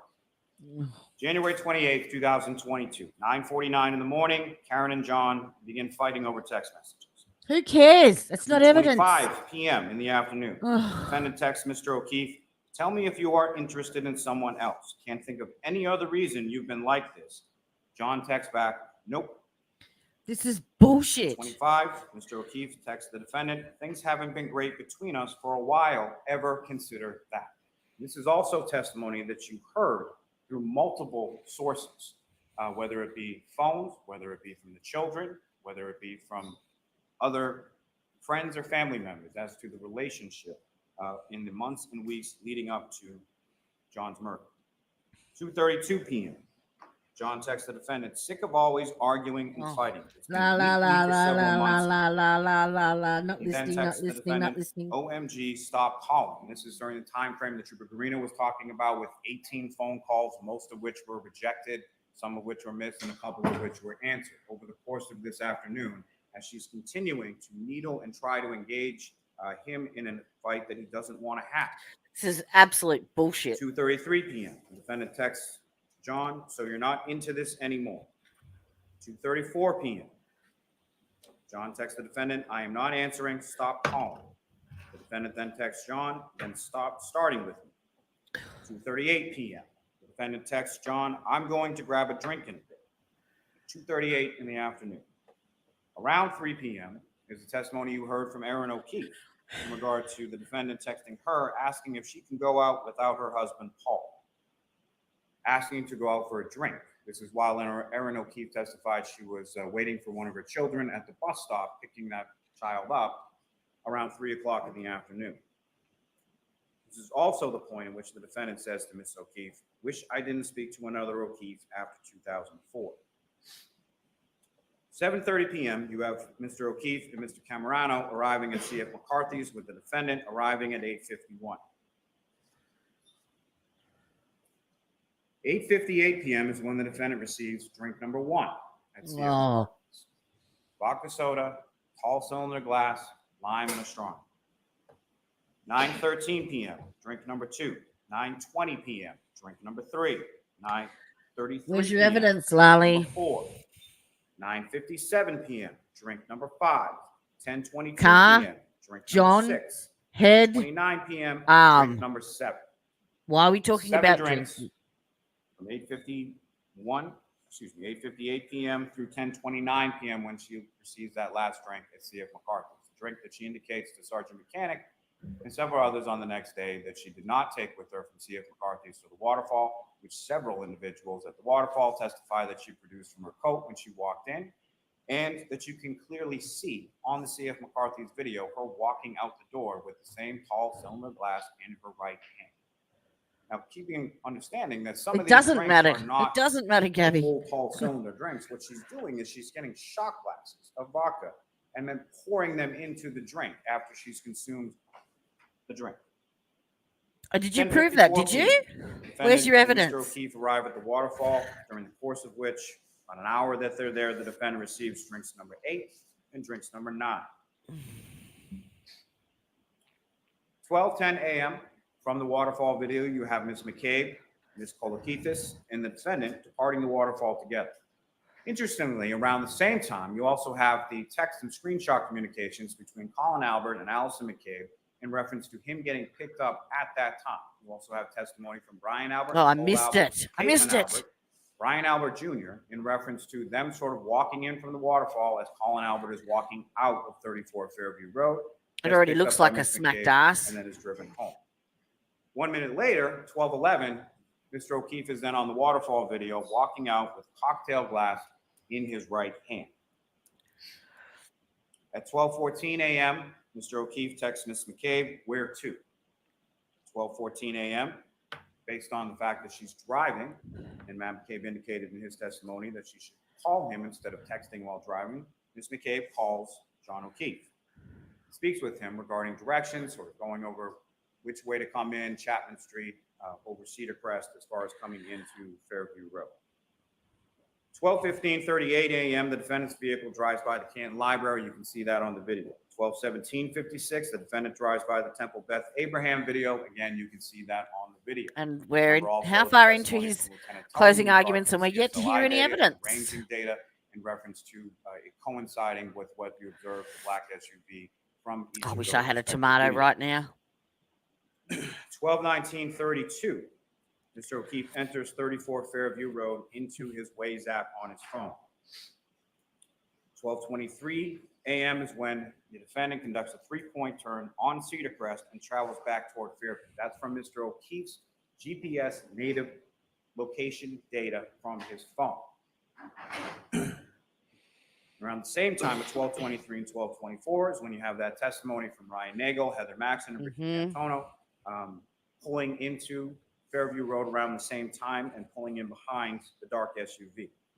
12:25 a.m. is the last native location GPS data of John O'Keefe's phone.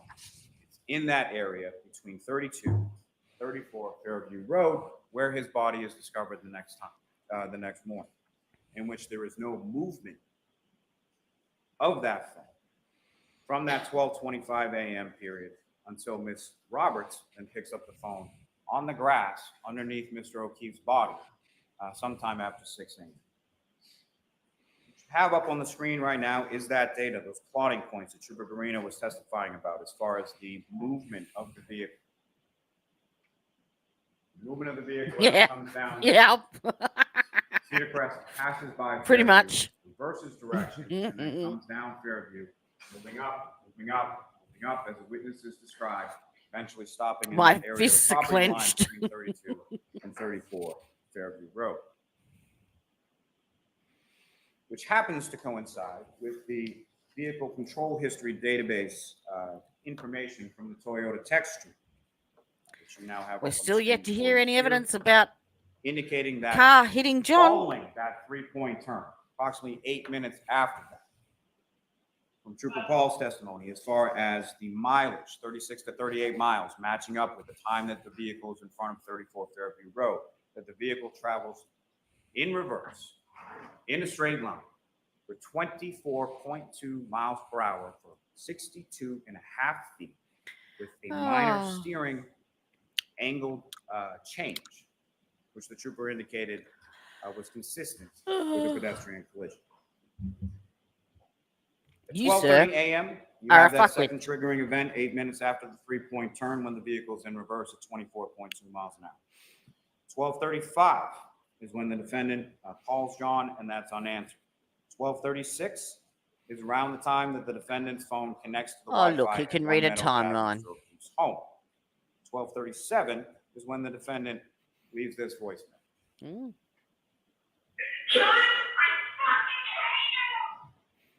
Sorry, Gabby. So within minutes of that vehicle's data, going 24.2 miles an hour in reverse for 62 and a half feet, the defendant leaves that voicemail, seething in rage as she's screaming, "John, I fucking hate you." Lois said the F word. Lois said the F 12:40 word. to 12:42.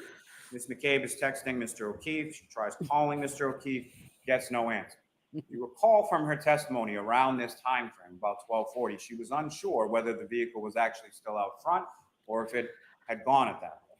But she was looking for John because she had seen the defendant's vehicle in front of the house.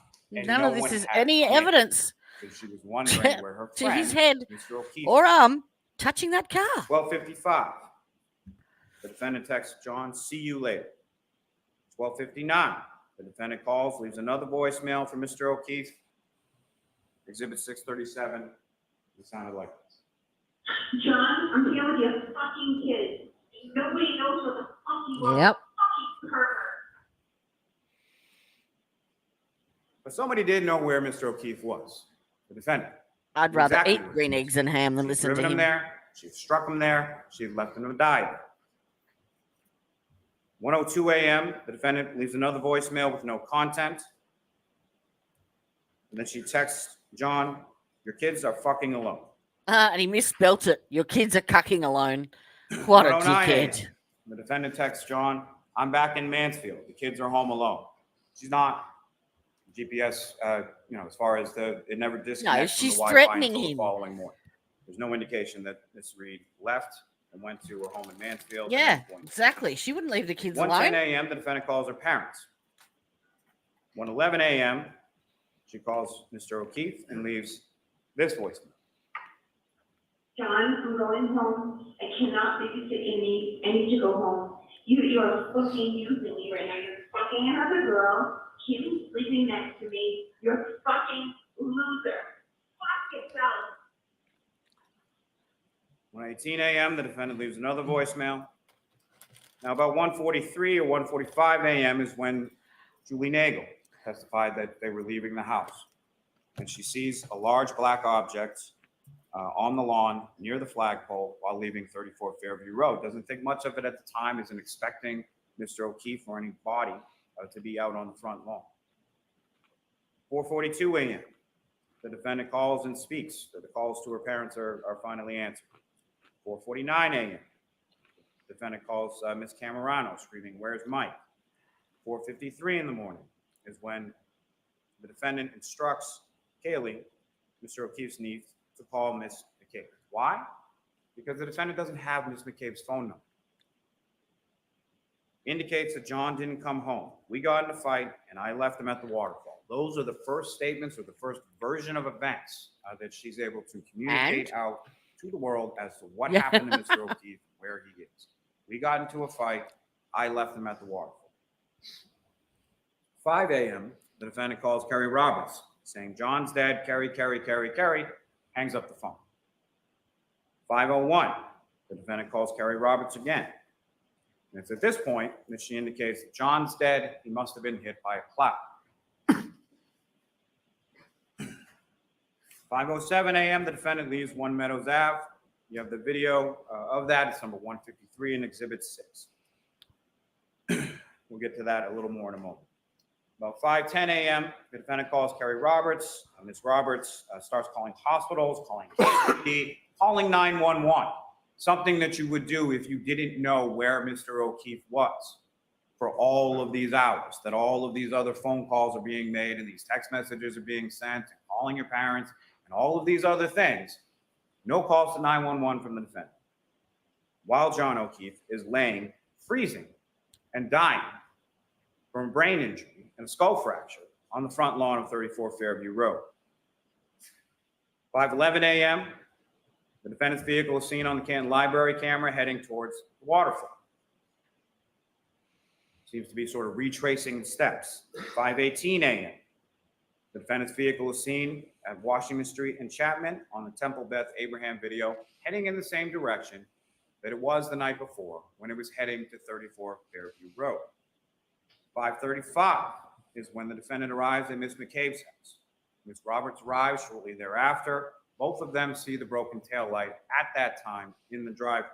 Now that gap of 5:18 to 5:35 is way too much time to be driving from the area of the waterfall to Jennifer McCabe's house. And as I indicated a moment before, heading in the same direction, same directionality, retracing the steps from the night before, heading towards 34 Fairview Road. Why is it that the defendant can see Mr. O'Keefe when they eventually get to Fairview Road and no one else can? It's because she knew exactly where he was. She had hit him and left him there the night before. She had gone back during that time frame between 5:18 a.m. when she's seen on the Temple video and 5:35 when she arrives at Ms. McCabe's house. 5:33 is when the defendant, Ms. McCabe, and Ms. Roberts return to One Meadows Ave searching for John. 6:03 is when the defendant, and no one else, spots Mr. O'Keefe's body buried in the snow. Exhibit 12, indicating this cruiser camera video, which I know you've seen a dozen times. So where I'm starting it from this point in this card right here is the spotlight that Officer Saraf had to use in order to locate, even with the vehicle of Ms. Roberts parked right in the middle of the road.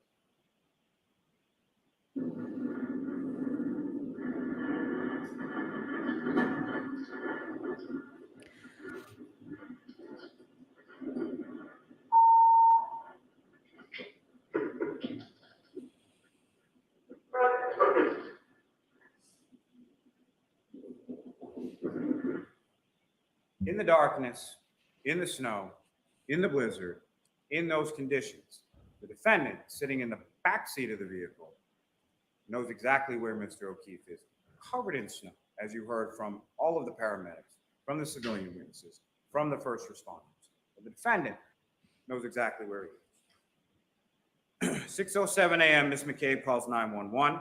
6:08, the defendant leaves that 4 or 5 minute voicemail, leaving the phone in the car for some reason to Mr. O'Keefe's phone. 6:23 and 6:24. I do believe he's wasted half an hour of time without even presenting 7:50 one in the morning, scintilla of evidence. Pronounced deceased at Good Samaritan Hospital. 4:13 to 4:20 p.m. is when We'll just let him dig his own grave, shall we? From her parents' house in Dighton. 5:20 p.m. is when the search team arrives in the area of 34 Fairview Road to conduct the search. He lost me at hear ye. 5:30 p.m. is when the defendant's vehicle arrives at the Canton Police Department south. We circle back for a moment to Mr. O'Keefe, to his families, to his friends, and to his relationship with the defendant. You heard testimony from Paul and Aaron O'Keefe that they liked the defendant, that they thought he was good for John, thought he was good for the kids. All outward appearances of the relationship were good. You heard testimony from the children that that was not true behind closed doors. But Paul O'Keefe testified that he told the defendant's parents this, that he liked Miss Ruth, that he thought that she was good for John, thought that she was good for the kids, weeks before John's murder. He even blew her a kiss in the emergency department at Good Samaritan as he was walking out and she was still being treated while they were there. Invited her over to John's house to grieve with him. Invited her to sit down with him while he explained to their nephew Patrick about John's passing. The defendant shows up at the house, abruptly goes upstairs with her father for a period of about 15 minutes, which is about half of the time that she spent there that morning grieving with the family. She left with a bag of her Still belongings. haven't seen any evidence. Drove with her family there, and then took an extra vehicle in the height of the blizzard, around 1 o'clock in the afternoon, drives that vehicle all the way from Canton, where it was parked at her boyfriend's house, where she stayed over on many occasions, drove that vehicle or felt the need to drive that vehicle from Canton all the way down to her parents' house in Dighton at the height of the blizzard. You heard testimony from Aaron O'Keefe of the text messages in the phone call on January 28th.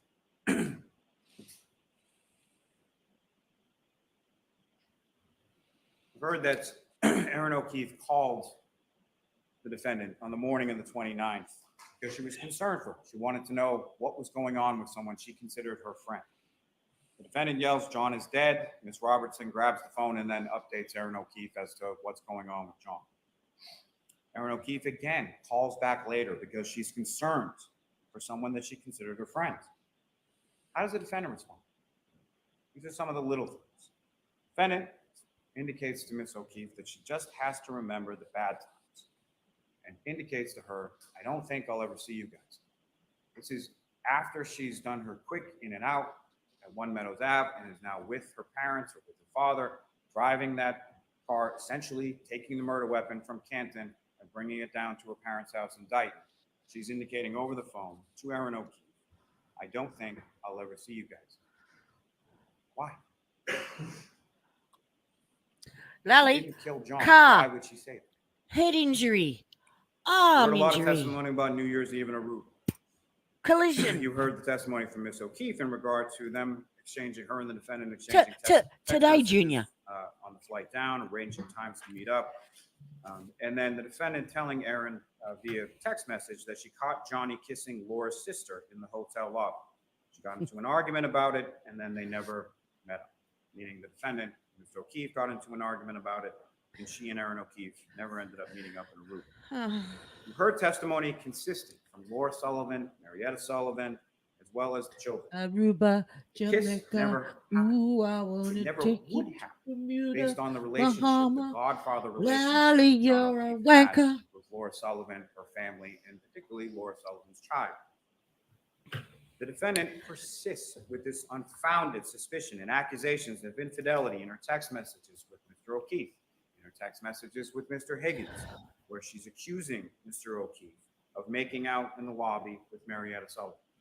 Both of the Sullivans and the children have the defendant and Mr. O'Keefe following this incident with Marietta Sullivan going into a room. Both of the children testified that they're in that room for about 20 to 25 minutes and they're arguing about the defendant indicating that Mr. O'Keefe kissed someone in the lobby. And you have Laura Sullivan's testimony about 20 to 25 minutes after her sister comes out. And I think they're about halfway. about 10 the past 1, defendant. I think they started. It's My about 20 time. to 25 minutes before Mr. O'Keefe comes out. And then he and Ms. Sullivan have a conversation.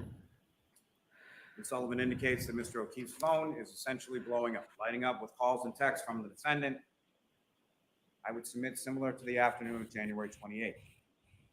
Mr. O'Keefe says she's crazy and he needs to take this and goes off from her. Ms. Sullivan has later conversations with Mr. O'Keefe on this Aruba trip, asks him if he's okay, asks him if he's happy. She indicated in her testimony that Mr. O'Keefe shrugs it off and says it is what it is. You heard testimony from the children about the arguments in the weeks and the months. And I know this is a displeasure to the defense counsel that the children came in and actually testified as to what happened behind closed doors in the house.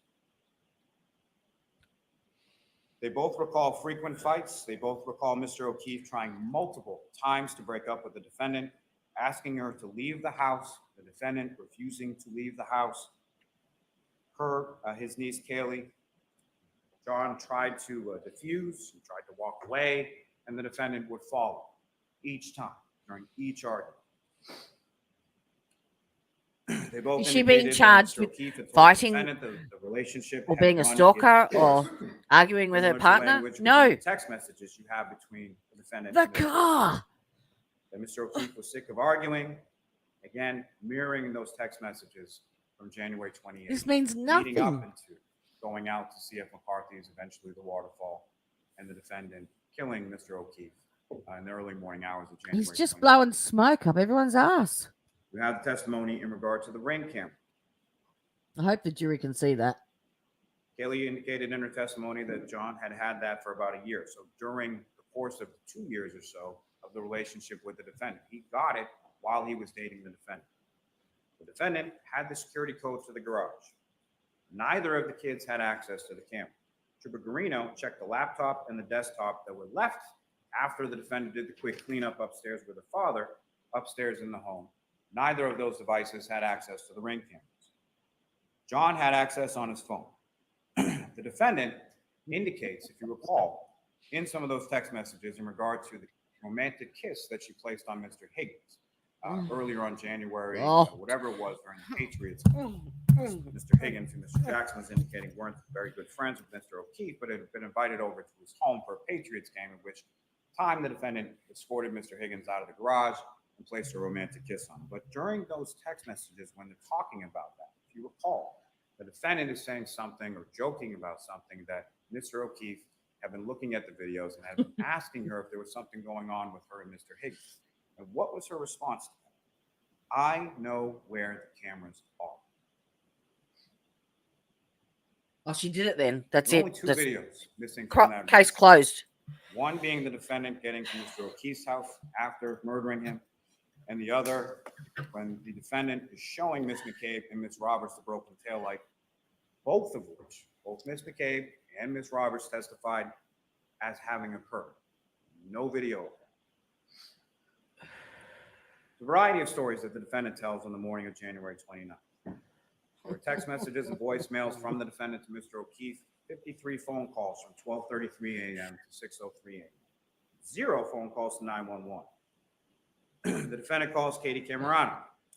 The defendant calls her parents at 1:18 in the morning, 4:38 in the morning, 4:42 in the morning. You said this, Lally. The call then from You had it up on the big Kaylee's screen, phone to remember? Mr. McCabe, because the defendant didn't have Ms. Did you McCabe's even got your crayons number. out? Both Kaylee and Miss McCabe indicate that the defendant initially indicates or says that she got into a fight with Mr. O'Keefe and left him at the waterfall. Lally. From this information, Ms. McCabe Blunt testified force she trusted, trauma. Julie Albert. Lally. Because Chris Albert, Julie Skull Albert, they fractures. lived close by the Lally. waterfall. Maybe that's where he went. As the phone is ringing, Head injury. this is a Lally. phone call that both Ms. Albert and Ms. McCabe testified was never answered. As the phone is ringing, her husband Matthew McCabe reminds her that they saw the defendant and Mr. O'Keefe and the car outside of 34 Fairview. So she hangs up. Sir, shut up. During this call or during these subsequent calls, the defendant indicates to Ms. McCabe, maybe I hit him. Did I hit him? She then calls Ms. Roberts at 5 a.m. on the dot, indicates John's dead, hangs up his phone. You know what? I shouldn't even be. Indicates that Mr. O'Keefe was now. I just let him go on because he's digging his own grave. And then indicates further that she's drunk and doesn't remember. She tells Ms. McCabe about the cracked tail light before they even get in the vehicle and go anywhere, as you recall the testimony of Matthew McCabe, indicating that he had some concerns about them driving around in a vehicle with a damaged tail light in the middle of a blizzard. Ms. Roberts' testimony that she saw the broken tail light in the driveway at Ms. McCabe's house, and that it was consistent with what she observed in the photographs that were shown to her of it later in the Sally Port at the Canton Police Department garage when the search warrant is executed on February 1st. Mark. You have the text messages between the defendant and Lord Sullivan from January 29th, in which the defendant indicates to Lord Sullivan that John is dead, indicates that we found him in the snow at 5 a.m. And every indication is that he was found in the snow by the defendant, Mr. McCabe, and Ms. Roberts around 6 a.m. 5 a.m. would be about an hour before. 5 a.m. would be between that time where the defendant is unaccounted for, heading in the direction of 34 Fairview Road, 5:18 and 5:35. Little things. Mm-hmm. Defendant Like asked Ms. your- McCabe to Google how long to die in the cold. She did so at 6:23 and 6:24 in the morning. You have the testimony of Ms. Hyde and Mr. Whitman. I am about to As to SQLite explode. databases, E-list databases, knowledge feed databases, state DB tabs, as far as all of that. Also from Trooper Garino as well. These searches were unequivocally done at 6:23, 6:24 in the morning, and not at 2:27 and 40 seconds in the morning. They were not deleted by a user. That is not what deleted means. Frankly, Mr. Green, the last question that I asked Mr. Green is, was he aware that Cellbrite, and by Cellbrite, the person who designed that being Mr. Whiffen, had to alter exactly how their software worked because of people like Mr. Green misinterpreting the data as he did in this case. And what did Mr. Green say? Yes. But those questions, as far as how long to die in the cold, I would submit mirror the questions that the defendant asked firefighter Whitley in the back of the ambulance, if you recall those. She asked firefighter Whitley how long to die in the cold without a jacket. She knew how Mr. O'Keefe was dressed. She knew when she left him to die in the cold how he was dressed. The defendant made statements to firefighter Becker that the last time that she saw Mr. O'Keefe, This they were just in an shows arm. you Again, back at the same exactly ambulance how as weak firefighter Whitley. their case You have is. testimony from firefighter Exactly how Woodbury. weak it is. It's Same like, kind of questions. If Mr. O'Keefe could be alive without a jacket. You have the testimony from each of these firefighters as to sort of the vacillating emotional state of the defendant that morning. What you have in the testimony from firefighter Woodbury is that despite all that, there were no tears that he observed from the defendant at that time.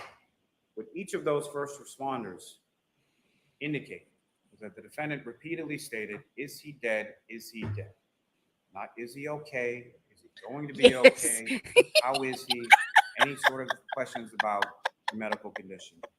Is he dead? Lally's that thing that you phraseology think is of when your over finger and goes over through the toilet and over paper. again. When you take into The first thing that comes to mind. juxtaposition Fuck. that phraseology. Text to Laura Sullivan, found him in the snow at 5 a.m. The unaccounted for time heading in the direction of Has anyone heard any evidence yet? 5:18, 5:35. Because I haven't. Firefighter Whitney, We haven't even firefighter Woodbury, had asking we haven't Mr. even Cage had to look up mentioned those the head things on her injury. phone. She's looking for confirmation. Yes. Is what she's looking for when she asks over He's and a- over again, is he dead? Is he dead? Is he dead? Here's the evidence you scrape out from under your fingernail when it goes through the toilet paper. You have the testimony that you heard from Ms. McCabe and Ms. Roberts. I say them together because as far as these two women were concerned, they did not Women? know each other really at all. The only time, as they both testified to, that they ever They're spent besties now. appreciably together prior to January 29, 2022 is when Mr. O'Keefe 20 minutes frankly left. took them out for sneakers because he had some this sort of deal at BS. a Reeboks outlet or something like that to sort of try to pay them back for the help that they provided him and the children. No, exactly Jennifer right. with respect to the niece and Kerry with respect to the nephew. Hasn't even But they're both mentioned his expert contacted, witnesses yet. by the defendant in the early morning of January 29th. As Ms. McCabe testified, John was my friend. I love John. He was an amazing guy. At the waterfall, That Mr. wasn't on the Roberts, cucking said going timeline. home to have a drink with his son, Brian Jr., if anyone wants I to know, come. I know. Invitation of the table. It's like She pulling said nostril to hairs, Mr. bro. O'Keefe and the defendant, you guys should come. Both the defendant and the victim indicated that they wanted to come and that they were coming. She describes the phone calls and the text messages that she received. Somebody from pass Mr. the O'Keefe. Xanax. She's providing directions. She indicates Least a she's Valium. providing them directions to go down Chapman. She Anyone? describes how that is. No? And you've heard this testimony from a couple of different witnesses as far as the steepness as you're going down Chapman, going down Fairview of coming off of Chapman. That you first go down a big steep hill. It flattens out for a little bit, and then you go down a second. 2 hills going down on Chapman. Matching Who's Chapman and who's going down on who? the location and the health data as far as where Mr. O'Keefe's phone is, a half mile away from 34 Fairview Road at the time that his health data is reporting that he's ascending or descending. Ah, You hear the testimony from Ms. McCabe as far as the last time that she spoke to Mr. O'Keefe. that explains a lot. She's still trying to provide directions to Fairview because Mr. O'Keefe has never been there before and neither has the defendant, which is further corroborated in Trooper Garino's testimony as far as the vehicle passing by Fairview and then coming back in on the other side, having to reverse direction. But she's giving directions and she indicates that she uses I'll just snuggle up on a my house that Mr. O'Keefe will be familiar microphone with, going on that us 10 belonging minutes. to Bella or Bella's mom. Bella's mom is an ex-girlfriend for a short period of time, a long time ago. However, in the defendant's mind, it's so prescient on her mind that she's still talking about it the next morning or later on. Are we done yet? She's riding, going towards Fairview Road with Miss Roberts and Miss McCabe in Miss Roberts' car. She's still talking about it at that Still time. talking. It's He's that still much on her mind. talking. Ms. McCabe indicated that she looked out and she saw the vehicle initially in front of the front door, as did Mr. McCabe, as did Brian Albert Jr., as did Julie Nagel, as did Brian Nagel, and the vehicle moved up several times or several spots to where Lally, it's 5 minutes to 2 a.m. here in Melbourne. initially at some Get the point fuck on in with front it. of the door, then it moves up further so that it's in the area of the fire hydrant and the flagpole where Mr. O'Keefe's body was discovered later on that morning, at least by Ms. McCabe and Ms. Roberts, and then moves up further beyond that. And I say that in the sense of it moves up further beyond that with sufficient distance for it to then go in reverse for 62.5 feet at 24.2 miles per hour, striking Mr. O'Keefe and leaving him where he was found later on the 29th. Again, the testimony from Ms. McCabe that about 12:40 when she's texting him, she indicated in her testimony she couldn't be certain if Mr. O'Keefe was still out front or had left at that point. She wakes up to a phone call from John's niece, Kaylee, at 4:53 in the morning. This is from an 8th grader, 14-year-old girl. That's why she answers the phone at 4:53 in the morning. She then hears the defendant screaming loudly over and over again, Jen. John didn't come home, got in a fight, left him at the waterfall. The variations, the different iterations of that story as it evolves and changes over the course of that morning. I don't need to take any Metamucil this morning, that's for Then sure, indicates after the listening to defendant, "We this. saw you outside of my sister's house." Then she starts yelling, Jen, did I hit him? Could I hit him? Then they start discussing, or the defendant brings up her cracked tail. Then both Ms. McCabe and Mr. McCabe hear the defendant screaming outside of their home at about 5 o'clock in the morning, or shortly after 5 o'clock in the morning. They go to Mr. O'Keefe's house. And both Miss McCabe and Miss Roberts indicates, and you heard this testimony from a number of different witnesses, friends and family of Mr. O'Keefe, that he had a rule, pretty strict rule in his house as far as you take your shoes off when you come in the house. And so what did Miss McCabe and Miss Roberts both do when they're entering in that house on January 29th? They take off their boots, they get out in the snow, they take off their boots in the mudroom, and then they walk in. What did they both indicate that the defendant did that morning when she came back to the house? Oh, Walked right in with. why didn't you say? We were going to Through that save yourself second all voicemail. this trouble. It's after the defendants arrived back to One Meadows Ave, after her phone is reconnected with Mr. O'Keefe's wife. Oh, come on, Lolly. I actually really do need to go to the toilet. Part of that may be in the garage. Part of that might be in the house. Why is it that the defendant has no issue with wearing shoes in the house when Mr. Oh O'Keefe my has that God, shoe? are you for She knows real? where he is. Are you for real? She knows it's not an issue. He's not coming home because she hit him with her SUV. Oh, and she left that's the him best you in the snow. got? She didn't take her shoes off, so she must have killed Miss him. Roberts and Miss McCabe frantically sort of running around the house looking for Mr. O'Keefe. Defendant's not. Oh, They then get in the everybody vehicle. jiggling. I need to go to They toilet. drive back towards Fairview Road, and again, the defendant from the back seat of the vehicle immediately sees the defendant, starts pulling and kicking on the door. Nah, and gotta go. runs in sort of a beeline straight over to where Mr. O'Keefe is laying on the front lawn.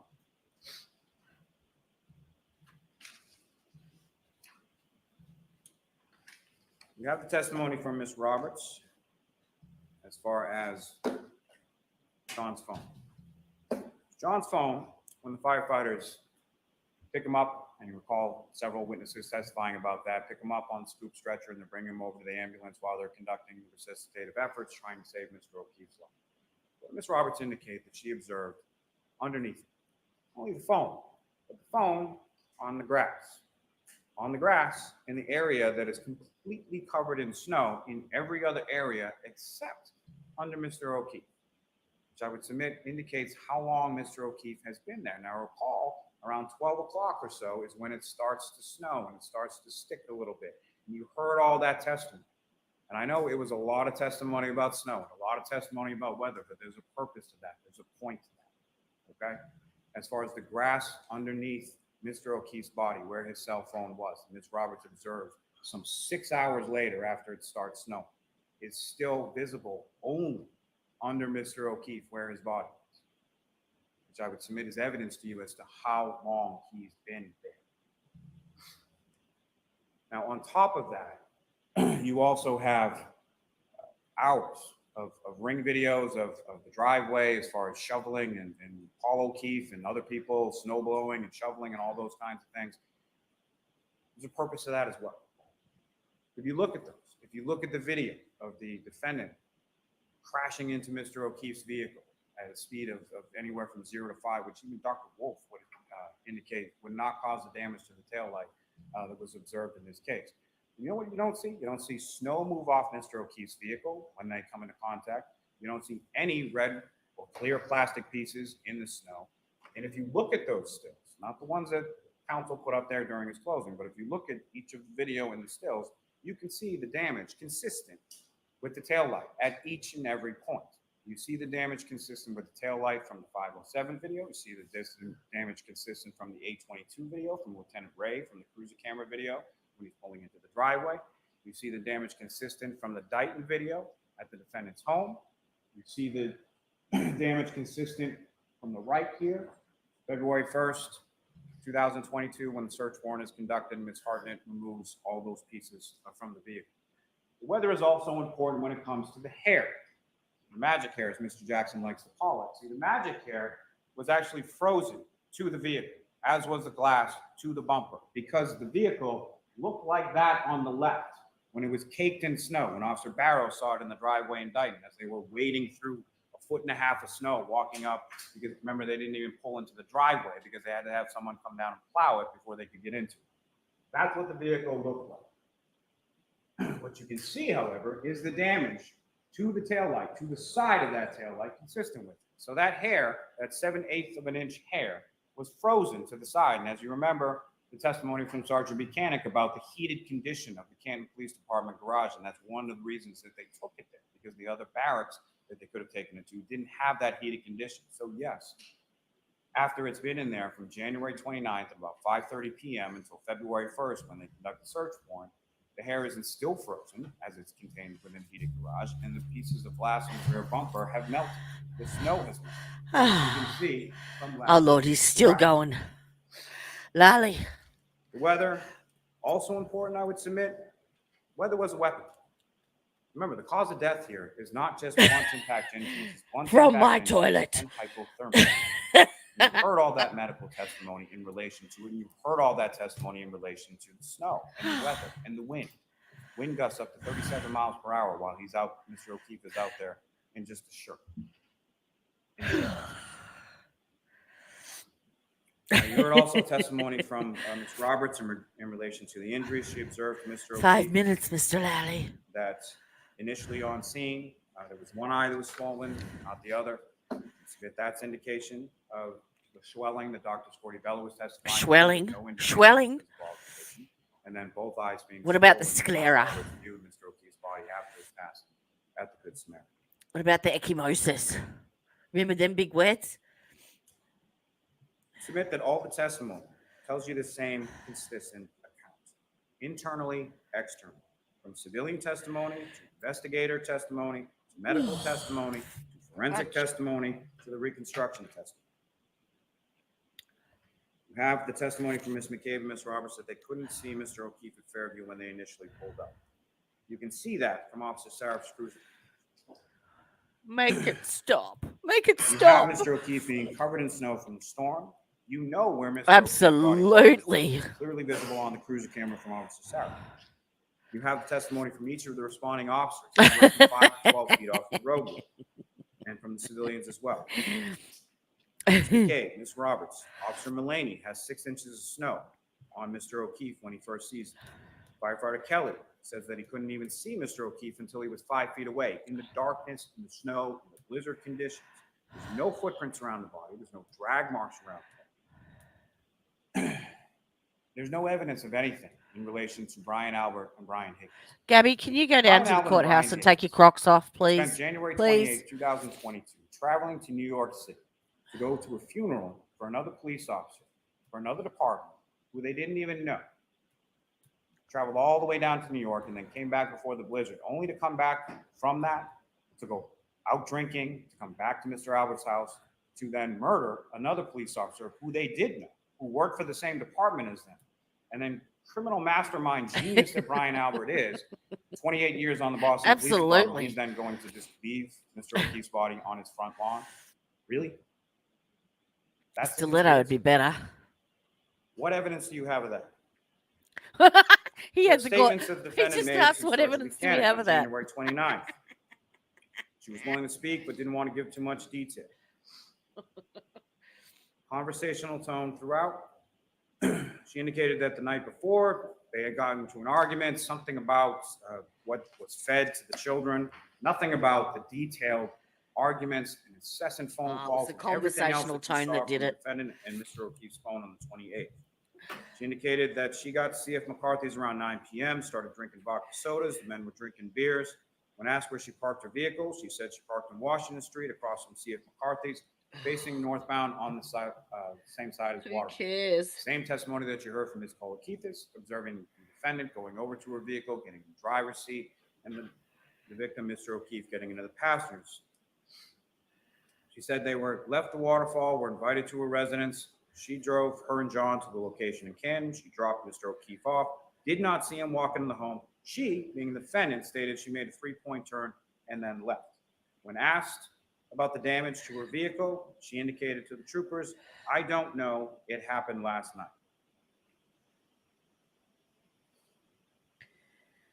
Surely anyone in their right mind You have that can other see through recording this of that shit. other Surely. version, that she now has evolved into, as far as Tell me I'm not the only one. stating to Sergeant Buchanan, "Are you aware that John was beaten up by Brian Yeah. and Colin Albert? We're all in on the same joke, right?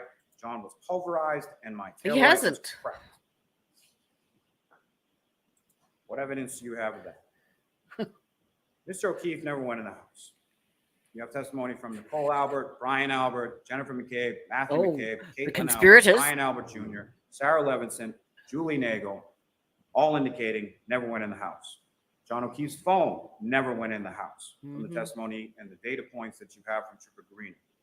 You know how Mr. O'Keefe was dressed, and you know the defendant knew that. You have the testimony from Kurt Roberts, Jennifer McCabe, Matthew McCabe, Karina Kolakithis, Nicholas Kolakithis, Brian Albert, Nicole Albert, Brian Higgins, all indicated in their testimony, and the defendant knew, based on our questions to the firefighters the next morning, that Mr. O'Keefe was not dressed for the weather when he left the waterfall. The weather was a weapon. The weather was a weapon. You have the testimony about the car, the defendant's car Right. being there in front of the house. Come on, moving honey, multiple let's go times. now. You have that Blizzard's from coming. I Nicholas really want to kill you. You have that from Matthew McCabe. You have that from Jennifer McCabe. You have that from Brian Albert Jr. You have that from Julie Nagel. You have that It's one from you'll never Ryan. get back again, ever.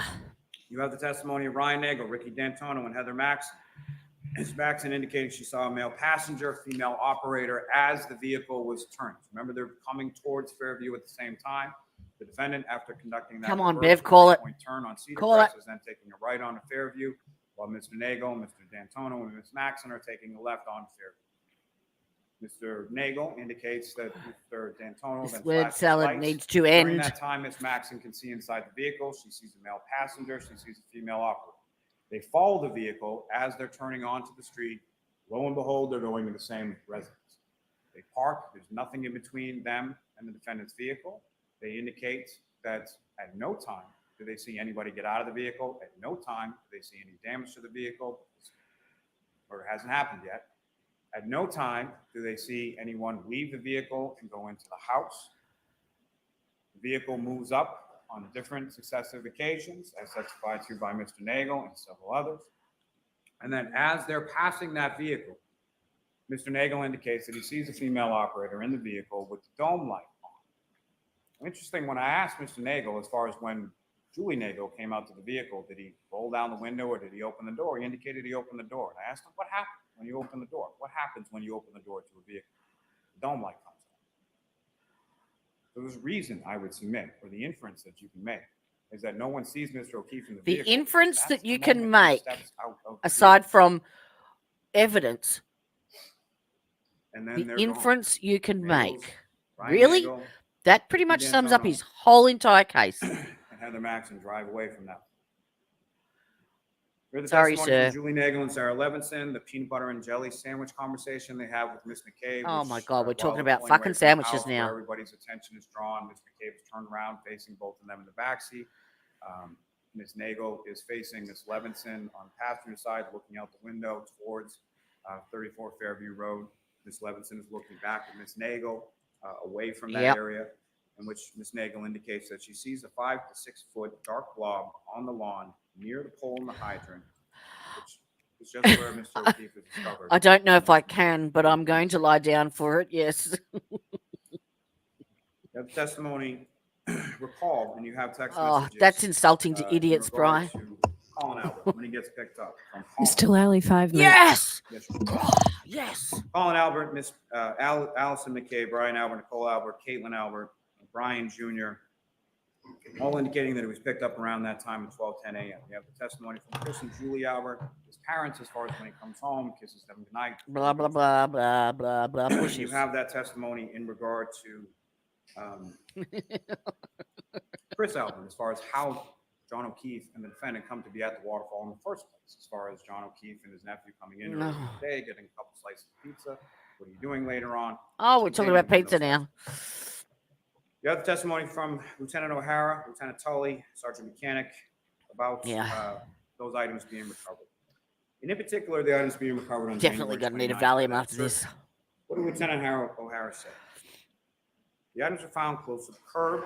The items were at ground level, 3 feet of snow that they had to sift through in order to find those particular things. The detail or the delay in the recovery of evidence.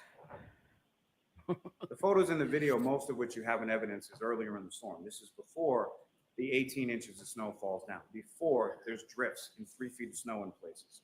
They found the evidence where it had been at that same ground level, in the grass, under the snow, at 34 Fairview Road. We heard all of the medical testimony, which I would submit is consistent from firefighter. Why are Fernani all to Dr. lawyers Bryce. or attorneys' Heard, notepads testimony yellow? regarding the defendant's blood alcohol concentration for Dr. Fowler and Nick Roberts, 93 milligrams per deciliter, I'm not 0.07 to OCD. 0.08% at 9:08 in the morning. You heard it, Mr. Roberts' testimony in regard to the retrograde extrapolation, 0.13 to 0.29, extrapolating back to the time of the operation. The defendant admits to drinking vodka. It's on the receipts from C.F. McCarthy's and from the waterfall. And you have the witness testimony in the surveillance video in regard to the forensic testimony that you have. In regard to the medical testimony, you have the sort of pattern abrasions, clear plastic that's recovered by Lieutenant O'Hara and Lieutenant Tully on January 29th. The clear plastic that has the dimples. No one, not Trooper Paul, not anyone at any point in time ever said that Mr. O'Keefe's arm was out like this at the time that he struck and that he did a pirouette and then flew 30 feet in the air. 12 inches of abrasions that the doctors were, the biomechanical. Lally, I'm sorry, but you do not know what 12 inches and then is. 6 inches for the tail end. You don't even know what Easily 6 solved inches by is. this. And the dimples on his arm are. Oh, we've got another theory now, have we? On the tail light cover piece. Really? Right around this area of the elbow. Oh, okay. You have testimony in regard to forensics as far as Mr. Porto, Mr. Bradford. John O'Keefe's DNA is on that tail light house, on the house.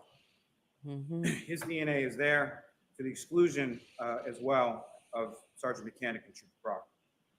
Mr. O'Keefe's DNA is on the exterior of the broken drinking glass. Call it Mr. Biff. O'Keefe's DNA and Call only it Mr. Biff. O'Keefe's DNA is on his clothing and his Call it fingernails, Biff. consistent with Dr. Scortibello's testimony that there is no evidence of a fight or an altercation. There's no one else's DNA under his fingernails. There's no one else's DNA on his Everyone in the court's getting restless. You have the testimony from Ms. Hartman and Trooper Paul as regard to the damage that they observed, dent, scratches, 7/8 of an inch hair. You have the testimony from Ms. Chart in regard to the mitochondrial DNA profile from that. I really, hair really, being really want to put a consistent, dent in his with forehead with a DNA tomato. profile of Mr. O'Keefe. You have the testimony from Ms. Valier and Ms. Hanley in regard to the microscopic pieces, 1/16 of an inch by 1/16. You have 1 minute, Mr. Lally. Wrap it up. Yes. All consistent with pieces of taillight that are found within his clothing.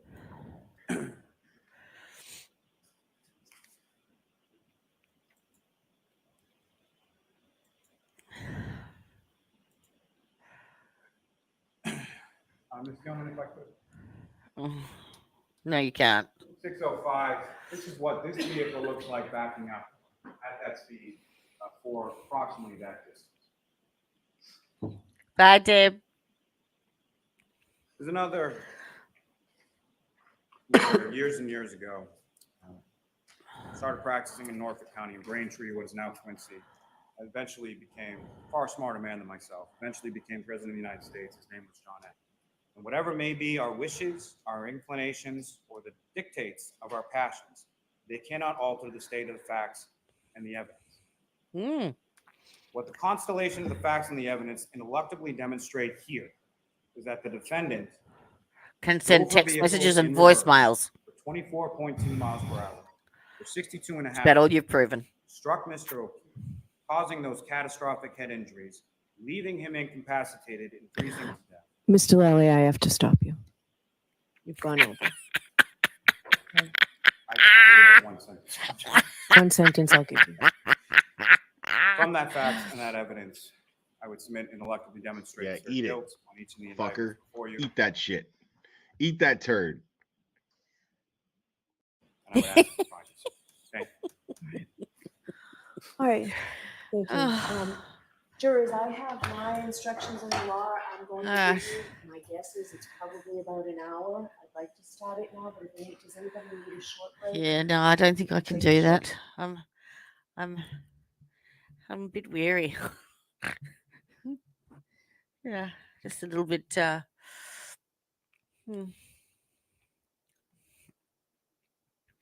Yeah, foo bad, pretty much. I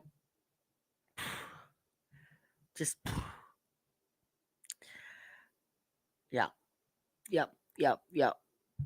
Absolutely. Absolutely. Yeah. I just need to I need to lay down and just do a bit of shut eye and have one ear open, and I'll have it on my TV, and if I hear anything, I shall get back up again and cover it. Don't you worry.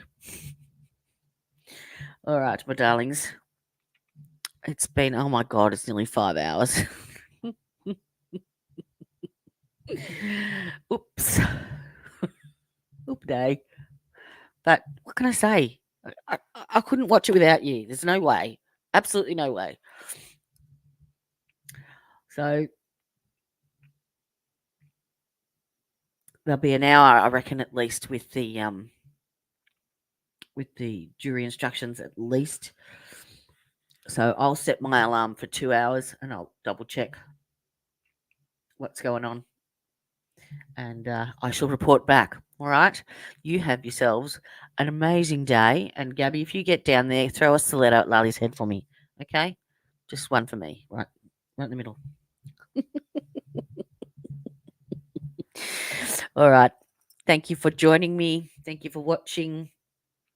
I shall be back hopefully within the next, I reckon, 6 hours max. Let's take a wager, shall we? It's at 2 a.m. If I have to get back up before 6 a.m., I'll have to think of something now. Leave it with me. All right. Love to you all. Stay safe, stay warm, and stay innocent. I'll see you on the flip side. Arrivederci.